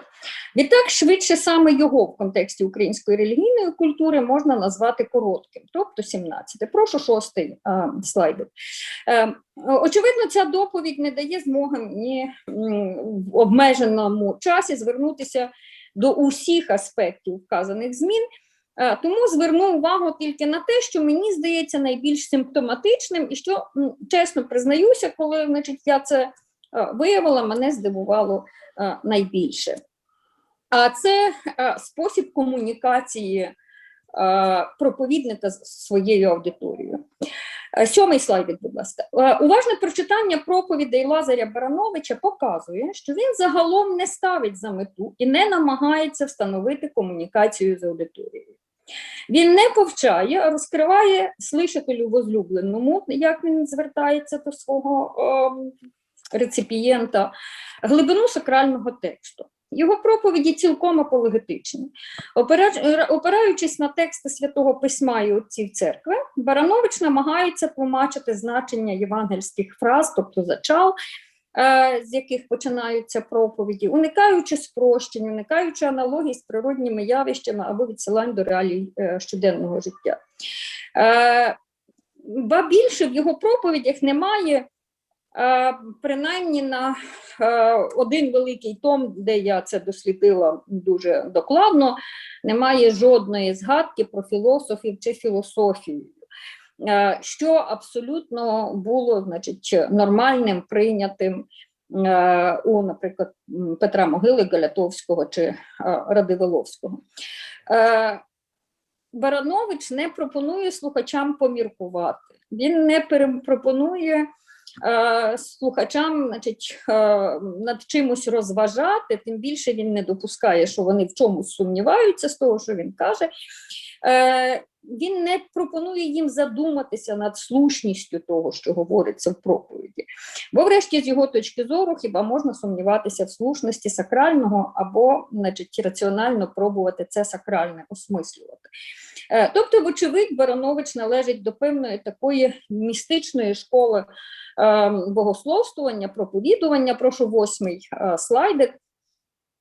І це дуже добре видно в його проповідях. Але і питання комунікації. Він багато разів, як мінімум по разу або подвічі в кожній проповіді, врешті згадує про свого слухача возлюбленого, як він про це пише. Але він не намагається із цим слухачем якимось способом війти в комунікацію. Баранович не моралізує, на відміну від інших українських проповідників. Він не звертається ані до розуму, ані до людської чуттєвості, бо він просто богословствує. Він не повчає своїх слухачів, а передає знання в готовому вигляді, взоруючись на те, як Христос передавав знання апостолам. І що дуже симптоматично, він єдиний в 17 столітті робить це, користуючись сакральною церковнослов'янською мовою. Тобто в другій половині 17 століття, крім нього, у проповідях цього вже не робить ніхто. Думаю, що церковнослов'янська мова тут теж не є випадковою. Вона слугує маркером комунікативної стратегії Барановича, і такий вибір на доповнення до загального характеру проповідей свідчить про те, що Баранович не надто переймався тим, аби бути зрозумілим. Адже у 17 столітті в Україні церковнослов'янська уже не була в широкому вжитку, навіть у колі служителів церкви. Ще на початку 17-го здійснюються переклади богословських текстів староукраїнською, а пояснюють необхідність такого перекладу тим, що церковнослов'янська не зрозуміла більшості вірян. Дуже добре про це пам'ятає Радивиловський і Галятовський. Радивиловський, коли наводить у проповідях біблійні цитати церковнослов'янською, на маргіналіях своїх текстів, в друкованих виданнях, обов'язково наводить пояснення або переклад окремих цих складних слів українською. Підсумовуючи, можна стверджувати, що Баранович, проповідуючи, не намагається створити емоційного чи раціонального комунікативного поля зі своїми слухачами. Апелюючи до містично потрактованої віри та знання, яке отримується через пряме откровення. Попри те, що в кожній проповіді Барановича принаймні не раз чи двічі згадується слушатель возлюблений, якому Господь по молитві Преосвященного Лазаря повинен отверсти слушання. Такі згадки не покликані до встановлення комунікації зі слухачем, а тільки вказують на те, що проповідник пам'ятає про адресата і умовно передає йому, чи пояснює йому, що він цього адресата любить християнською любов'ю. Врешті, крім Барановича, ніхто такого формулювання слухачу чи слушателю возлюблений не використовує. Прошу 9-й слайд. Натомість Галятовський і Радивиловський ставляться до проповіді саме як до можливості виховувати паству. І тут уже потрібний певний комунікативний акт. Вони намагаються показувати слухачам досконалі зразки поведінки і переконувати у їх привабливості. Водночас ці проповідники намагаються яскраво змальовувати огидність гріховних вчинків і згубність їх, як для душі грішника, так і для соціуму. Таке трактування мети проповідництва передбачає, що проповідник вступає зі слухачами у певний тип комунікації, як емоційний, чимось захоплювати або чимось страхати, так і раціональний. Дотримуючись у побудові своїх текстів тріади «навчити, зворушувати, розважати», ці автори все ж найбільшою мірою апелювали до компоненти «зворушувати». Вкраплення «розважати» за настановами Галятовського повинні були з'являтися лише тоді, коли тема розмови надто складна і викликала у слухачів нудьгу. Відтак вони не слухатимуть і не навчатимуться, значить їм треба трошки чогось такого, щоб їх розважило. Тексти цих проповідників Галятовського і Радивиловського рясніють зверненнями до слухача православного, якого закликають бути уважним, розважливим, йому намагаються щось розтлумачити, передати певні моральні засади християнства. І, власне, тут важливо, що саме моральні засади, а не високі богословські істини. Слухача заохочують до дотримання тих норм поведінки і способів мислення, які є суспільно прийнятними, і з позицій церковного права позитивними, такими, що приводять душу до спасіння. Прошу 10-й слайд. Втім, звертаючись до своєї пастви і розтлумачуючи певні християнські правди на підставі прикладів, почерпнутих із філософських, тобто раціональних зазвичай праць, йдеться в більшості випадків про Аристотеля, але не тільки про нього. Також вони розтлумачують ці християнські правди, звертаючись до законів природи, які іноді доволі фантастично описуються, або до історії чи реальних випадків тогочасного життя. Але навіть в такому вигляді ні Радивиловський, ні Галятовський не передбачають, що їхні слухачі можуть задавати раціонально осмислені питання до того, що сказано богословом. Ці автори апелюють саме до емоційної, а не до раціональної реакції слухачів. Апелюють до їх афектів, до чуттєвої пам'яті, а не до здатності раціонально мислити. Прошу 11-й. Шукаючи ефективної комунікації зі слухачами, ці проповідники пишуть свої тексти зрозумілою їхньої аудиторії староукраїнською мовою. Як уже мовилось вище, Радивиловський вкраплює у тіло проповіді іноді цитати зі Святого Письма, залишаючи їх церковнослов'янськими для того, щоб показати різницю між сакральним і профанним. А Галятовський доволі часто і ці цитати наводить у перекладі української. Відтак, підсумовуючи цей блок, можу ще раз звернути увагу на те, що комунікативна постава Радивиловського і Галятовського більш зацікавлена, ніж Барановича. Втім, і вони розглядають відповідну комунікацію радше як монолог, а не діалог. Вони допускають, що віряни можуть сумніватися в правдивості їхніх настанов, які транслюються через проповідь, тому намагаються підкріпити ці настанови різними прикладами, цікавими, захопливими, іноді навіть дивовижними, але не передбачають діалогу. В цих проповідях теж немає запитування, яке прямуватиме від слухачів до служителя церкви.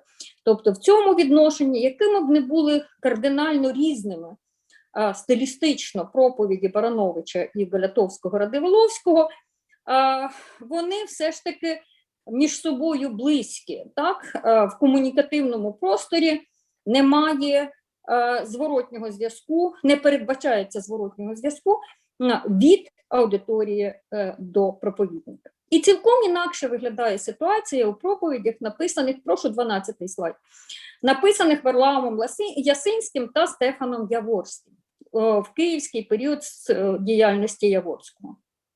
Обидва проповідники з одного боку звертають значно більше уваги, ніж Радивиловський і Галятовський, саме богословській складовій своєї проповіді. І в цьому плані вони ближче будуть до Барановича.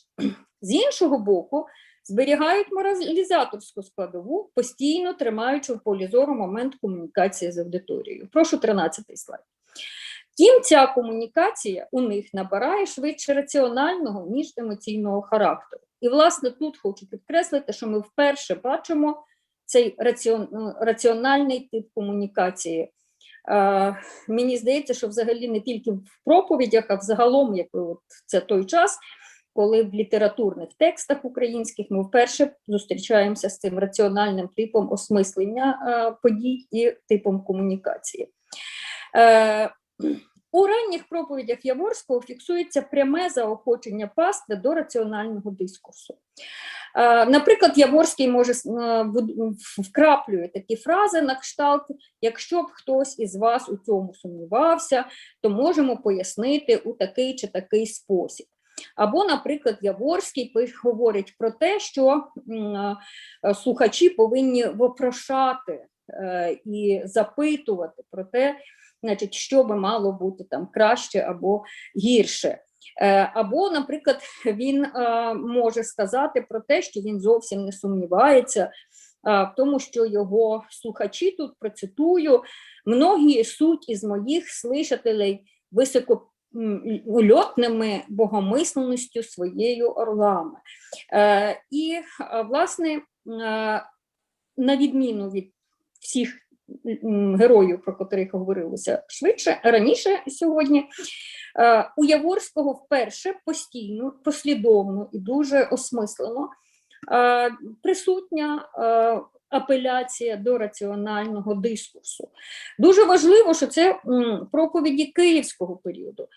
Відповідно, ми не можемо сказати, що це відбулося під впливом того, що він переїхав в Москву, і там змінився його дискурс. Ну і передостанній слайдик, 14-й, і завершую. Надмірне моралізаторство Радивиловської і Галятовської, чи надмірна апологетика, яку ми бачили у Барановича, що були притаманними українському проповідництву середини другої половини 17 століття, наприкінці цього ж століття врівноважуються раціональним дискурсом, зверненням до розуму, а не до почуттів чи містичного досвіду. І 15-й слайдик, останній, прошу. Найбільш яскраві представники першого і другого поколінь могилянської вченості до 688 року завершують свій земний шлях. Тексти Ясинського та Яворського, про котрі тут ішлося, написано здебільшого наприкінці 80-х, на початку 90-х років 17 століття. Здається, що саме там пролягає межа між українським 17 та 18 століттями, хоча, звісно, ця гіпотеза потребує більш детального аналізу. Дякую вам за увагу.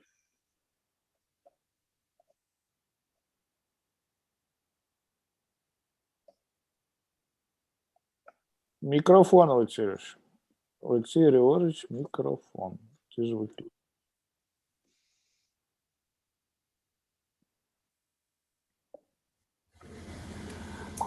Дякую, Леся Михайлівна, за таку прекрасну доповідь. Не повертається язик назвати її завершальною, але, очевидно, в нашій панелі вона до певної міри така є такою підсумковою, узагальнюючою. Шановні колеги, у нас залишається не так багато часу на запитання і, власне, на дискусію, тому я не забиратиму час, лише хочу звернути увагу всіх, хто бере участь в нашій панелі, на те, що наші доповідачі, по-перше, представили дуже різні способи осмислення, такого генерального, магістрального осмислення українського 18 століття, не виходячи, втім, практично за територію Надніпрянщини, умовно кажучи, там Київської митрополії чи козацького гетьманату. Мені здається, це симптоматичним до певної міри в такому ширшому сприйнятті нашого 18 столітті, тому що ми не торкалися тих теренів, які, очевидно, лишалися в складі Речі Посполитої. З одного боку. З іншого боку, зверніть увагу, це зовсім різні форми методологічних підходів і осмислення, які хочуть бачити якісь генеральні тенденції, так, і якісь ширші перспективи. Тобто через призму якихось метанаративів, а-ля Валерстайн, як було представлено в доповіді професора Вирського, чи то крізь призму політичної, соціально-політичної історії, чи то через призму, як було представлено в доповіді професора Грабця, чи то як через призму змін дискурсів, проповідницьких текстів, як от щойно про що говорила професор Довга, ми бачимо зовсім різні набір зовсім різних метафор і зовсім різних конструкцій, які намагаються представити 18 століття як певну цілісність. У мене ще виникає риторичне питання, чи наш рівень історіографічного опрацювання цих ділянок, ширших територій України в 18 столітті дозволяє нам говорити про необхідність створення якихось таких метанаративів. Мені здається, що в багатьох цих ділянках, навіть в історії церкви дуже добре опрацьовані, історії літератури, ми ще не зовсім готові представити їх як певну цілісність і їм цю цілісність задати на рівні широких інтерпретацій, великих концепцій і гранд наративів. Можливо, я помиляюся, але про метафори варто сперечатися, коли настає їх час історіографічний. Поза тим, я бачу, що в чаті є бажаючі задати питання чи зробити репліку, то прошу до слова Максима Яремка. Дякую, Олексію Григоровичу. Я думав, що ви, як тут я вже чув шпильки на адреси організаторів, чи то шпильки, чи то жарти про те, які вони мудрі чи не мудрі. Думав, що і ви шпильку відпустите про те, що не говоримо про ширші територіальні межі, ну але це якраз той випадок, коли відображення, по-перше, того, як що досліджено, а по-друге, того, як доповіді подались. Так що, звичайно, хотілося б говорити про ширше, про всі межі, які зараз входять до складу України, ну але говоримо про цей регіон, всім нам любий і близький. Хоча я не знаю, можливо, перша і остання доповідь, вони претендують на те, щоб можна було вивести на ширші межі. До першої доповіді, ну, вона наскільки, нас так поступально все було, від архіконцептуальної до концептуальної, до дуже конкретної. Значить, оскільки перша доповідь пояснювала загальну дослідницьку модель, починаючи від початку 16-го до середини, навіть трішки до другої половини 19 століття, то, на жаль, про 18 століття небагато йшлося, тому і питань у мене немає. А от в мене є питання до другої доповіді, до того, що говорив Віктор Миколайович. І я зрозумів, чому в тих, хто досліджує щільно політичну історію, в пошанівку термін гетьманат, а не гетьманщина. Бо ти зразу можеш себе багато чим обмежити. Ти декларуєш у доповіді довге 18 століття, але гетьманат закінчується на середині цього довгого 18 століття, так що нема про що говорити далі, бо нема гетьманату. Значить, тебе цікавить питання, а як було не в козацьких, навіть не те, що не в козацьких, не в козацьких шляхетських, значить, не в елітних головах, а все обмежується гетьманатом, значить, бо гетьманат до чого тут всі інші. Але я все-таки наберуся нахабства, Вікторе Миколайовичу, і можливо, ваші якісь такі враження. Скажіть, будь ласка, те, про що ви говорите на прикладі еліти політичної, як ви гадаєте, і її протистояння, і манера протистояння імперським уніфікаціям, це характерно лише для них чи для інших соціальних груп? Ну, про простолюд ми не говоримо, але, наприклад, мені здається, що коли мова про духовництво, про еліту, зрозуміло, то бачимо таку саму ситуацію. Незрозумілим залишається, що яка справа з патриціатом, значить, як вони на це все реагують. Отже, можливо, у вас є якісь свої припущення, то це перше запитання. А друге запитання, знову ж таки, виходить за рамки задекларовані вами в темі доповіді, тобто за рамки гетьманату. От коли ви говорите про імперські уніфікації, я згадую зразу приклад уніфікації в сфері церкви. І дуже цікаво, що ці уніфікації імперські в сфері церкви часто йшли з Петербургу від своїх же. Значить, тому що органи вищі складалися переважно з своїх. Ну і зрозуміло, через те, що свої були в Петербурзі в відповідних органах, і протистояти цим уніфікаціям теж було простіше.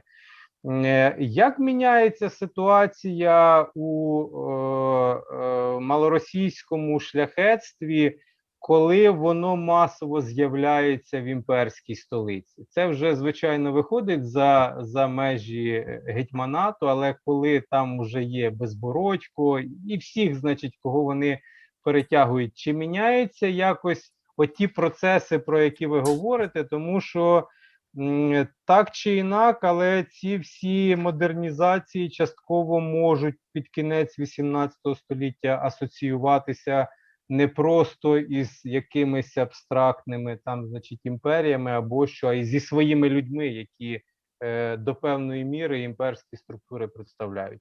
Дякую. Отакі два нахабні питання, які виходять за межі того, що ви говорили. Спасибі, Віктору Миколайовичу. Прошу до відповіді. Дякую, пане Максиме, за запитання нахабні, як ви самі визначили.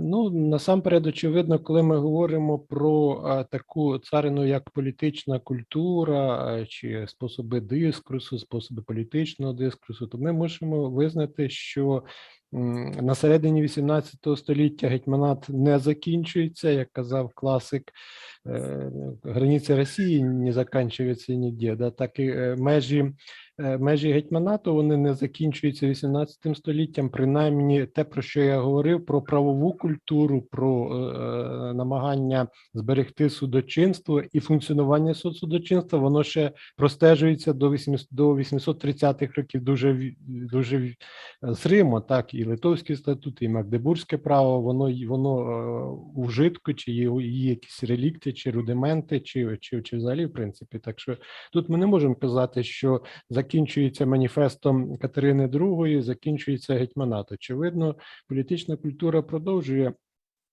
існувати. Якщо говорити про опір, той, який можна верифікувати стосовно козацької старшини, козацької еліти, як на рівні простолюду, як на рівні мешканців міст, то якраз на рівні простолюду, і це непогано, в принципі, представлено в роботах Андрія Бовгирі.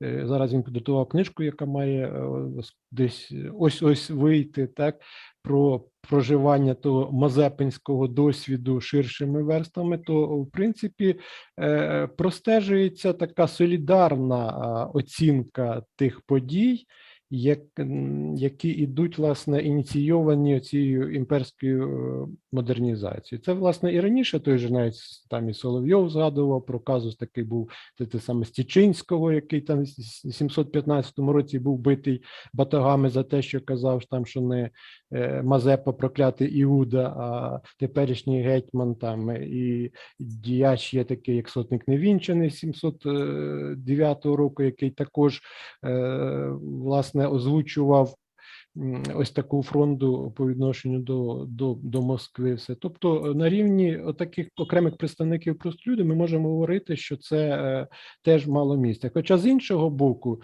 вся політика, ця централізаторська і ці всі модернізаційні проекти російської влади, і зокрема Петра І, вони були побудовані на чому? Вони були побудовані на активному використанні цієї соціальної демагогії, соціальної такої риторики, коли говорилося, що всі нововведення, скажімо, коли ліквідовувалося в 722 році, фактично ліквідовувався інститут гетьманства. Для чого це робилося? Лише для того, аби зробити краще широким верствам козацтва. І це просто найбільш така виразна, скажімо так, опредметнення цієї думки, але вона своїми витоками сягає ще часів там Олексія Михайловича 1658 року, 57 року, після смерті Богдана, коли Москва намагається якимось чином вклинутися в політичні процеси, які старшина намагається монополізувати. Що Москва робить, що робить російське керівництво?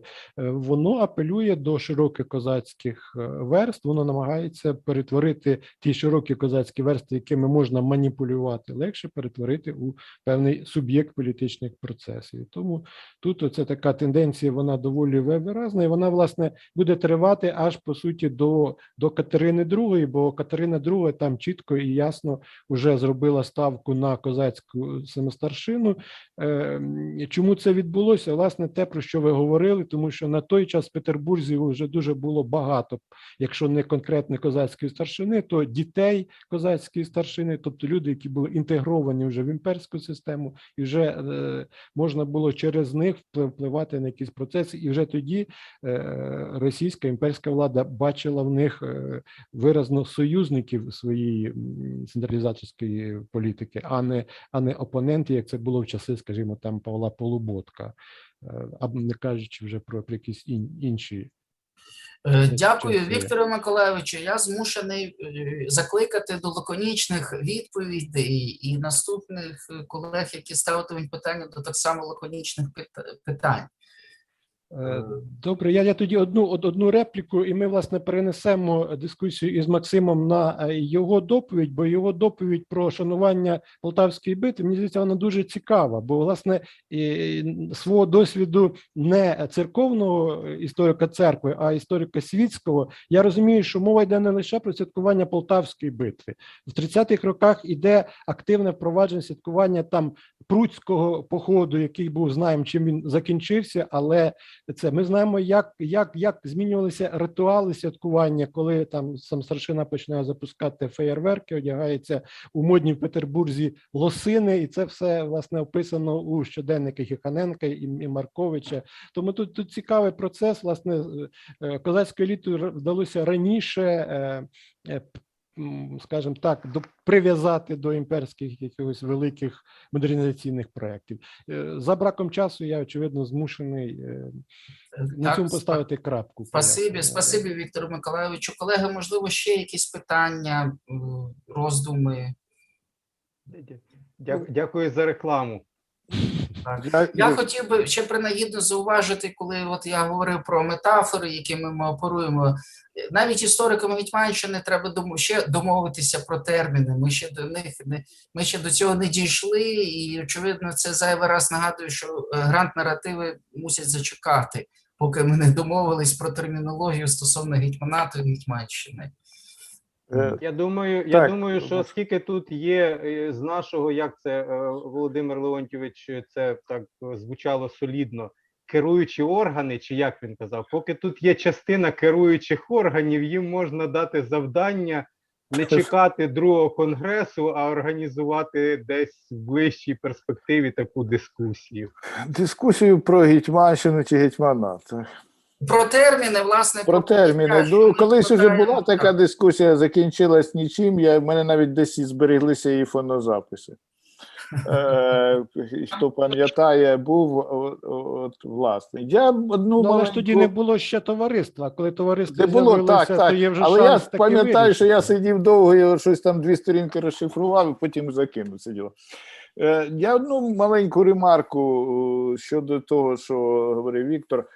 Дивіться, колеги, от коли там еліти і, допустим, еліти інтегрувалися і справа пішла швидше, так? А коли ми маємо право затримується, да? Чому? Тому що воно стосується, чому його так? Попри ту риторику, яку часто ми читаємо в наших працях, там, що омосковлення права і так далі, я дійшов висновку, що, власне, закони імперські тільки для того залучаються, щоб смертну кару не виконувати, або пом'якшити покарання. Да? А так все на старих правах. От право, воно того, власне, якби ліквідовується пізніше, да? І що воно торкається, може, ширших верств трохи, не тільки еліти, да, Гетьманщини, а і широких верств козацтва, і це тоді зачіпає ці фундаментальні права і вольності, якщо його ліквідувати. Чи можна ремарку? Так, прошу, пане професоре, прошу. То є відносно до періодизації. Очевидно, чи то є коротке, чи довге, чи яке в 18 століття буде зовсім залежати від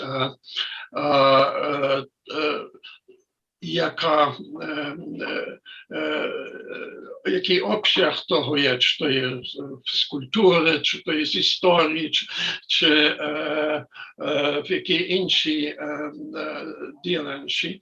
Я тепер кінчаю книжку про політичну думку козацької України.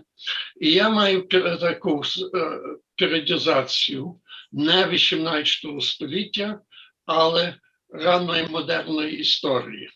І вона йде від Люблінської унії до 1714 року. Тут і немає інтернету.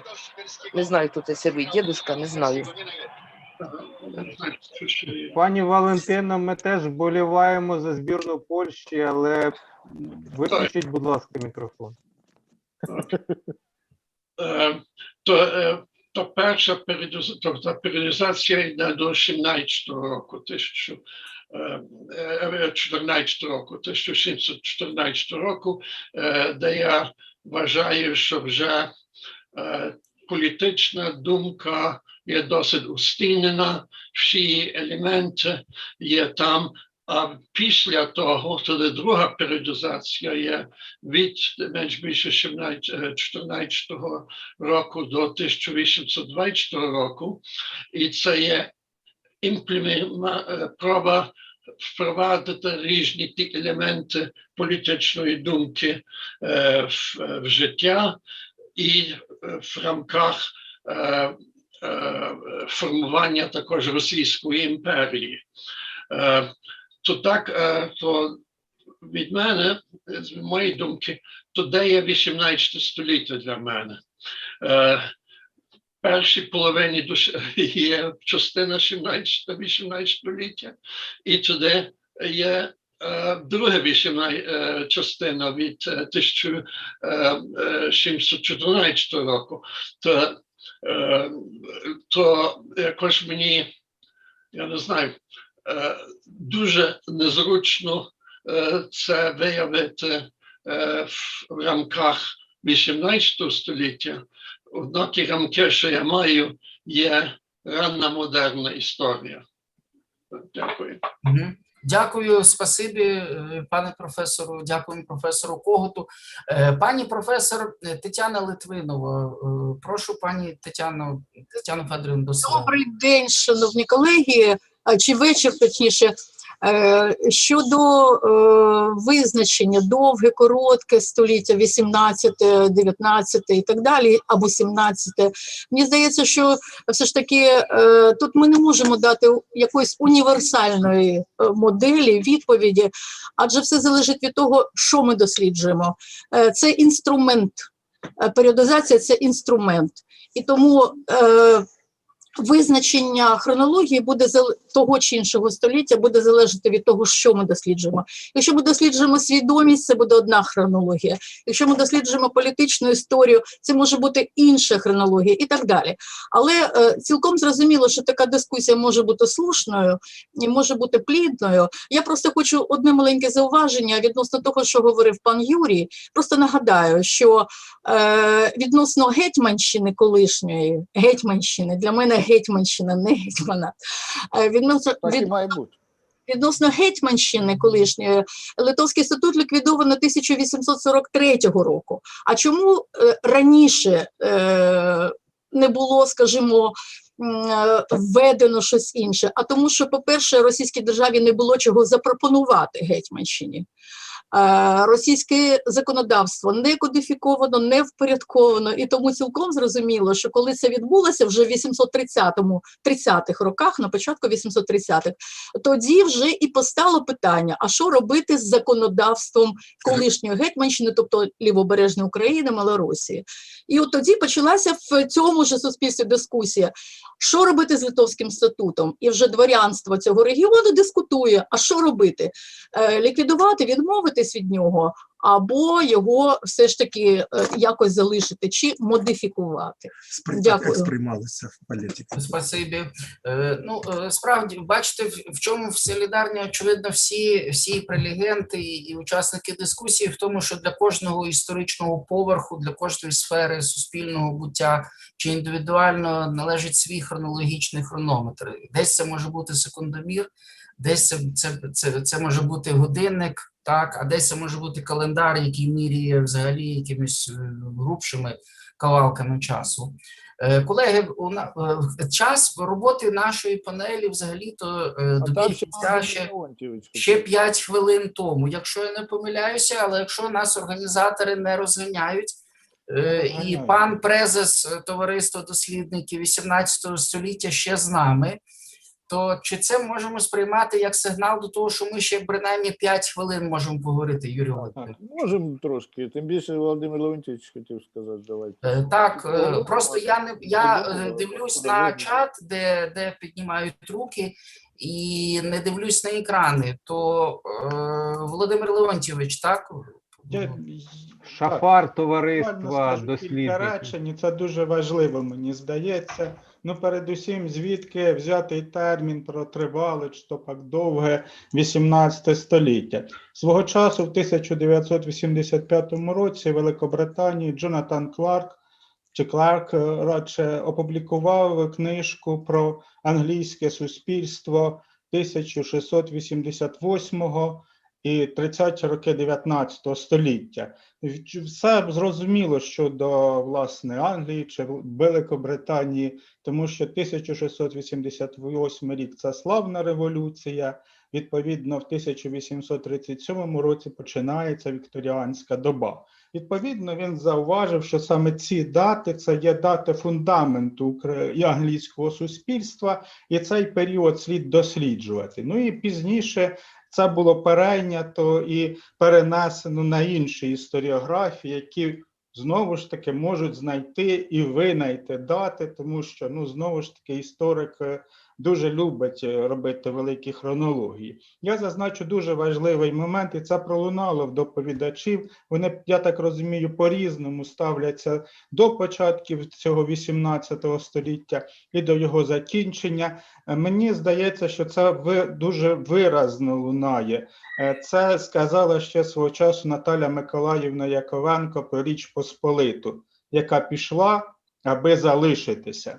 І, відповідно, ми можемо говорити і з 80-х років 17 століття, і від Мазепина на Дніпрянщині, і загалом реконструкцію правобережжя, що Річ Посполита, от вона, відповідно, певною мірою реконструюється. Карикатурно, чи, знову ж таки, повертаючи свої старі набутки. І ми бачимо процес 30-х років, власне, 19 століття, коли вона поступово відходить на задній план перед новим, абсолютно, відносно, вибачте, хто примордіаліст, проектом національним. Я нагадаю, що 30-ті роки – це підйом певною мірою романтичних бачень, розуміння назви «Україна» по-новому, в 1837 році вихід «Русалки» Дністрової, скасування залишків Литовського статуту, ну і, відповідно,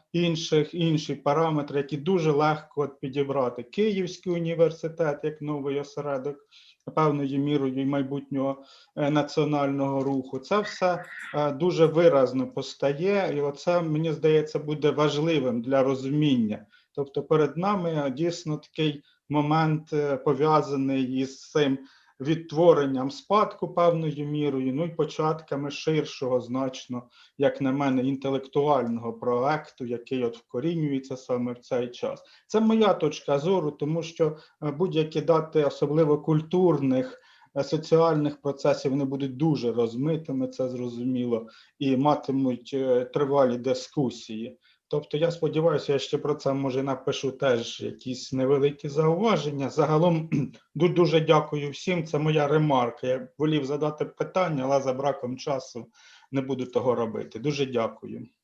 Спасибі, Володимире Леонтійовичу. Я б зараз слухав і подумав, що насправді більшість істориків свої століття, свої епохи воліють бачити довгими. І геть мало тих, які кажуть, що їхні епохи зовсім короткі і спресованому часі. Згадаємо, наскільки солідарним є сприйняття 19 століття, яке є довгим, так, особливо в українському контексті, яке стартує від кінця 18 століття і завершується перед Першою світовою війною. Мені це нагадує, значить, цей парадокс, колись жартівливий вислів Омеляна Прицака. Він, правда, говорив про націю, але він казав, що кожна людина воліє бачити себе і представляти себе якомога молодшою і не старіти, а тоді як свій народ трактувати як найдавніший взагалі на земній кулі. От. Колеги, прошу ще зголошуватись до реплік, до участі в дискусії. Нас активно запитують про умови вступу до Товариства дослідників історії 18 століття. Я думаю, що цю інформацію варто дублювати ще на круглих столах і от на цих кейнотах підсумкових.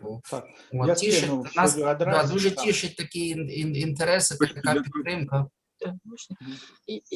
Колеги, я прошу, оскільки Дніпропетровська наша компанія сьогодні не змогла брати участь в пленарному засіданні, нам робили друге щеплення, тому всю інформацію таку організаційну, будь ласка, якось доведіть до нашого відома. Ми робили, Юрій, можливо, на пошту, на мої. Ми робили оголошення, і в нас цим займає Володимир Леонтійович. Можна писати на його пошту «Скинути». Взагалі ідея така, що пишете довільну заяву в довільній зараз вона вже вироблена, да, Володимир Леонтійович? Так, заява вироблена, але це не є засадничо. Але все одно ви пишете мені листа, я висилаю вам статут. Ви повинні ознайомитись з статутом. Тоді пишете заяву плюс CV. На пошту електронну вам вишлю. Тому що у нас є певна зацікавлення. В заяві відповідно На Ютубі є записи нашого зібрання. Да, і в чаті дивіться, Володін, у кого немає. Ну, може, хтось тут є, хто не знає Маслійчуку. Мейла, то, будь ласка. Колеги, вертаємось до довго-короткого 18 століття. Будь ласка, чи є ще той, хто хоче, може зголоситися на репліки, питання? Прошу брати голос. Я думаю, що, може, сьогодні вже всі потомилися, бо ми якби... Ну, очевидно, що Але, да. Перший день він завжди дуже хвилюючий і сповнений різних вражень. Тому, колеги, очевидно, будемо завершувати роботу нашої панелі. Я думаю, що у нас були сьогодні блискучі доповідачки, блискучі доповіді, які, значить, генерують нові думки, спонукають до дискусій. І з усією відповідальністю можу сказати, що ми витримали марку панелі номер 1. От, і дали добрий такий початок, добрий зачин і нашій конференції, і діяльності Товариства дослідників історії 18 століття. Я дякую всім, хто знайшов можливість взяти участь, і доповідачам, і організаторам. Окрема подяка Українському католицькому університету, який нас підтримує технічно, і, звичайно, нашим слухачам, які знайшли час і можливість бути з нами і брати участь в нашій сьогоднішній роботі. Я вам дякую. Всі технічні гріхи беру на свій конт. Вибачайте, якщо щось не спрацювало вчасно. От, дякую, і тоді, очевидно, до зустрічі на завтрашньому засіданні. Два слова скажу. Те, що все транслювалося на YouTube-каналі. Я скинув посилання початкове. Завтра я скину зранку і поширю в Фейсбуці посилання перших панелей на YouTube-каналі. Це буде в запису, відповідно, вільний буде доступ у мережі на YouTube, відповідно на YouTube. Тобто вступні наші речі, доповідь Пенелопи Корнфілд, далі велика ця панель англомовна переважно, і, звичайно, наша панель буде в записі. Інші будуть в записі на Zoom, то ми будемо думати, як його розміщувати. Але ми наразі вже на Ютубі. Тобто я частково й дивився, не приєднуючись на Ютубі, аби не втомлювати свій лаптоп.